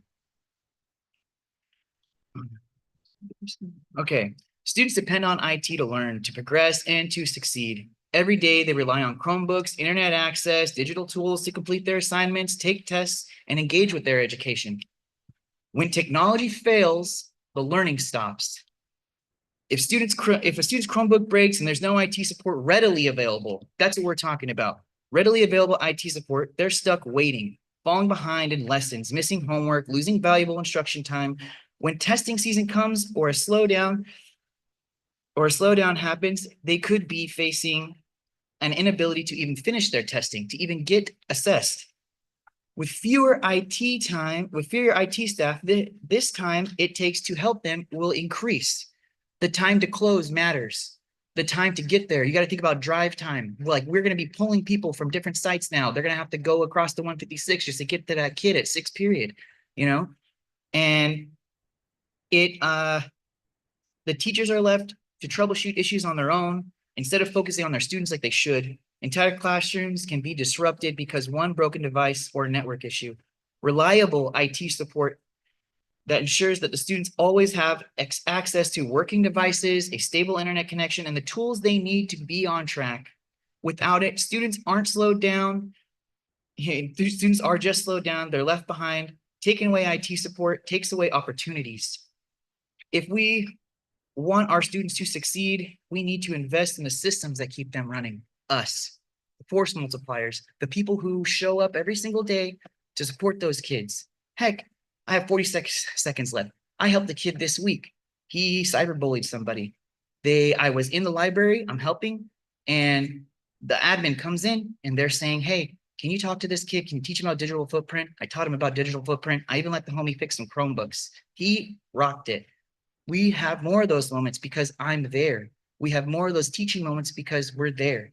When you pull us out and make it longer for us to get to our job, these kids are going to suffer. The students will suffer. You need us. They need us. Thank you. Jonathan?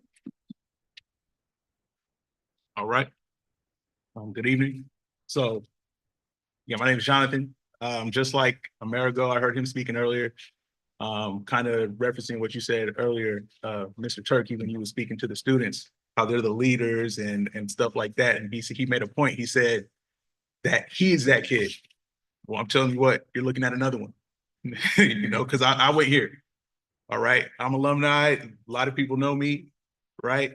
I think I have a huge effect, you know, on the students that I've dealt with in my time being here. I've been here for 10 years. This year will be 10 years. I've been in the IT position for 3 years, you know, so kids ask me, I used to do PE. Kids was asking for me to come back to PE. They tell me every time I see them, you know, but guess what? Now I get to help in another way. I get to help them. I got connections with their parents. I got connection with the staff. The staff that have met me for the first time, they feel like they've known me for years because that's the kind of person I am and that's how I deal with everybody. All right, so I know y'all probably looked at numbers and things like that to make your decision. But I think if we're trying to, you know, kind of create a culture here, I think we need to really take into account, you know, the type of people that have that effect on the children, right? I only got a minute and a half, so I'm gonna read my statement. I just wanted to say that first, right? So cutting 2 IT positions, especially level 1 technicians, would have significant negative impacts on the district's ability to support its technology infrastructure. In the past 3 years, where I've been a part of, our department has handled, processed, and closed over 20,000 tickets. I came in at ticket number 723, showing a consistent need for IT support. This demand is only going to grow with upcoming projects, including ordering and setting up over 4,000 Chromebooks, inventorying, and potentially replacing staff laptops, e-wasting older devices, and the E-rate program to replace these access points in here. All right. That's district-wide. The level 1 techs are crucial for these tasks, and removing these positions will spread the remaining staff too thin, especially during critical times like the beginning of the school year and state testing. All right, because I think one of the reasonings was there's not enough work at the elementary levels. That's not the case. I'm not sure how that was, what data was looked at, if it was the ticket system. I work at the 2 elementary schools that I started at, and I will say it's not that the tickets are low, that there's not enough work. It's that the work is getting done. All right. Furthermore, the proposed cuts ignore the reality that increasing technology means increased support needs. Cutting positions now lead to longer response times. I know that's my time. I'm gonna make sure that you know this as well. Thank you. Right. Stephanie. All right, I have a document on me.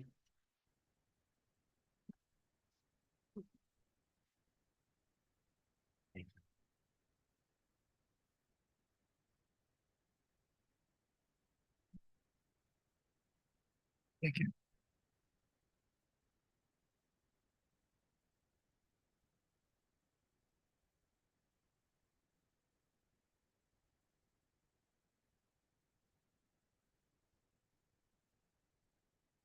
Good evening, Board of Trustees, Dr. Turkey, members of the public, and House of Representatives. I'm here with mixed feelings, trying to avoid putting a target on my back while understanding the logistics behind decisions that affect positions based on seniority. If we categorize levels, they would be 0 to 3 years, we're learning. 3 to 7 years, able to do their job. 7 to 10 years, advanced and able to train. And 10+ years, advanced superstars, go-to people. I fall in the 3 to 7 year category, but often feel like I'm seen as having 10+ years because I'm always focused on helping others. Many staff members with 0 to 3 years of service provide excellent 7 to 10+ service, while some with 7 to 10 or 10+ years of service struggle to keep up with processes or tech changes. My point is not to criticize, but to highlight how decisions are made about who stays and who gets cut, often impacting our most dedicated and productive peers with less seniority. One of them that's getting cut is our second highest performer in closing tickets and assisting, covers 2 sites and helps the high school.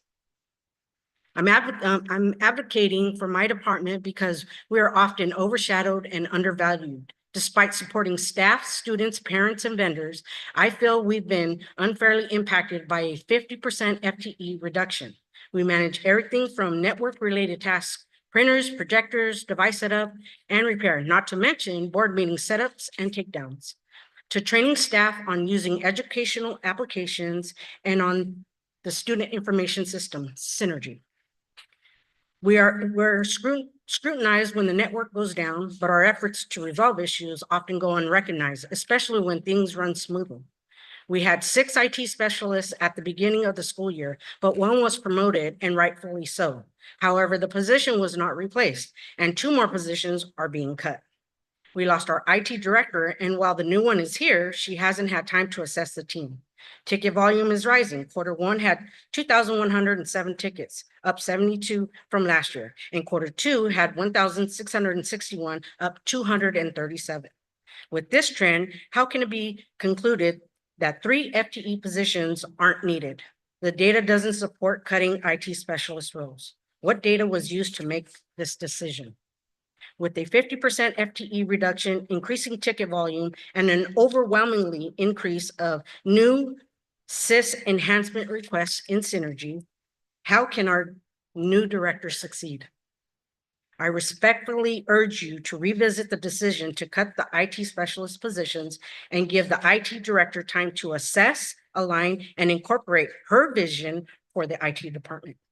Thank you for allowing me to voice my concerns. Thank you. Brenda?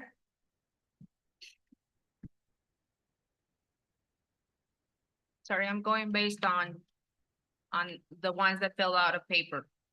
Then I can open it for more.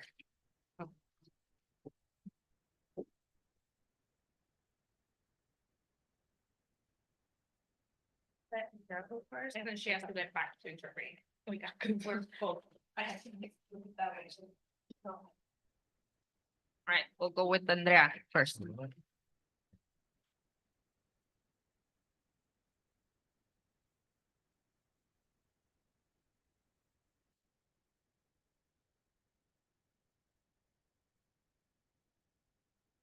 It's okay. It's like.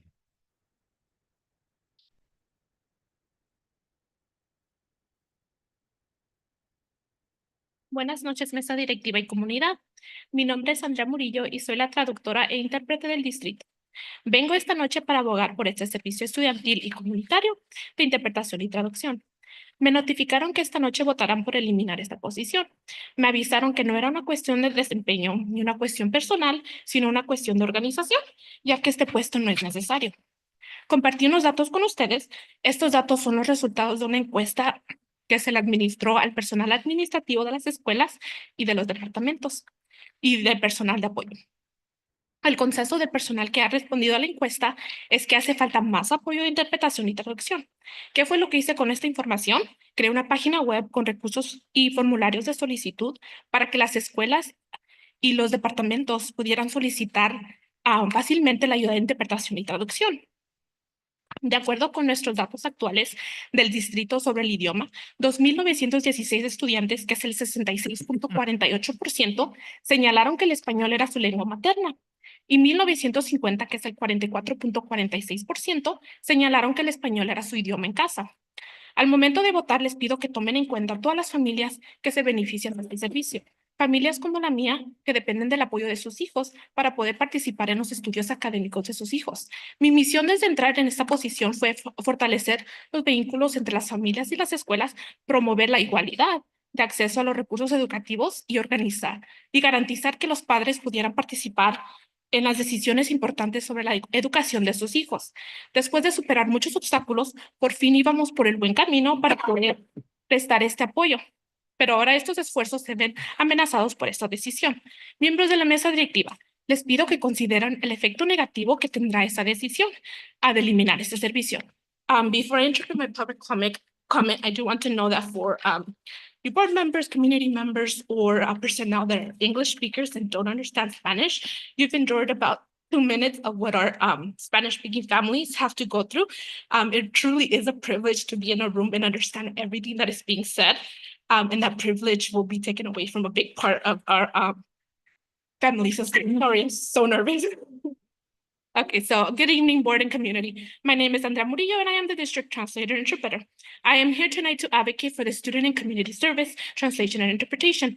I was notified that tonight you will be voting on eliminating this position. I was told that the decision was not a performance or a personal issue, but an organizational issue, given that there is no longer a need for this position. I shared with you some data. This data includes the results of a survey that was administered to school and department staff and support staff. The consensus of the personnel that responded to the survey was that there is a big need for translation and interpretation support. What did I do with this feedback? I developed a webpage with resources and request forms so sites can easily request interpretation and translation support. Go ahead and finish. According to our current district data around language, 2,916 students, which is 66.48%, reported that Spanish was their primary language, and 1,950, which was 44.46%, reported that Spanish was their home language. When it comes to voting to eliminate this position, I urge you to think about all the families that the service benefits. Families like mine that depend on us, their children, to be able to participate in their children's education. My mission since stepping into this position has been to bridge the gap between families and schools, promote equal access to educational resources, and ensure that parents can participate in important decisions about their children's education.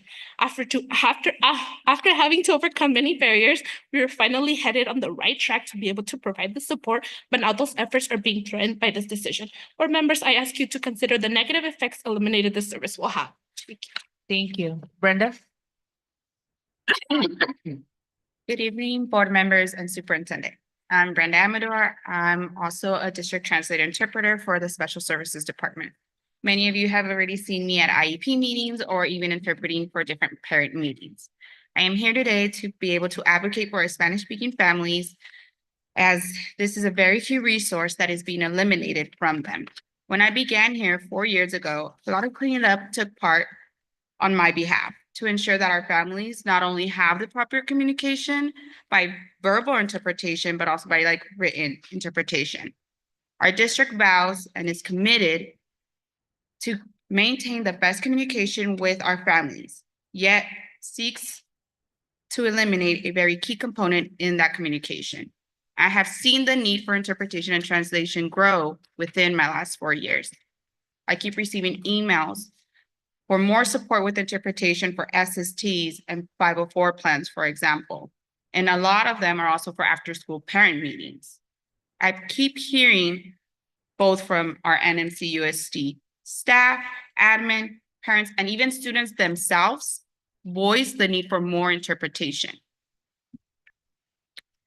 This is not a one-person job, and I cannot do this by myself. And that is why I'm here to advocate for this position to not be eliminated.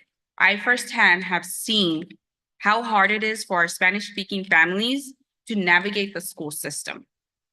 Growing up, I myself had to interpret for my families in IEP meetings, as I also have a younger sister who was part of special education.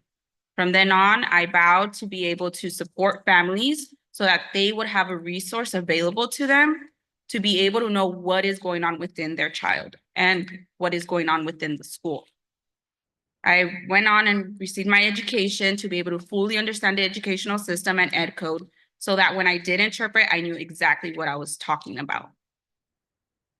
I stand before you today in the most crucial moment of time so that we do not get rid of this resource for our families. According to Ed Code Section 48985, a district must provide interpretation and translation if 15% of its population is non-speaking. We are at 66%, as was mentioned.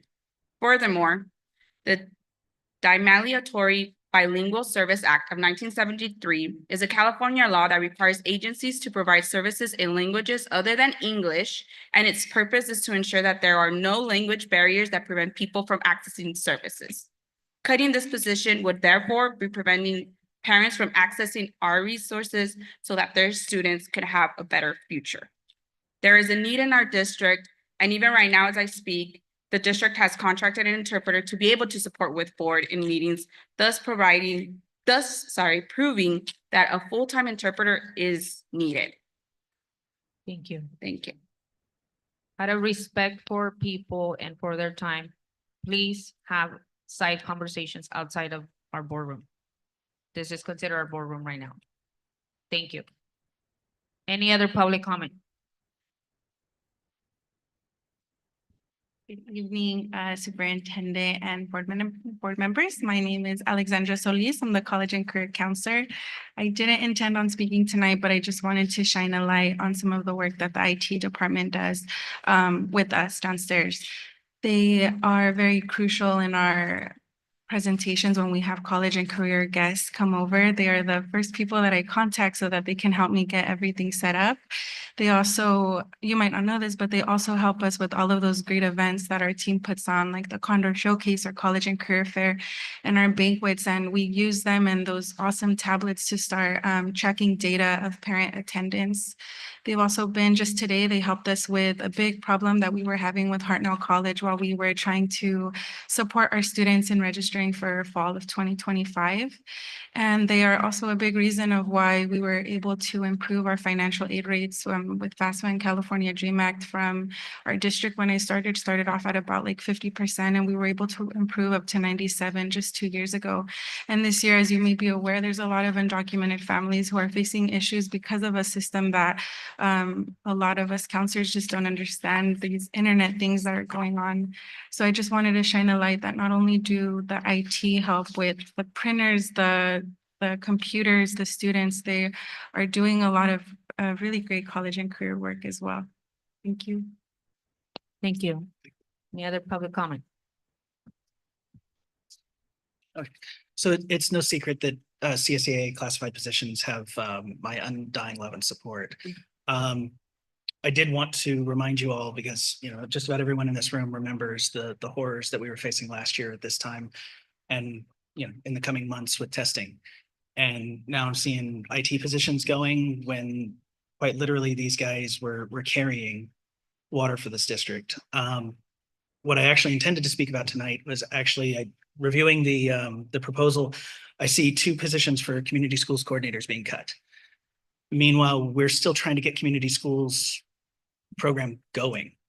I mean, we're still we're stuck in phase 2, but we really should be in phase 1. And now we're talking about cutting coordinator positions for that very position when we don't have a defined role of what that those people should be doing. Should we be taking this as a lack of commitment towards the community schools, or should we be seeing some kind of discussion around this where we're not going to be losing the people who are trying to make community schools a thing? Because that grant, I believe, is $6 million. That's going to help enormously to really kind of align with Dr. Turkey's view of what this district should be going forward. So, I mean, I think it's unfair that we're discussing cutting positions it's unfair that we are discussing cutting positions when the people that are overseeing those positions are either brand new to us and don't even have a chance to get their hands around it to see whether or not we need those people, or in the case of community schools, the fact that we're cutting positions underneath somebody who is just trying to get that going. Now, don't get me wrong, if we don't need those positions, then it's your decision. But to me, sitting out here and to the community that I hear from on a daily basis, that's worrying. So thank you. I appreciate that we're having this discussion. Thank you. Any other public comment? Buenas noches, ya me hablaron a hablar. Y ahora voy a hablar en español también por lo importante que creo que es aprender 2 idiomas y para que todos entiendan. No lo voy a traducir en inglés, no vamos a hablar español porque no se acaba mi tiempo. Tienen que pensar las posiciones que están cortando porque tienen muchas personas que han estado haciendo trabajo por muchos años, por ejemplo, la señora Tostado. Lo que están haciendo, ustedes lo están obligando a reaplicar, no le están garantizando otra posición. Esto causa mucha ansiedad, no nada más a ellos, sino a muchos otros posiciones que están cortando, eliminando, cambiando de nombres, como dicen ustedes, pero los están corriendo. Y ese es el mensaje que ustedes están mandando. Los están dejando sin trabajo, después de ellos haber entregado casi su vida a este distrito, a los estudiantes. Entonces piensen en el mensaje que están mandando. ¿Reestructurando qué? Entonces, si hacen algo más claro, creo que van a entender con la comunidad y con los estudiantes. Pero hacerlo nada más y como lo están haciendo, no se me hace correcto. Se está haciendo mucho trabajo en la comunidad, lástima que ustedes no lo estén mirando, pero pues ni modo, así es. Muchos de ustedes ni siquiera los miran en algunas reuniones. Entonces, pues así no sé, quizás vamos a las reuniones diferentes.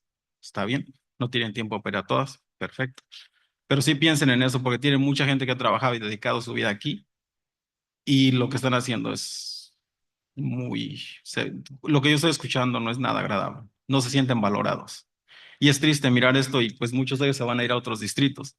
Perder estas personas que han hecho tan buen trabajo, sí lo vamos a sentir. Pero bueno, ustedes sabrán lo que hacer. Buenas noches. Gracias. Any other public comment? All right, opening it for Zoom. Okay.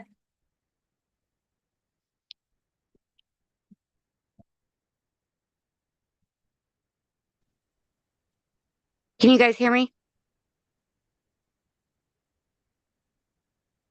Hello? Go ahead. Yeah, I just had a quick question. This is Stephanie Bossman. Is Is there there realignment realignment on on these these positions positions, or or are are they they being being eliminated? eliminated?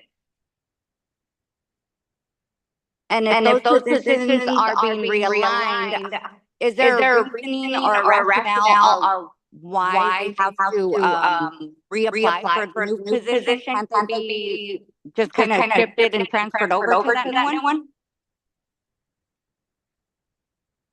Bruce, you want to answer? Is that it? Stephanie? Yes. Yes. All right, thank you. I can recognize your voice. Thank you. Any other comment? No? All right, closing public comment. I'm gonna open it to the board and then you can answer questions or clarify anything that you would wish to clarify, Kurt. Julia. Okay. Rick.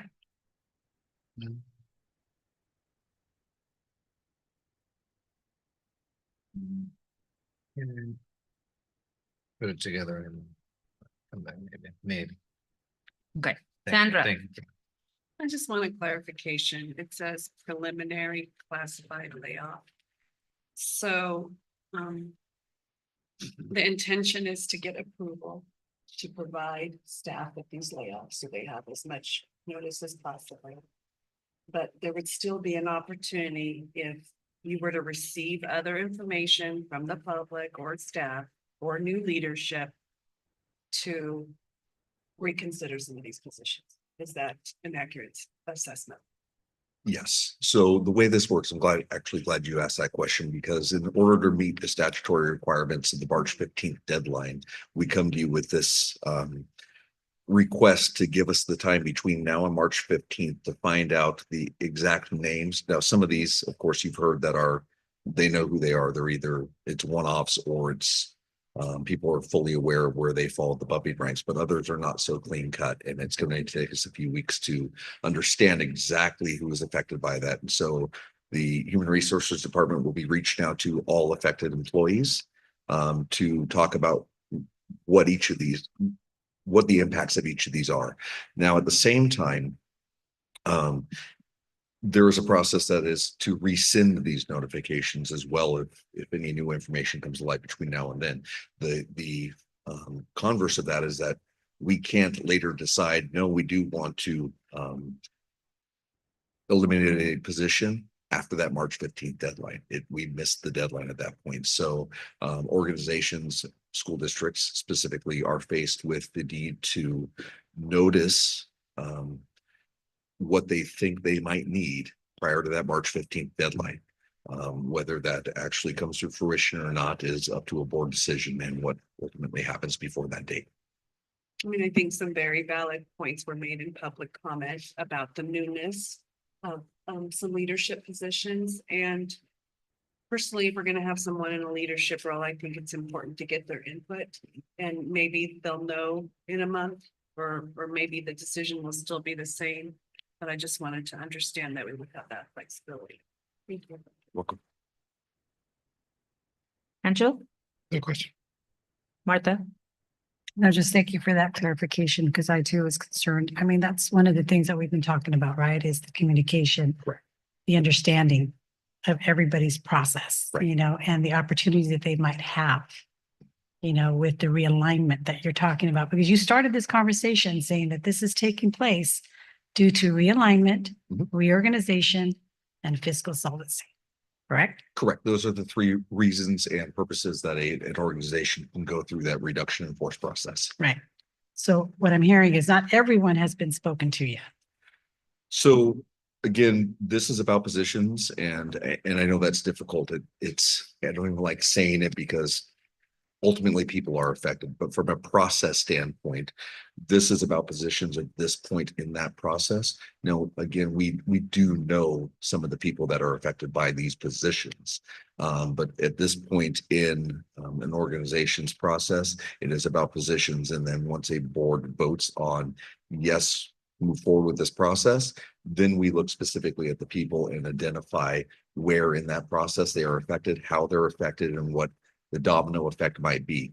There are people in this process that don't know they're going to be affected until the next couple of weeks, where we look at positions and we know that there are people who have held numerous positions in our district and their seniority dates fall all over the place. And so when we start looking at the domino effects, this will take some people by surprise in the next few weeks. And the other goal behind that, just because I want you to reiterate and be transparent, is when you're speaking to with these individuals who they report to make sure there's a plan in place on these responsibilities and who it's gonna fall onto.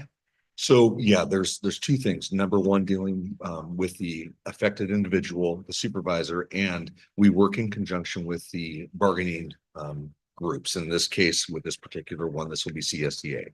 And there are effects, the effects and impacts of this process we deal with individually with CSEA. And what happens if we are eliminating a position? How does that affect the rest of the CSEA group? How does that affect the department? And how does that affect each individual? And we work through that process over this next month. Actually, it goes a little bit further past that March 15th. The March 15th date is the date that we absolutely have to notify the person that they are being affected by, the specific person now.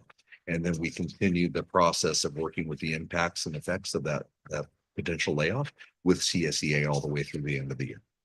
And I just wanted you just to kind of clarify this whole process so everybody understands why it's a preliminary. So correct. It is preliminary to meet that statutory requirement of the date. All right. Thank you. You're welcome. Right. Coming back to you, Rick. Oh yeah, would they be required to give a resignation before or at that date? So any employee, so the layoff process is a little bit different than there's three processes that the board is going to be brought to them in the next month or so. This particular process is dictated by the RIF, the reduction in force. The next thing that the board will be brought to the board will be the non-reelect and the credential non-reelects. And those are the processes where this doesn't reflect on job performance in any way, shape, or form. And the other ones often have the options to resign in lieu of being let go or non-reelected. This is a different process. Now, that doesn't mean an employee can't resign, but this process does not have much to do with the resignation of their positions. And will there be any input, or has there been any input by the new Miss Gunn?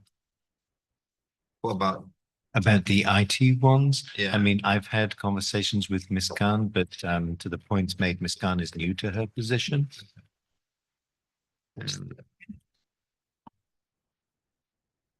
And as far as the interpreter, I think we discussed that something about it's a new job description. Is that person going to be able to do that job, or is it the same? So there is another job which we're hiring, which is it is a secretary / translator, and those positions were the positions which we actually had to translate before COVID. And then when COVID hit, and that's a 10-month position, then when COVID hit, the need went up, and it was decreed that a 12-month position was needed for a translator.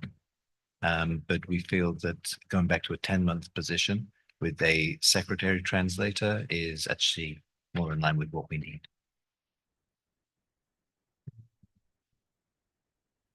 That's it. All right. I guess my question would be technology. How will you be prepared? Because there's another item within our agenda about replacing all our Chromebooks.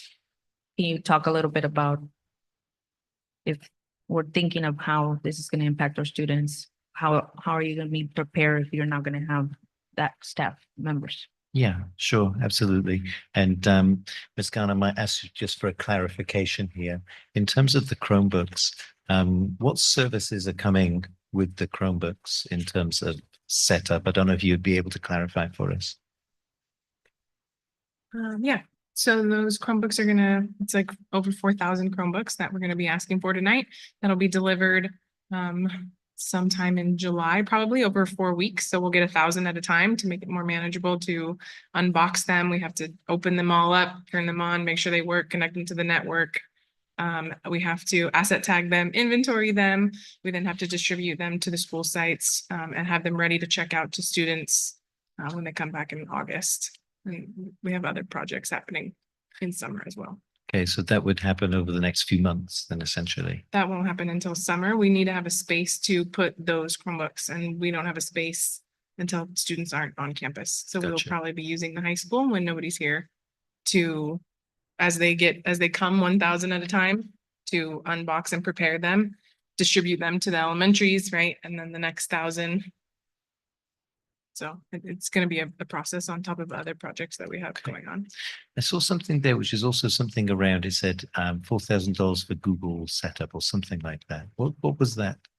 The Chromebooks come, they call it zero touch, but we still have to touch them. So they're joined to our domain already. So we don't have to go through like clicking the buttons, doing all that, but we still have to turn them on, make sure they turn on. Gotcha. And we have to log into them so that they connect to our Wi-Fi. So we still have to touch them, but not as much as if we had no enrollment. Yeah. All right.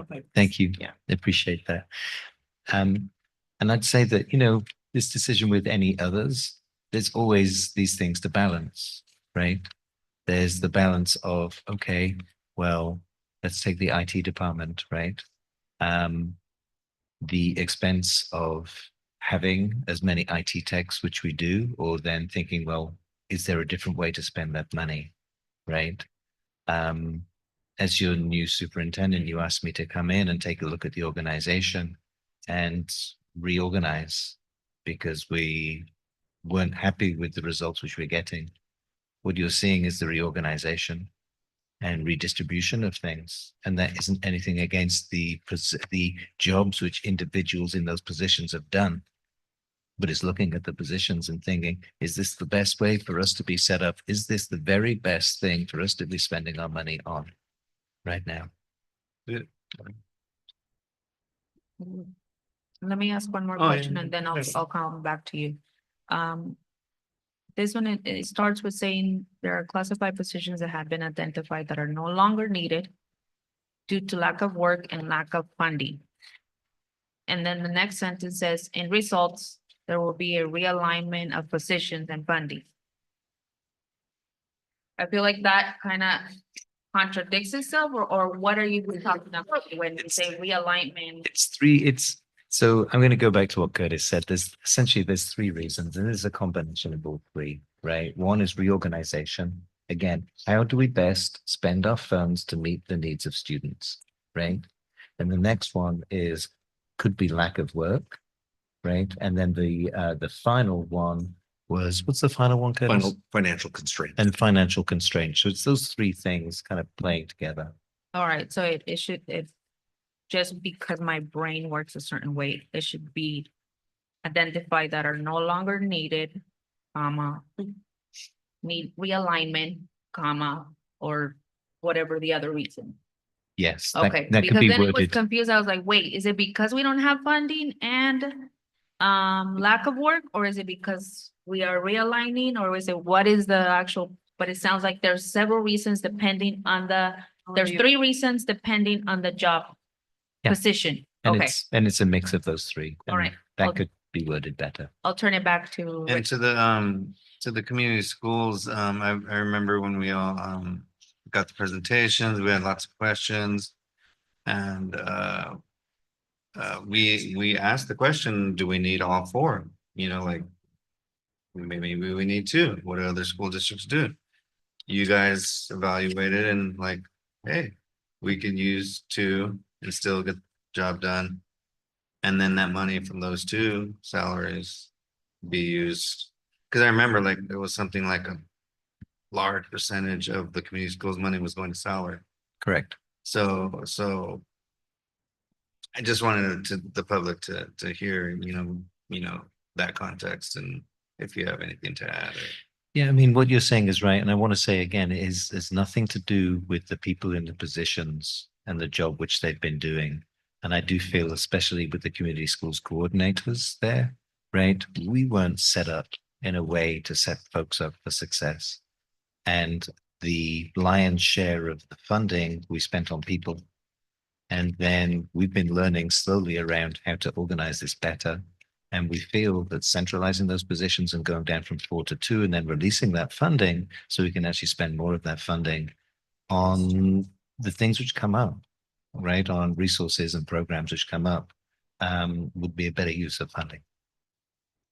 Thanks, Rick. No, I will add to that when it was brought to us, I think we specifically asked, is that a requirement of the grant to have 4 coordinators? Because we wanted to use funding to actually do the service. And I remember being clear about saying, great, you identify all these services, but then how are you going to actually provide the services? And we were told, whoever was working on that grant and managing that grant, we were told, yes, it's a must. Even the county came and said, yes, it's a must. But then now we've discovered that it's not a must, that we can rework to best fit our district. Yes, and I remember that meeting where we had the county here, and I believe I'm not exactly sure the term which was used. It might have been highly encouraged or something like that, but it certainly was. They said yes. Well, okay, Right. but now we are kind of discovering that it isn't a requirement. It is not a requirement. No. Right, this is a motion item. It is. I move to adopt the preliminary classified layout. A second. Right, voting. Julia. Aye. Rick, yes. Aye. Aye. Aye. Aye. Motion carries. All right. Moving to the next one.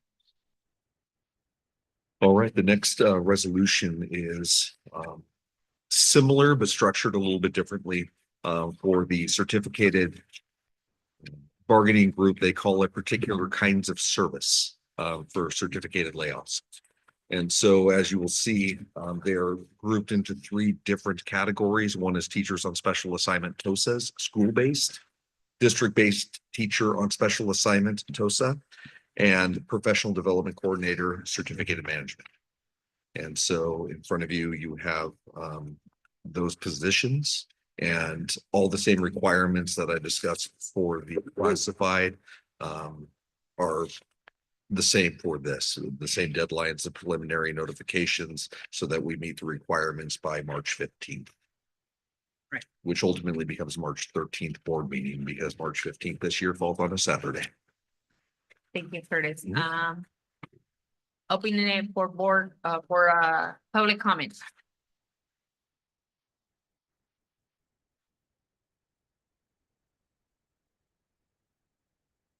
I know you're probably tired of hearing from me. No way.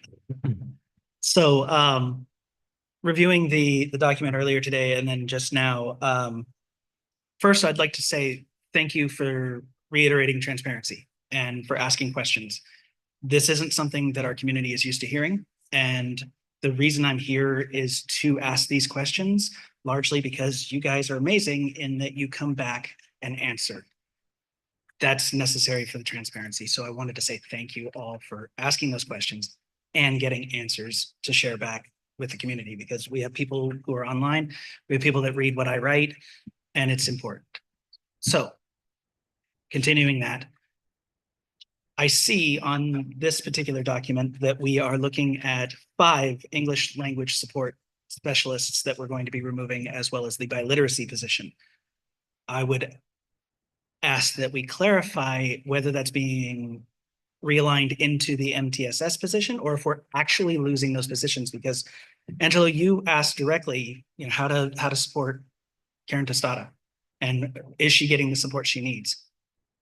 losing those positions, it sounds like that's her supports. That's the people who are going to be helping to make sure that our English learners are getting the support they need. I'm seeing some nods, so I'm hoping that I'm right in that it's just a realignment and we're reclassifying people. And I hope that those people are given the option to get into those positions in a way that gives, I know we can't do preferential treatment because of the union bylaws and the agreement with the union, which I'm hearing a lot of the questions with that. It's simply that we have a way that we deal with the union to offer seniority in those positions first. But sometimes the best people for those positions are the people who are currently in those positions. So I'm hopeful that we can see some changes there. I'm looking forward to hearing some answers. Thank you all. Thank you. Right. I would also reiterate from if I am doing the math, to me, it looks like there are 12 positions ultimately. I know you didn't see all 12 of the TOSAs here tonight. You didn't have a chance to see all of them, but if I understood it correctly, there were going to be 2 of the MTSS positions. So you're asking 2 people to do the jobs of 12 people. At each site. 2 at each site. But that still completely eliminates Karen's position. And I can tell you that we'll lose Karen. I'm afraid that we will lose that valuable resource because somebody else will take her because the new position is a pay cut for her. It isn't equal. Thank you. Thank you. Any other public comment? Right, Zoom? Okay, I'm opening it to the board, closing public comment. I'll start with Martha. So this question is for Curtis. You know, I know individuals that have tenure and whatever tier they're in. How does that transcribe over to a new role? Is it based off like those TOSA's salary have changed on what you guys created? We haven't had that dialogue. So there's 2 different questions at play here. One is seniority and teaching in our district. And Okay. teachers, whether you're a TOSA or whether you're a teacher in a classroom, you keep your seniority date based on your higher date of coming into our district. Correct. Now, the difference in TOSAs, I'd have to look at each one of these.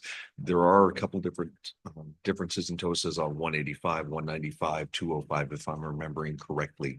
The MTSS TOSA that is being proposed, I believe it is a 195 day. I'm getting a nod. I would have to get back to you on exactly each one of these proposals on the PKSs, whether they match that 195. I believe quite a few of them do. There are a total of 11 TOSAs being proposed for the RIF process, with 2 of those currently being vacant, and the number 12 will be proposed to be flown based off of the what the board just took action on in the previous item. The elementary and middle school TOSAs are 195. The high school TOSAs are more than that. So there are different levels based off their Different number of days.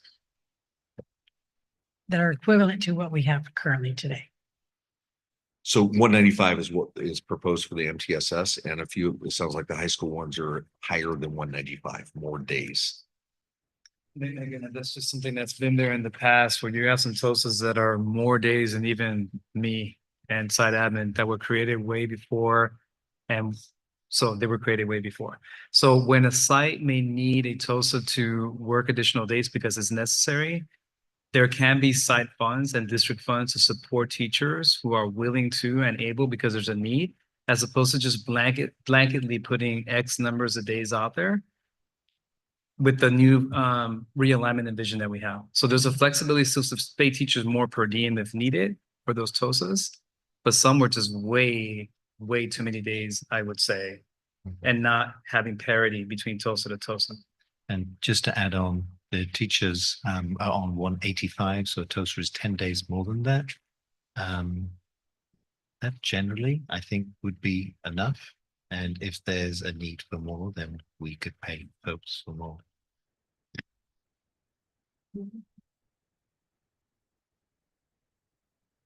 Any other questions? No. All right, Angela? You help me out. Yes. Because I said, so many stuff going on. Of this list, which one is, I think it's on page 2. Which one is supposed to be that we're hoping to roll into the MTSS? Or you know what I mean? I'm using that word roll, but I know not. Correct. So The ones that we're basically, supposed to lay off and then offer this, so I can understand the map, I'm trying to match it. yeah, to So I Dr. can- Turkey's point, to Mr. Garcia's point, we have a lot of job descriptions that are very different. So one of the goals here is to reduce the number of different jobs and job descriptions that are out there. So all of these, I'm looking to make sure I'm right. So if it is a district-based TOSA or a school-based TOSA, we're looking to reduce this to one TOSA position, which is a MTSS TOSA. So just to clarify, Angela, the first 3, the English language specialist, Thank you. the intervention specialist, Thank you. the curriculum and instruction specialist. Then you go down a little bit further, the biliteracy learner language learner specialist. That's a total of 12. We should roll into 12 Thank you for understanding my language. MPSS TOSA positions. And to Eric's former question, it's essentially 12 jobs to 12 jobs. Yeah, that's where I was going at. The 13th one, the Educational Technology Arts and Integration Specialist, is a district-based position rather than a site one. Yeah, yeah, of course.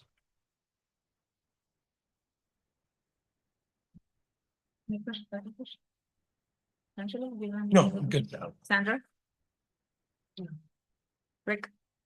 But yeah, the same kind of comments from when we had consent number 7 about not guaranteed technically a job of these you know, absolutely wonderful people.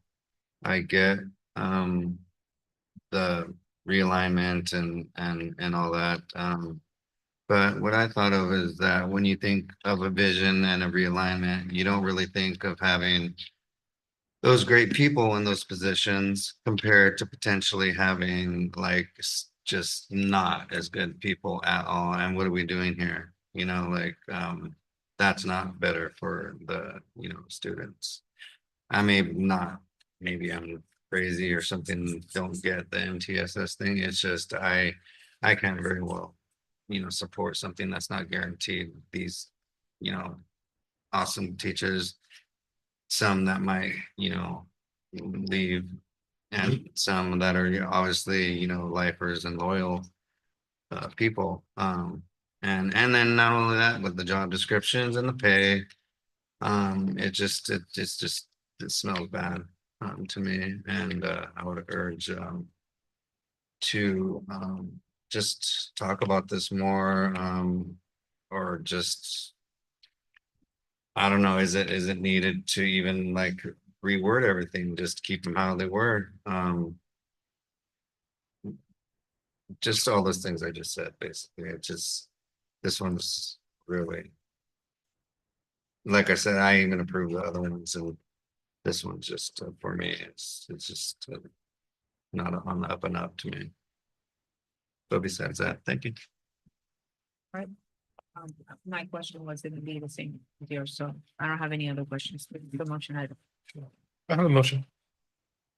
Just to keep everything clean, since we tabled the other one. From this list, I would like to table those 12 positions. To continue to vote on the Ed Technology Arts Integration Specialist and PD Coordinator right now, just so we can keep everything nice and clean together. So when we come back to it, they're all together. So you want to move to modify the? Yes, modify. Wait till we get clarification on the other one to vote on these positions, just to clean this. Okay. More there a second? clarifical. I second. Right, let's vote. For branch vote? Aye. No. Aye. Aye. Aye. All right. Motion is we approve 2 positions being cut and bringing back the other ones.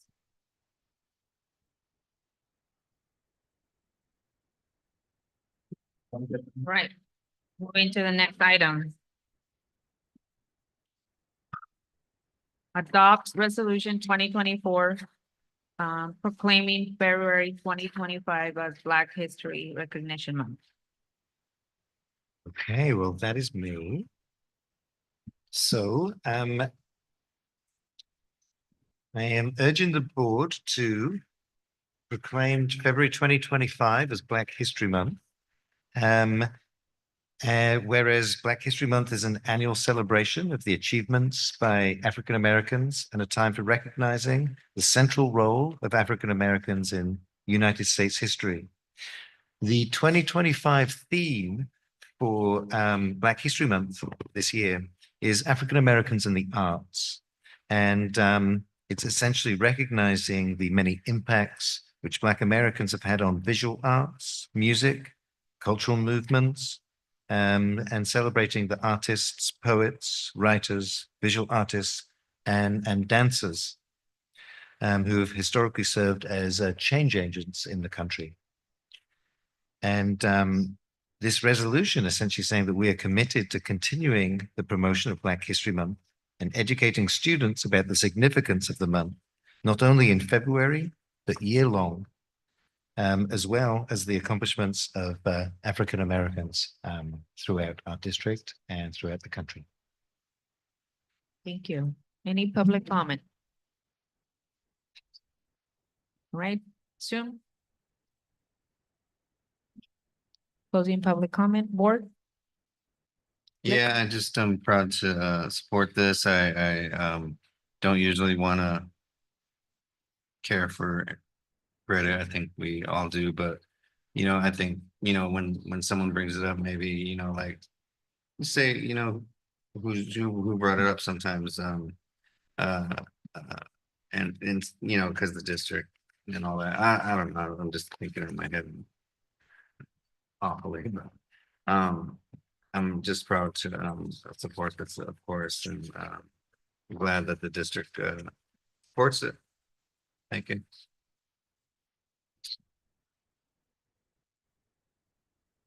Okay. Sandra? I think that we've seen a lot of attacks on diversity, equity, and inclusion, and hopefully Black History Recognition Month will emphasize that we're all better when there's more voices at the table and we recognize contributions that everybody makes. And because of their either race or ethnic background, their contributions are more rich and we get a better outcome when we give everybody a place at the table. Angela? Same here. Look forward to passing this resolution. Martha? Well said, Sandra. So we don't need to do, I'm passionate about that too, especially, with everything going on this month. I'm already attending some of the things in Seaside and just a lot of those leaders that I know personally excited to us adopting this resolution. All right. Same here. Can't say any more after that. All right, this is a motion item. And Dr. Turkey, you were clarifying who brought this resolution? So this resolution is something we should do each February. All right, awesome. So it's a motion item. I move to adopt. I'll second that. All in favor? Aye. Aye. Anyone opposed? Awesome.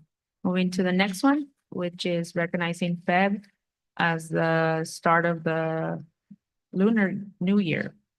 Yeah, that's right. So I'm going to urge the board to pass this resolution honoring Lunar New Year. And this was one actually which Rick actually brought to our attention, this one. And in January and February, countries across the world celebrate and honor the Lunar New Year. And this is celebrated in China, Vietnam, Korea, Indonesia, along with many other Asian countries and communities across the nation. The Lunar New Year is an important holiday marking the first new moon of the year. And each year is associated with one of the 12 animals of the Chinese zodiac. And communities of the Chinese heritage are going to be celebrating the year of the rabbit, which symbolizes positivity, wittiness, cleverness, and longevity, while communities of Vietnamese heritage will be celebrating the Year of the Cat, which symbolizes longevity, peace, and prosperity. And Lunar New Year is a time where families recognize traditions, honor ancestors, celebrate the past year, and invite good luck and prosperity for the new year. Thank you. I'll open it to public comment. Most of our public is gone. but Thank you very public. They're tired. Open it for Zoom. All right, board. I'm glad we are adopting this, no matter how small the population is. Everyone that might celebrate this is definitely deserves to be recognized by our district, I think. Thank you. Awesome. Sandra. Just I love the vibrant colors and the paper lanterns.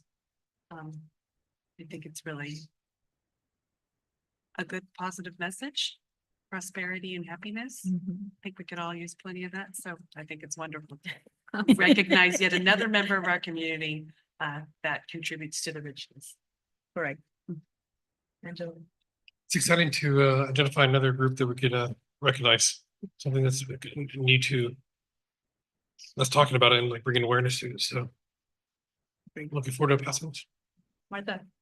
I just have to share that last year I went to a GABA conference and we went to an elementary school in San Jose that did a whole production event with the community there. I was so impressed.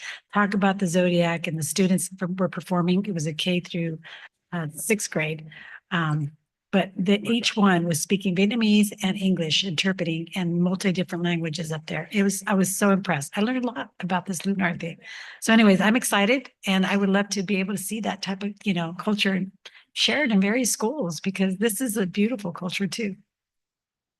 Awesome. May we have lots of prosperity for our district. All right, it's a motion item. Move to adopt. I'll second. All in favor? Aye. Any opposed? Motion carries. All right, moving to the next one, which is School Counselors Week. Yes, I'm sure we're all aware of the impact that our school counselors have on our students. I'm just going to hit a couple highlights here. The school counselors are actively committed to helping students explore their abilities, their strengths, interests, and talents as these traits relate to their career awareness and development. The nation's more than 100,000 professional school counselors are charged with the responsibility of addressing critical issues, providing diligent care for all students through an implementation of standards-based counseling programs. So we are recommending that North Monterey County Board of Education joins the American School Counselor Association in declaring February 3rd through the 7th as School Counseling Week in order to salute the vital role these professionals play in our students' education. Thank you, Curtis. Public comment. Zoom. All right, closing public comment. Board. Martha, I'll start with you this time.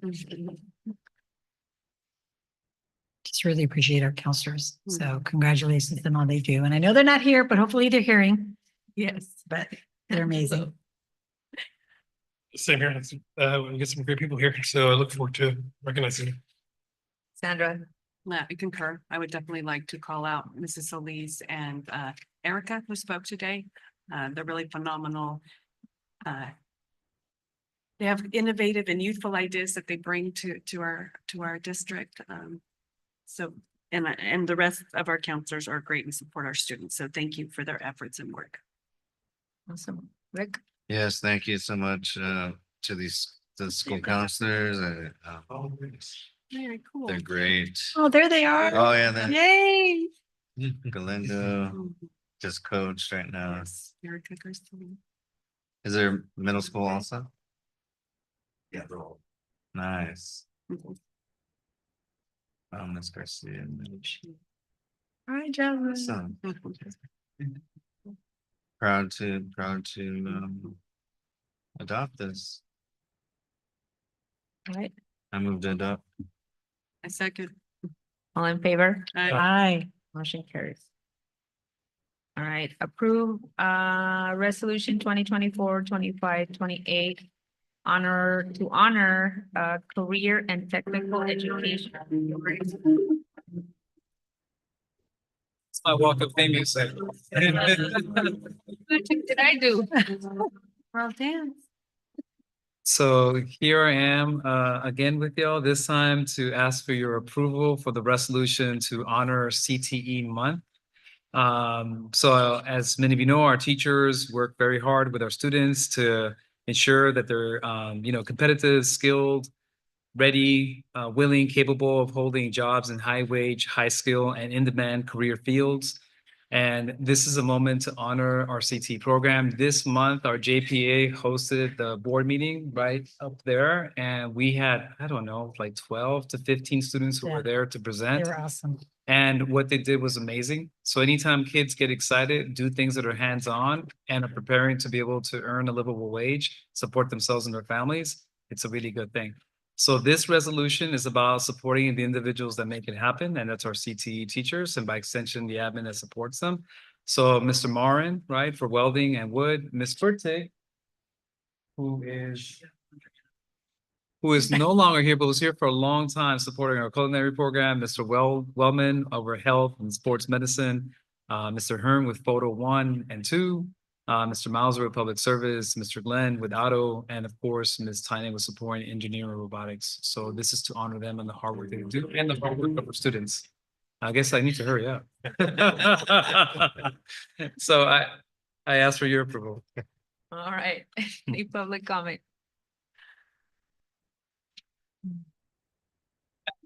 I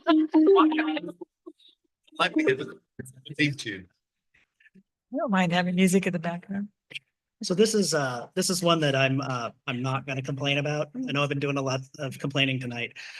I did want to shout out to Ms. Furtig, who, as I said, she has stuff in her classroom. She's got to switch out the laundry and make sure that our students have what they need for tomorrow. Or I wanted to shout out her specifically. My son has a dairy allergy. He's completely allergic, cannot have dairy at all. And the food service through the school system in all the years that he's been here, he's a junior, has never been able to accommodate for that. So we have to pack a lunch every day. Her program and what she has done to be able to accommodate for him. I know you said no, but we just had a conversation where she was asking me about what brands of dairy-free cheese that he enjoys so that he can participate in her classroom. I cook with my son just about every time I'm at the stove. But having somebody at a school that cares enough to cater to what he needs and ask what product he can actually participate with is fantastic. It's given him so much confidence. I know we kind of joked a little bit about how, she's been here forever. I was never taught to cook. My mother viewed kids as just a mess that's going to clean up in the kitchen. She's going to have to clean up after them. So I was never taught to cook. It wasn't until I was in her program that I learned fundamental skills that I carried forward to go to culinary school. So the programs that we have are so impactful, even just in my life and now my son's life, that I'm glad that we're honoring the work that these people do, because when our students leave, having a chance to get their hands on something is amazing, because it'll give them the confidence to decide, you know what, I want to work in automotive, not just because my uncle owns a shop and I'm going to rent shop on cars over there, but it gives them the confidence to be able to walk in there in a job interview and say, yeah, I've done this. Yeah, I know how to work on these machines. That gives them a leg up. And as I said before, those opportunities are so crucial for our kids, because it ends a cycle that's just been so abusive in our area. So thank you. And I know this is going to pass because these educators are amazing at what they do. But thank you for continuing to support these educators, even in just a recognition. Thank you, Eric. And it's not that I said no talking or having conversations. I'm an audio learner, so I can hear every conversation happening and it distracts me. I'm being selfish. And I really appreciate you, by the way, even when you scold me. All right, any other public comment? Zoom? All right, board? Just hooray. Yeah, to our proud to- teachers that teach our students how to do. Yeah, I was just really happy when we went to visit and the common, I think it's important for us to hear. The common message and feedback was that they love what they do. The students enjoy it, but they need true partnerships to make the CT work. And so I'm hoping that we can improve that to truly build our program and continue and honor our program because it's just amazing to see the different stuff that was happening. All right, this is a motion item. I move to approve. I second. All in favor? Aye. Anyone opposed? All right, motion carries. All right. There's a video. All Okay, right. go ahead and play it.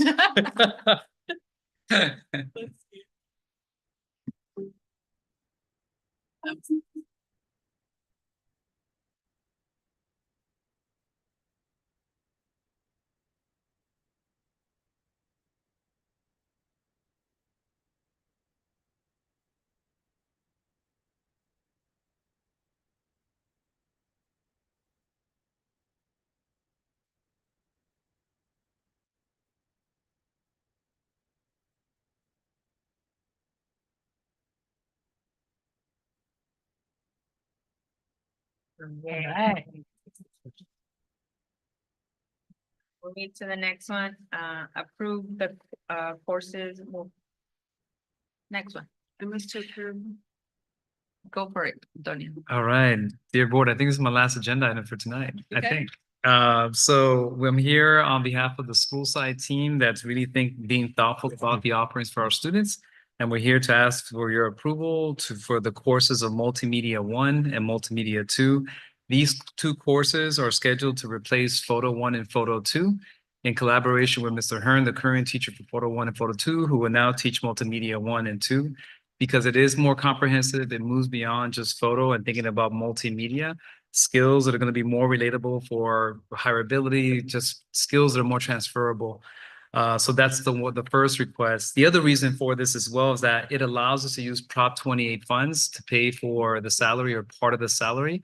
So it's like a double positive piece for our school district to be able to use Prop 28 funds for Multimedia 1 and Multimedia 2. For Integrated Math 2+, this is about having a course that does align with state recommended guidelines for accelerated math courses so that our kids who are interested in that advanced pathway can be prepared to eventually get to pre-calculus, something that will make them competitive when they compete with other students for colleges, for universities. So we ask for your support in approving these courses that will be A through G to support our kids to be more prepared for life after high school. Thank you. Yeah. I'm gonna open it for public comments.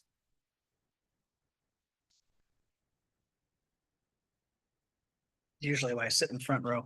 So I'm up here all the time. So I looked at this, I talked to my son.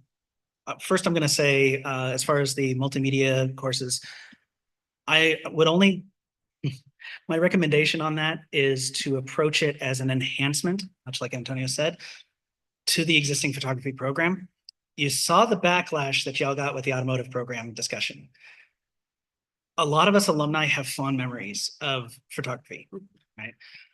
So I would recommend on behalf of the community in which I sometimes represent and that has commented about this to me probably 6-7 times a day, that the best way going forward is just to show us that it is an enhancement, because I do understand that we need to go forward and preparing these kids to be able to work on digital editing, to get these kids able to apply the skills that you learn in photography to video. A lot of our kids on this campus want to be influencers, let's face it.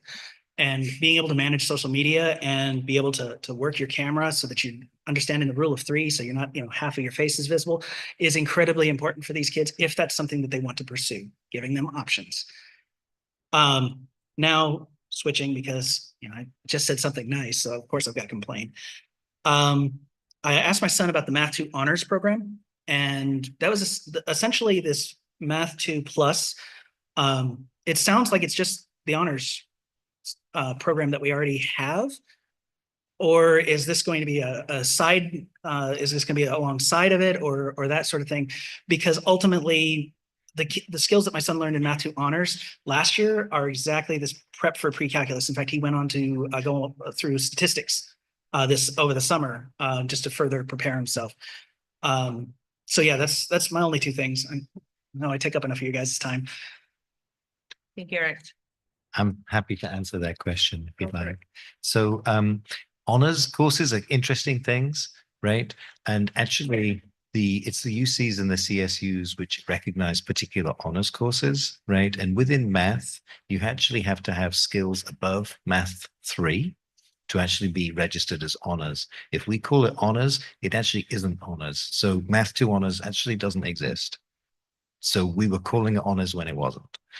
What Math 2 plus is, the normal pathway is going Math 1, then Math 2, then Math 3, and then pre-calculus, and then calculus. Math 2 plus is all of Math 2 plus half of the pre-calculus standards. And then its partner course, Math 3 plus next year, is all of Math 3 plus the other half of pre-calculus. And so it fits 3 years of math into 2 years and is a shortcut to calculus. So you just go straight through Math 2 plus, 3 plus, calculus.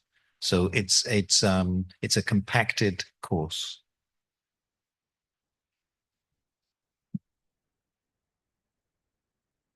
Thank you. Which gives access to calculus, which is important. Any other public comment? Zoom. All right, board. Rick, any questions? No comments. Thank you. I just have a question in regards to the Math 3 plus. We're not offering that right now. No, because you got to take 2 plus first, because yeah. Okay, and then there is no such thing as Math 3 honors. No. Okay. And then who's going to be teaching this class? Is it Miss Buena? I'm not sure yet. I know she's been a big advocate for, enhanced proficiency on that Math 2 and the Math 3. And it's essentially it's a pathway for kids who, they're good at math and they want to advance quicker. And that's what this is. That's being understood. Yeah. Do you mind if I answer? To teach Math 3, you have to pass the Math 3 Calc CSET. To teach integrated Math 1 and 2, you just need to pass fundamentals of math, because the CSET Math 1 and CSET Math 2. The majority of teachers that teach math do the 1 and 2 and do not take the Math 3 CSET. So you actually have a smaller group of teachers who are certified to teach Math 3 or Math 3 plus. That's great. Truth. I mean, I think this point might be the only one right now. I appreciate your expertise. I know. I forget about time. She went to see Motion. A second. Or That's Angela's favorite topic, so he's gonna be here all night. That's true. I just have one quick question. Before, I see the attachment and it has other schools. Is it just that it's giving us a sample? It's very common to use those generic course descriptions because they've already been UC approved and they fit what the standards are given from the state for those courses. So it's very common to use them as they are.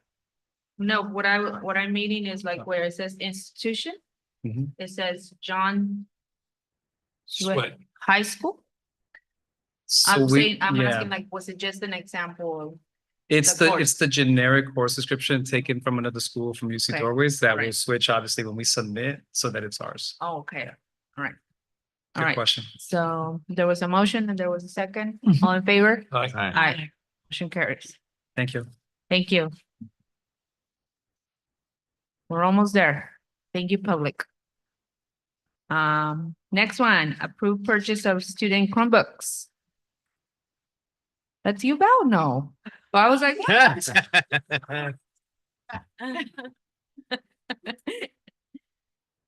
getting excited here. I was like, that was gonna get it done. Her moment in the spotlight. Where she's always in the background making stuff happen.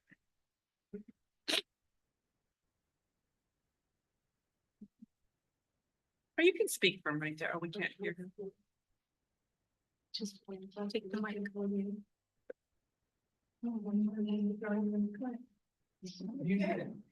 Let me do two jobs at once here.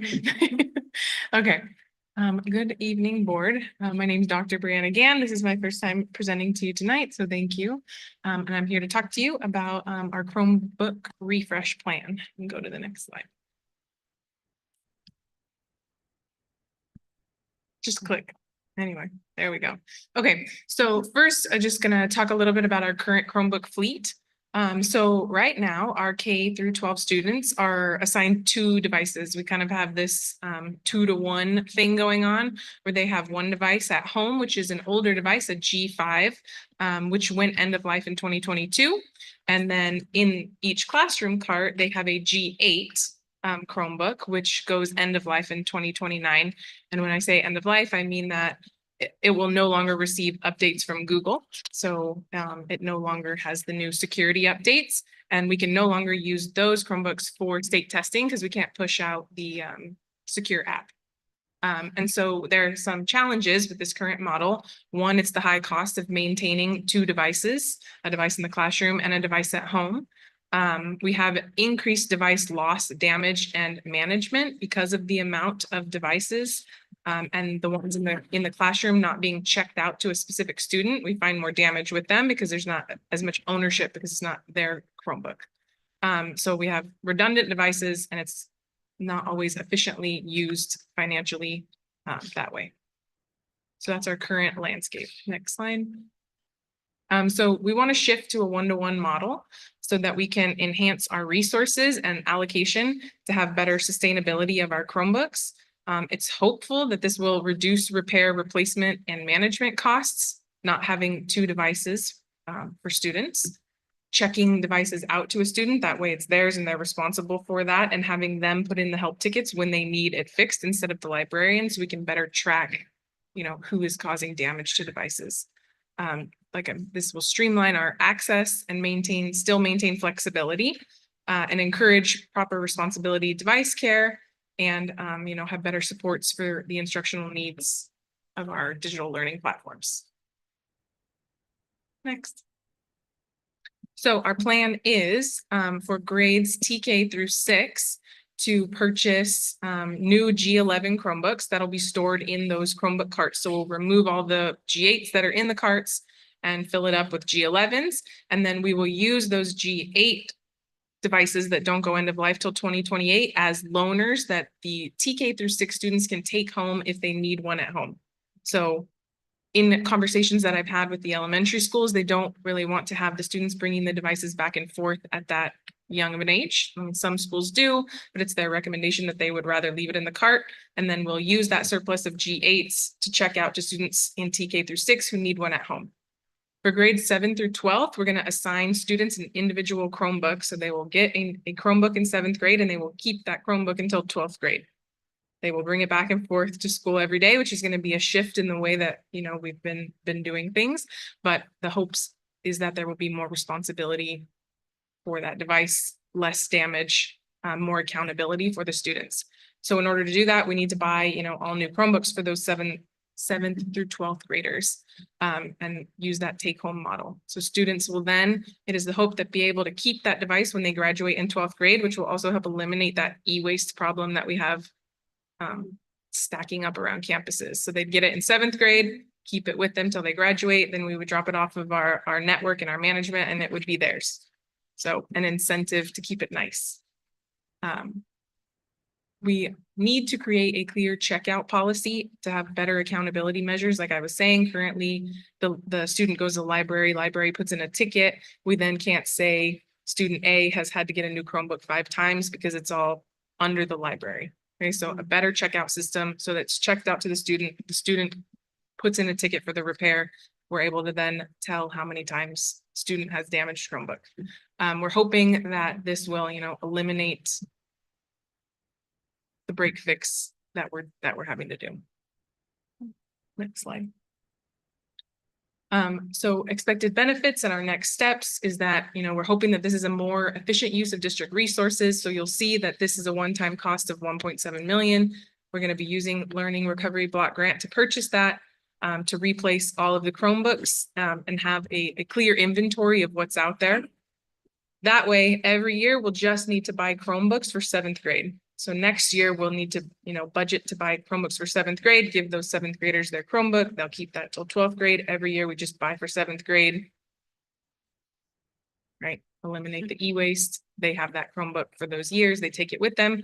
For TK through 6, we'll need to replace devices every 6 to 8 years, depending on damage, because they're going to be living in the cart. So they're not going to be going back and forth as much. And not all of those grade levels have state testing. So you don't necessarily have to worry about the updates constantly happening. But we want to monitor that to come up with a plan for replacement. Reducing repair costs, and extending device lifespan. So our next steps as the tech department is to finalize a checkout procedure for those TK through 6. We have one, so I'm taking a look at it and making any changes that need to be made, and then making sure that the elementary schools have it to give to their parents, and the parents know the process to check out a Chromebook if they need one at home. Re-looking at the Chromebook contract for the 7th through 12th graders, and trying to encourage them to take good care of their device, letting them know that it will be theirs in the end. So we need to finalize those 2 documents. We need to inventory what we currently have. There's not a very clear inventory, and then we're going to need to inventory those devices when they come in. Like I said earlier, they'll be coming in batches of 1,000 at a time. So we'll need to inventory those as they come in. We'll need to supply all those TK through carts with the new device, and then we'll need to have a plan for checking them out to our 7th through 12th graders. So that is a big part of our summer plan. Next.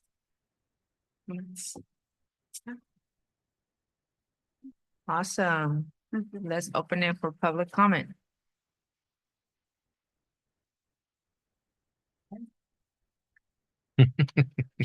First off, I'd say welcome. I appreciate you being here. So about this time last year, we had this little lady's predecessor tell us about the 12,000 Chromebooks that we had. That's 3 to 1. If I'm counting our population, it's roughly 3 to 1. What's the plan in phasing that out? Because I'm betting that the e-waste cost on that is going to be phenomenal, just based on what I had to pay for a TV recently. So in addition, actually, she answered most of my other questions. That's fantastic. But yeah, I am wondering, what we're going to be doing about the 12,000 that we already have and how those are going to be disposed of. My kids have had theirs for 4 years. They've touched it maybe 3 times, if I remember right. And actually the 4th time was my daughter writing her speech to give to y'all tonight on it. That's the 4th time she's ever had to open it up after our year of distance learning. So, thank you. Any other public comment? Zoom? Val, you're taking now. There is. Awesome.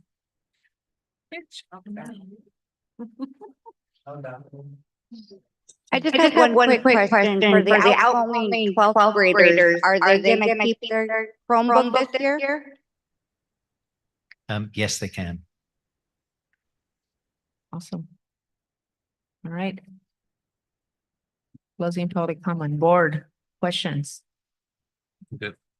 I would just say, how many Chromebooks do we have that are obsolete or in inventory? And then, did I hear you correctly that we have no visibility of who has what Chromebook and if they have more than one Chromebook? Because a kid could just come in and say, I don't have one, or I need a new one. They would get it with the ticket, so there's really no visibility. One is checked out to the student in Destiny. And if Okay. that one breaks, like that's the one that they currently leave at home. If that one breaks, they come in and they just get a new one checked out. And then the one that was checked out to them gets like put in a ticket for by the librarian, and then the technicians fix it and it kind of goes back into the rotation pile. So there's not visibility on if student A has broken something 5 times. It would be really hard to track. You'd have to look at you'd have to go back in the history and see how many they've had checked in and checked out. And how about when a student leaves the district? What are the chances that they're gonna turn in their Chromebook? There's a checkout process, so they're supposed to go through the checkout process and turn in anything that they had if they have a hotspot, if they have a Chromebook. The TK or the kindergarten through first grade have tablets also at home. So that might be the bigger number. There's like tablets floating around, G5s floating around, G8s floating around. So I know you've only recently, joined our district. What's your confidence level that that process is followed and that we are actually collecting Chromebooks, tablets as students leave the district? I think once we have better visibility with all of these new devices and a more one-to-one model, we'll be able to have better visibility. Yeah. And those G5s, it's kind of just like their end of life at this point. So if they're at home with people, like I don't feel like we should, no. Yeah. Thank you. And then I'm working with Nathan on e-wastes, getting some big containers that they will put those in. And then there's companies that will just come pick them up from schools for free. So. I know that Fishes and Loaves accepts donations, but I don't know if they'd even want these or they're too old. I actually have two questions, but it's at 10:30. Do you want to do the vote? Oh, yes, 10:30. 10:30 vote. Do we continue the meeting? Well, that's what I was gonna say. No. I motion that we extend the meeting to finish. I second. All in favor, say aye. Aye. Anyone opposed? No. No. All right. Continue the meeting. The Learning Recovery Block Grant is going to cover 1.7 million. Yes, that's where I was given the money to Okay. buy the thing. When did you learn about the Learning Recovery Block Grant? Hmm? When did you find out about this grant paying for the Chromebooks? When I came on, this Chromebook thing was kind of already happening. Okay. This purchase was like already underway. So I've kind of walked into then just developing an implementation plan. And I apologize for the directness, but it's not really directed towards you. Next is directed towards Connie and Matt. Back in December 28th, we had a budget committee.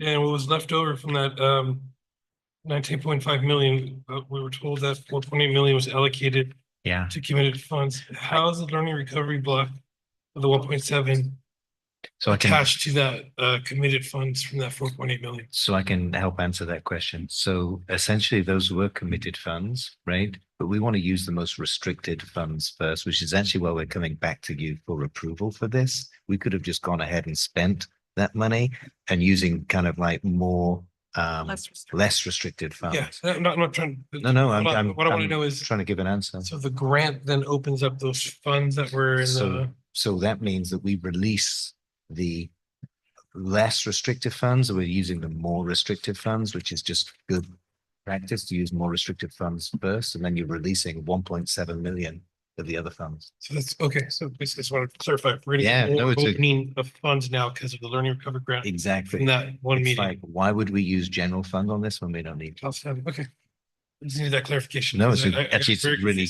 it's a good question. Thank you. Any other question? Angel? No. All right. Marta. No, I mean, that's great. And thank you for walking us through, but I also heard you say about you got a budget for next year, correct?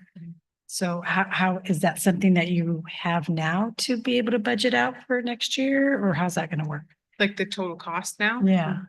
Well, I'll start working on the budget for next year in March. So I'll have a total number of how many seventh graders we're gonna have, and then you usually buffer 3 to 5% to for damages or repairs or incoming students, and then I'll just include that in my next budget. So estimate to be in the millions again? No, because it'll only be like 90,000 of 300 kids. Yeah. Times $300. Okay. Yeah. Okay, no, Thanks. it'll just be a couple hundred, right? How many seventh graders do we have? Yeah. 300, 350. Yeah, something like that. Yeah. Okay, thank you. All right, thank you. Great presentation, by the way. I love the way you put it all together, high level overview, easy to read. Thank you. Awesome. If a student or something gets damaged throughout the 7th through 12th grade, then there's a plan to replace it and help the student out. Yeah, All right. we're looking to have like a stronger repair shop moving forward so that we can repair things quicker. Right, Awesome. instead of waiting to order a bunch of things to repair broken screens or mouse pads, buying those in advance so that we have those to replace those. I am so happy to hear that. And as a privileged parent, I was able to buy a laptop for my daughter because she hated the Chromebook and the Chromebook mouse didn't work and all this stuff. And she had to change it several times and was having the same issues. So I just went and got her a laptop because I was able to afford it. I am so glad that there's thought process of saying, let's have a system that follows the student and then gives the student that, because many kids don't have that privilege of being able to afford it. So I'm really happy that you're saying, go graduate with your Chromebook. Take care of your Chromebook and graduate with your Chromebook. So it's even a sentimental thing, right? So I'm really happy to hear that. So this is a motion item. I move to approve. All in favor? Aye. Aye. Motion carries. Awesome. Next item. Class link.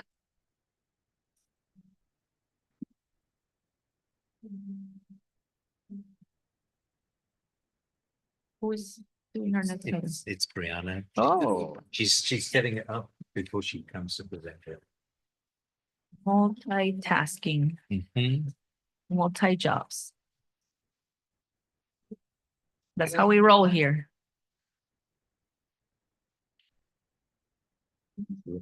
Yeah, that was. I love this. By the way, board, we have to go back to closed session. Huh? Really Yes. quickly. We have to We go back. do? Yes. We- Yay, Martha, what we do? Yay. Go for it. Okay. Hi, me again. So this time we're talking about ClassLink for single sign-on. One of the other big, issues when I came on, when I started about 45 days ago, which seems like it's been a long time at this point, was single sign-on and rostering. So you can go to the next slide.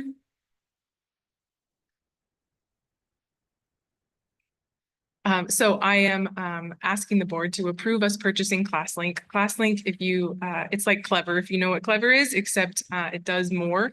You have to pay for it, but more vendors work with it. While Clever is free, vendors pay Clever, so vendors often don't want to work closely with Clever because they're not making anything off of it. They're having to pay them, where ClassLink is the opposite way. The school pays them, so then the vendors want to work with it. So there's more opportunities for rostering and single sign-on to make things easier for us. And I've implemented this in other districts.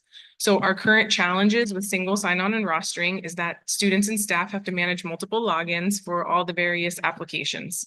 And as you can tell, that gets kind of complicated with little kids, right? Having to remember how to log in, or even staff members having to remember, even I can't remember what's my password for this and my password for that, right?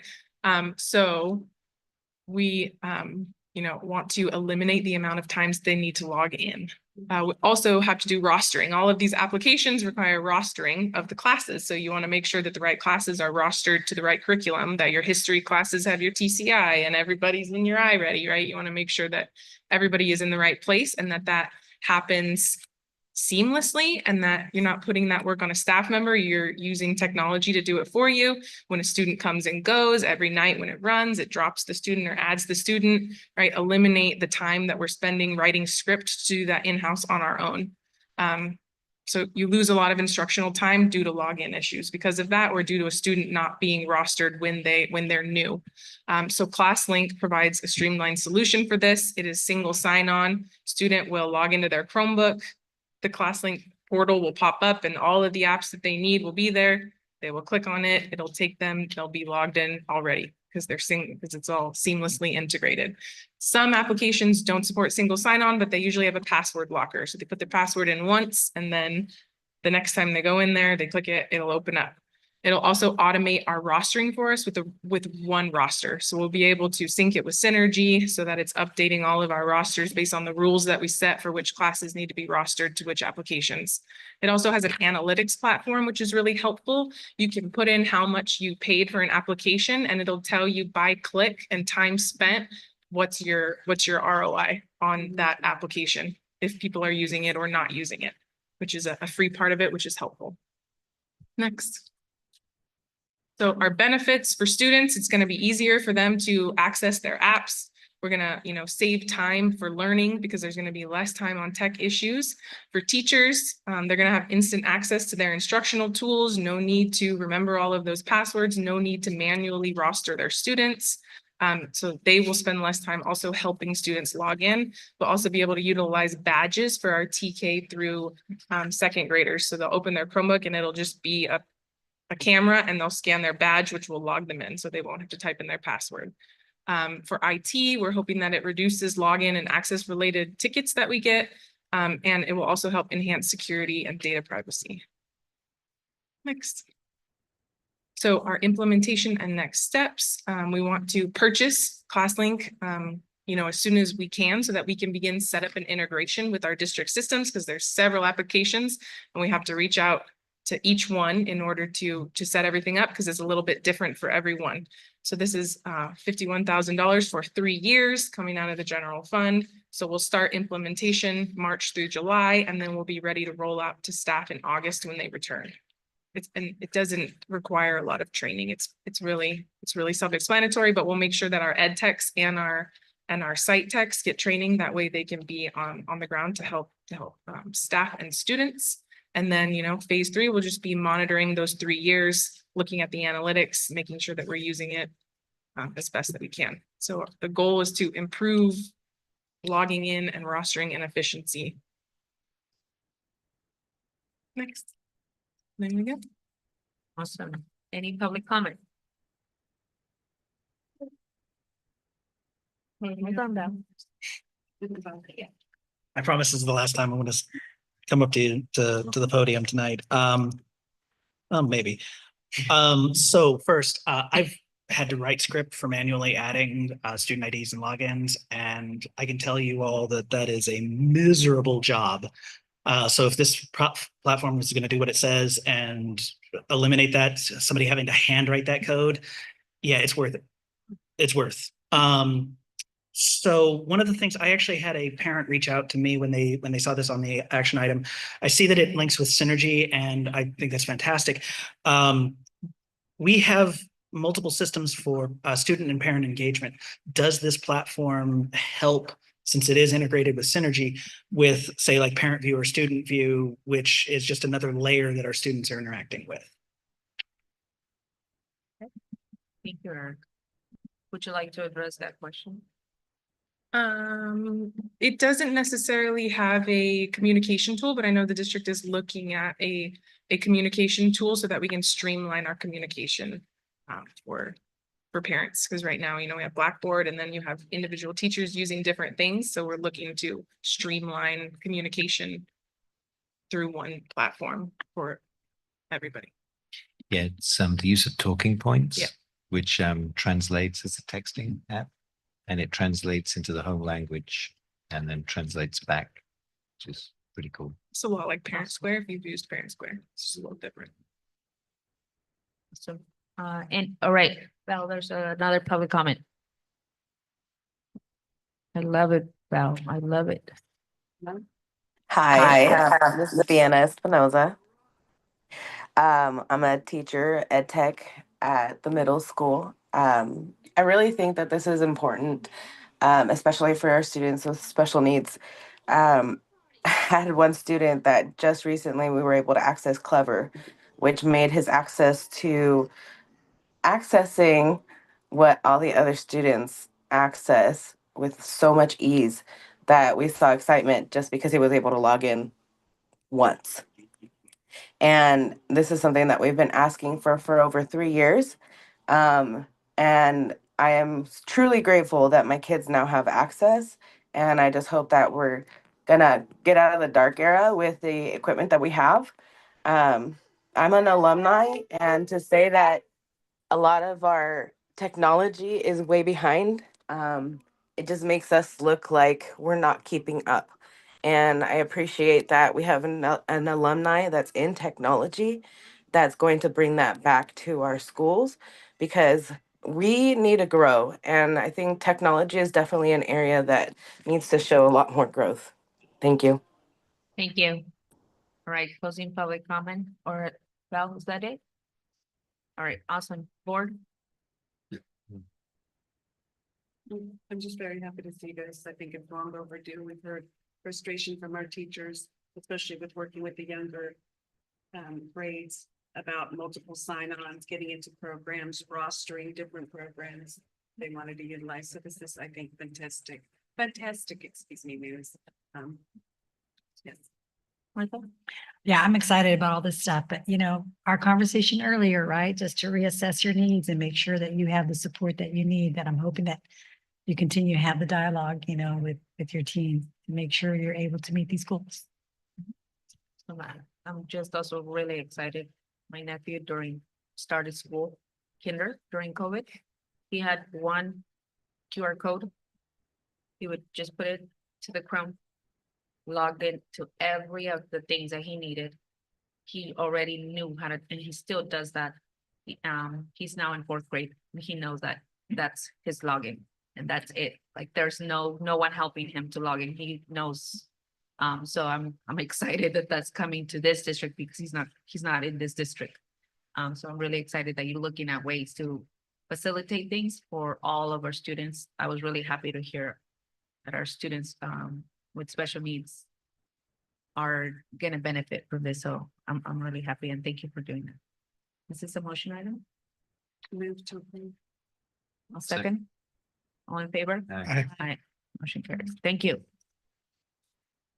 All right, we're almost there, board. We're almost there. All right, next item. Who's coming for that one? Approval of the That is Connie. 1200.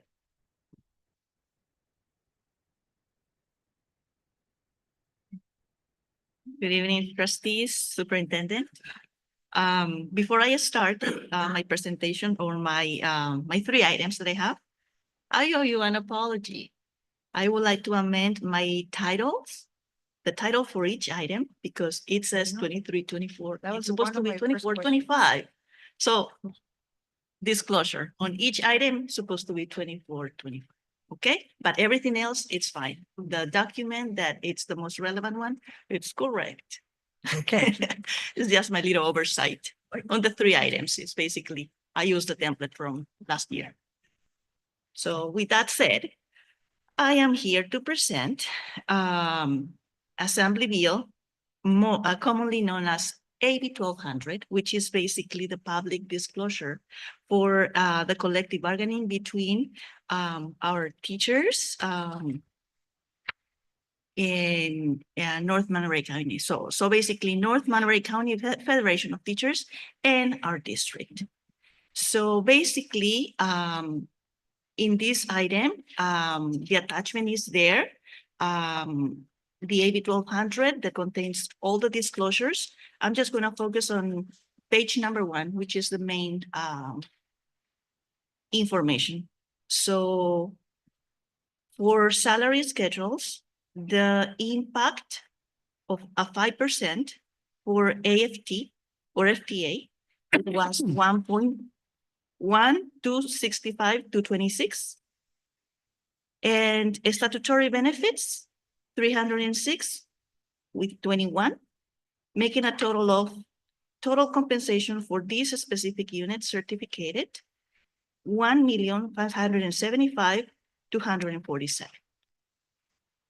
This is an action item, and basically it's going to be the same information in all the other items that I will be presenting.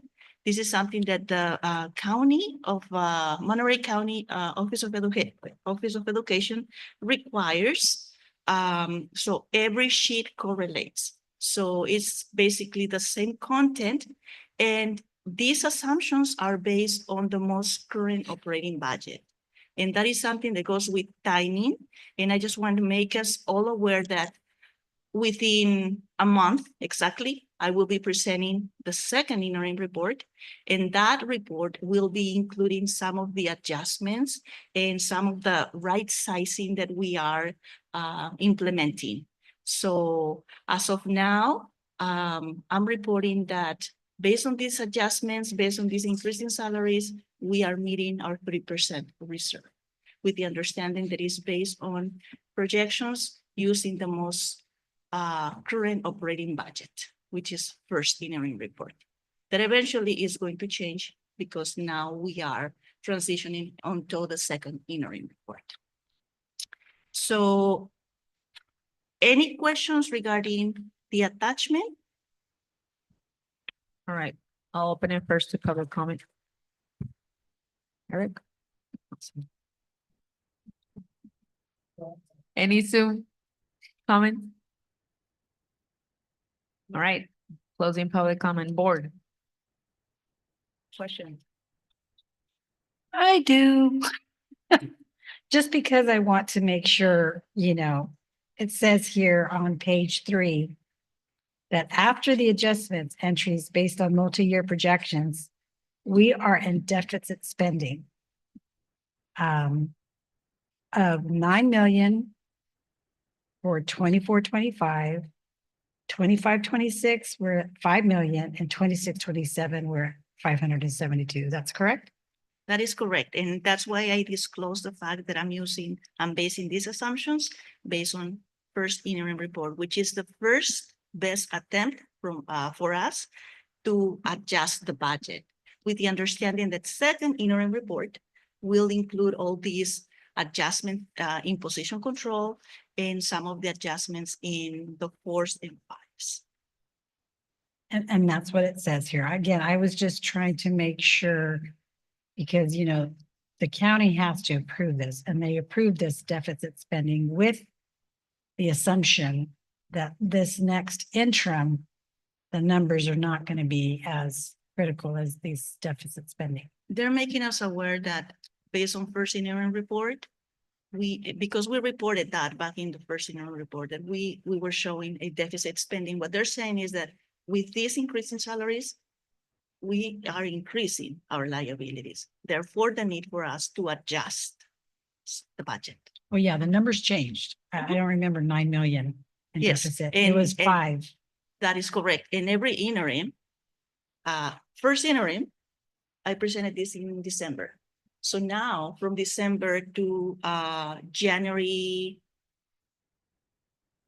I presented in December. So the reporting period for second interim is going to be January 31st. So we did have a change in the budget. So, and then we're anticipating all these adjustments in position control and some adjustments in the operating budget as well.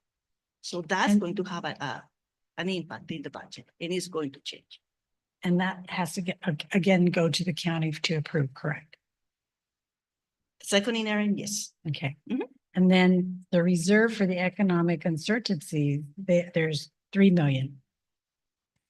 Yes, and that the beauty of this document is that each cell is locked and I need to meet the minimum reserve, which is in page number 6. Number 6.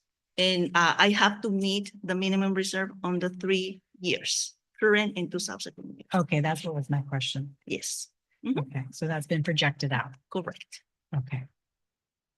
All right, I was just trying to understand how the county would approve a deficit spending and make us a positive.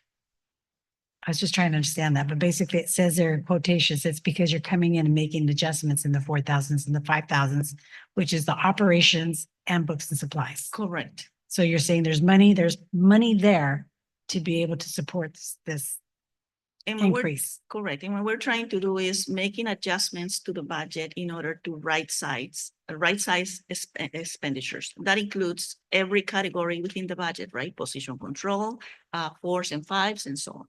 And then in big bold letters, it says just for 1 year. Yes.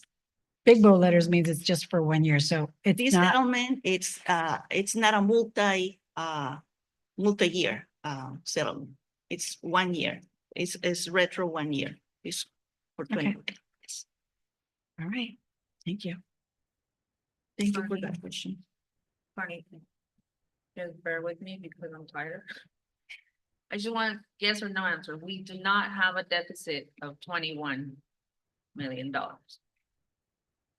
The way that MCOE reports this, if you go back to first interim report, Right, I understand all of that. unrestricted, we reported 9 million on deficit spending. And then we reported on the restricted about 10 million plus. So altogether makes it a 21. What you see is a combined deficit. And if you take a look on the restricted, it's mostly money that we need to account that is allocated on the 4s and 5s that needs to be reported as an expenditure. What makes the deficit spending on the unrestricted side, the 9 million, because we ended up with a positive about 3 million. And then the contribution of 12 plus million for SPED, that is where it's taking us to the 9 million on the deficit. It's the contribution. Yes, no. I get your explanation, but I want to hear like, this is just based on the projection of the first report, interim. which you still have to adjust, and it's not gonna come up to 21 million deficit. With the adjustments, I will be able on second interim report to come and present you with the most updated information in the fiscal solvency of the district at that period of time. But I still need to account for those adjustments. So you can't tell me right now. Right now, we have a 21. well, million on deficit. based on first interim report, without those upcoming adjustments, yes, we are, and it has been reported back in December 13. All right, thank you. All right, this is approval. All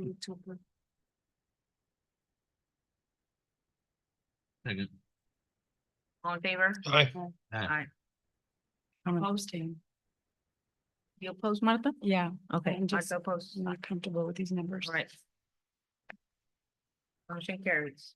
Next one. Thank you. The next AB 1200 disclosure, this one is for CSEA, the agreement between CSEA and North Monterey County. The total financial impact after the negotiated settlement is about 1,385,707. Same information is exactly the same information that needs to be correlated on the previous AB 1200. Just want to disclose that salary increase accounts for 779 and 79 let's say 780,000. In statutory benefits is about 287, 608.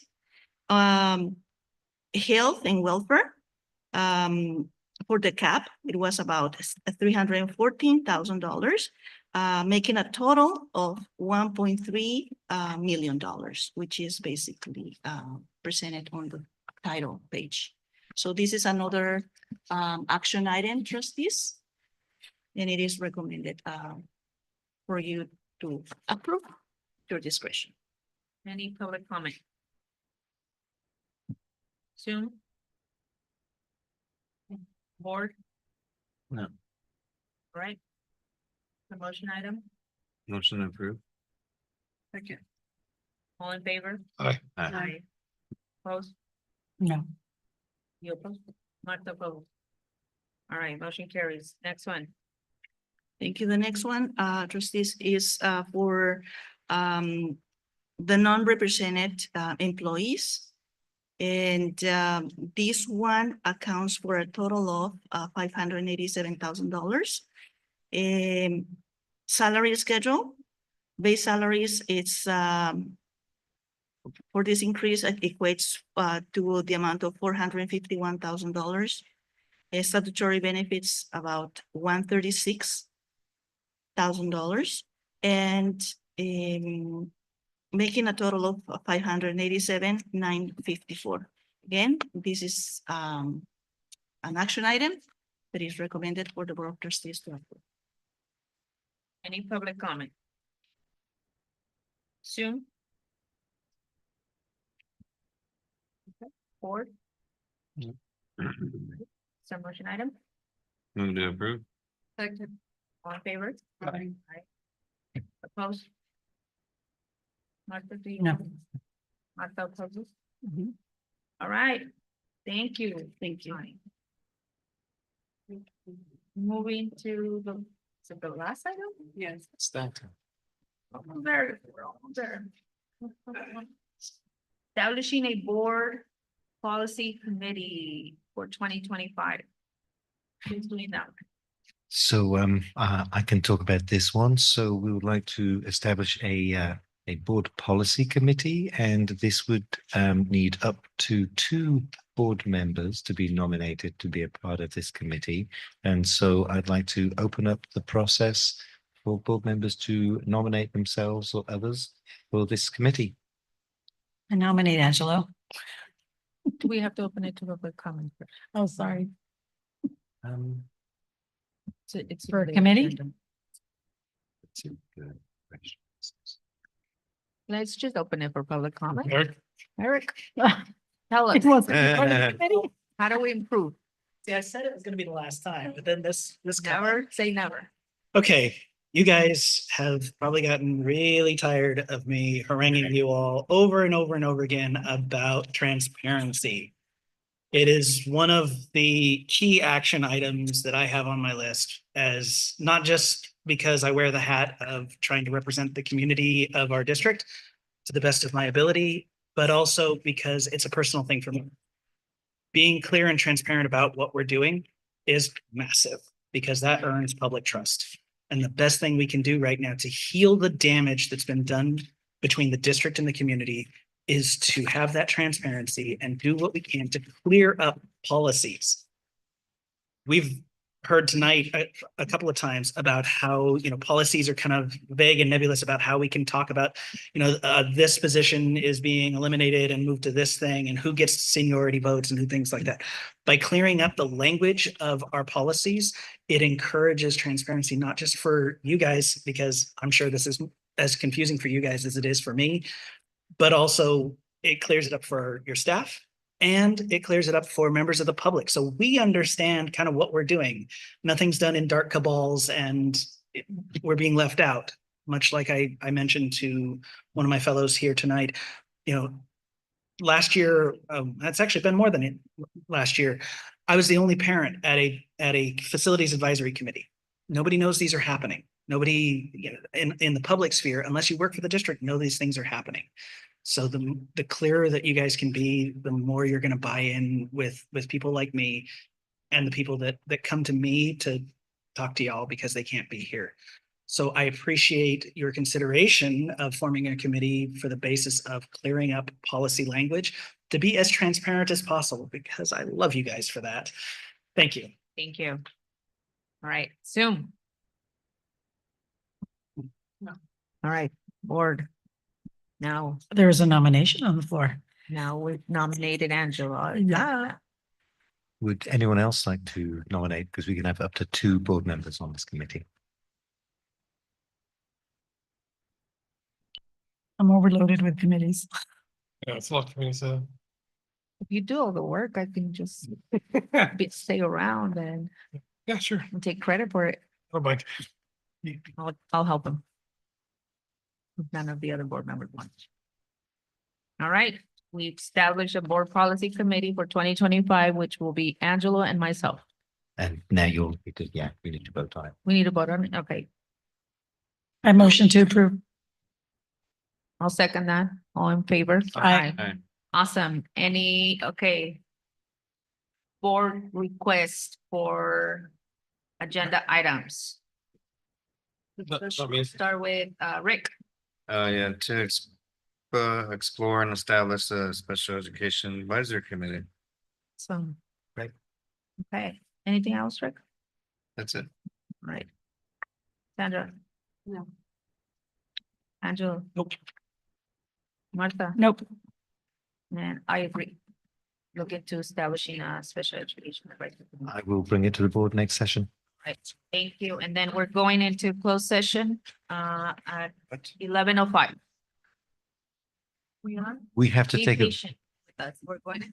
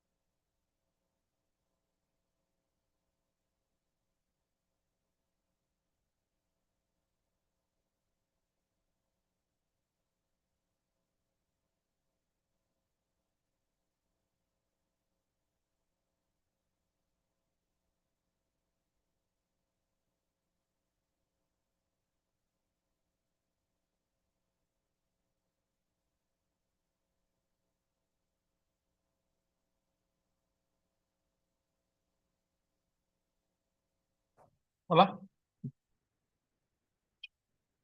Okay.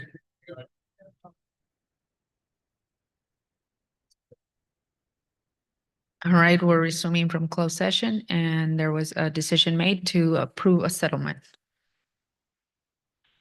For 5-0. Adjourn, meeting adjourned.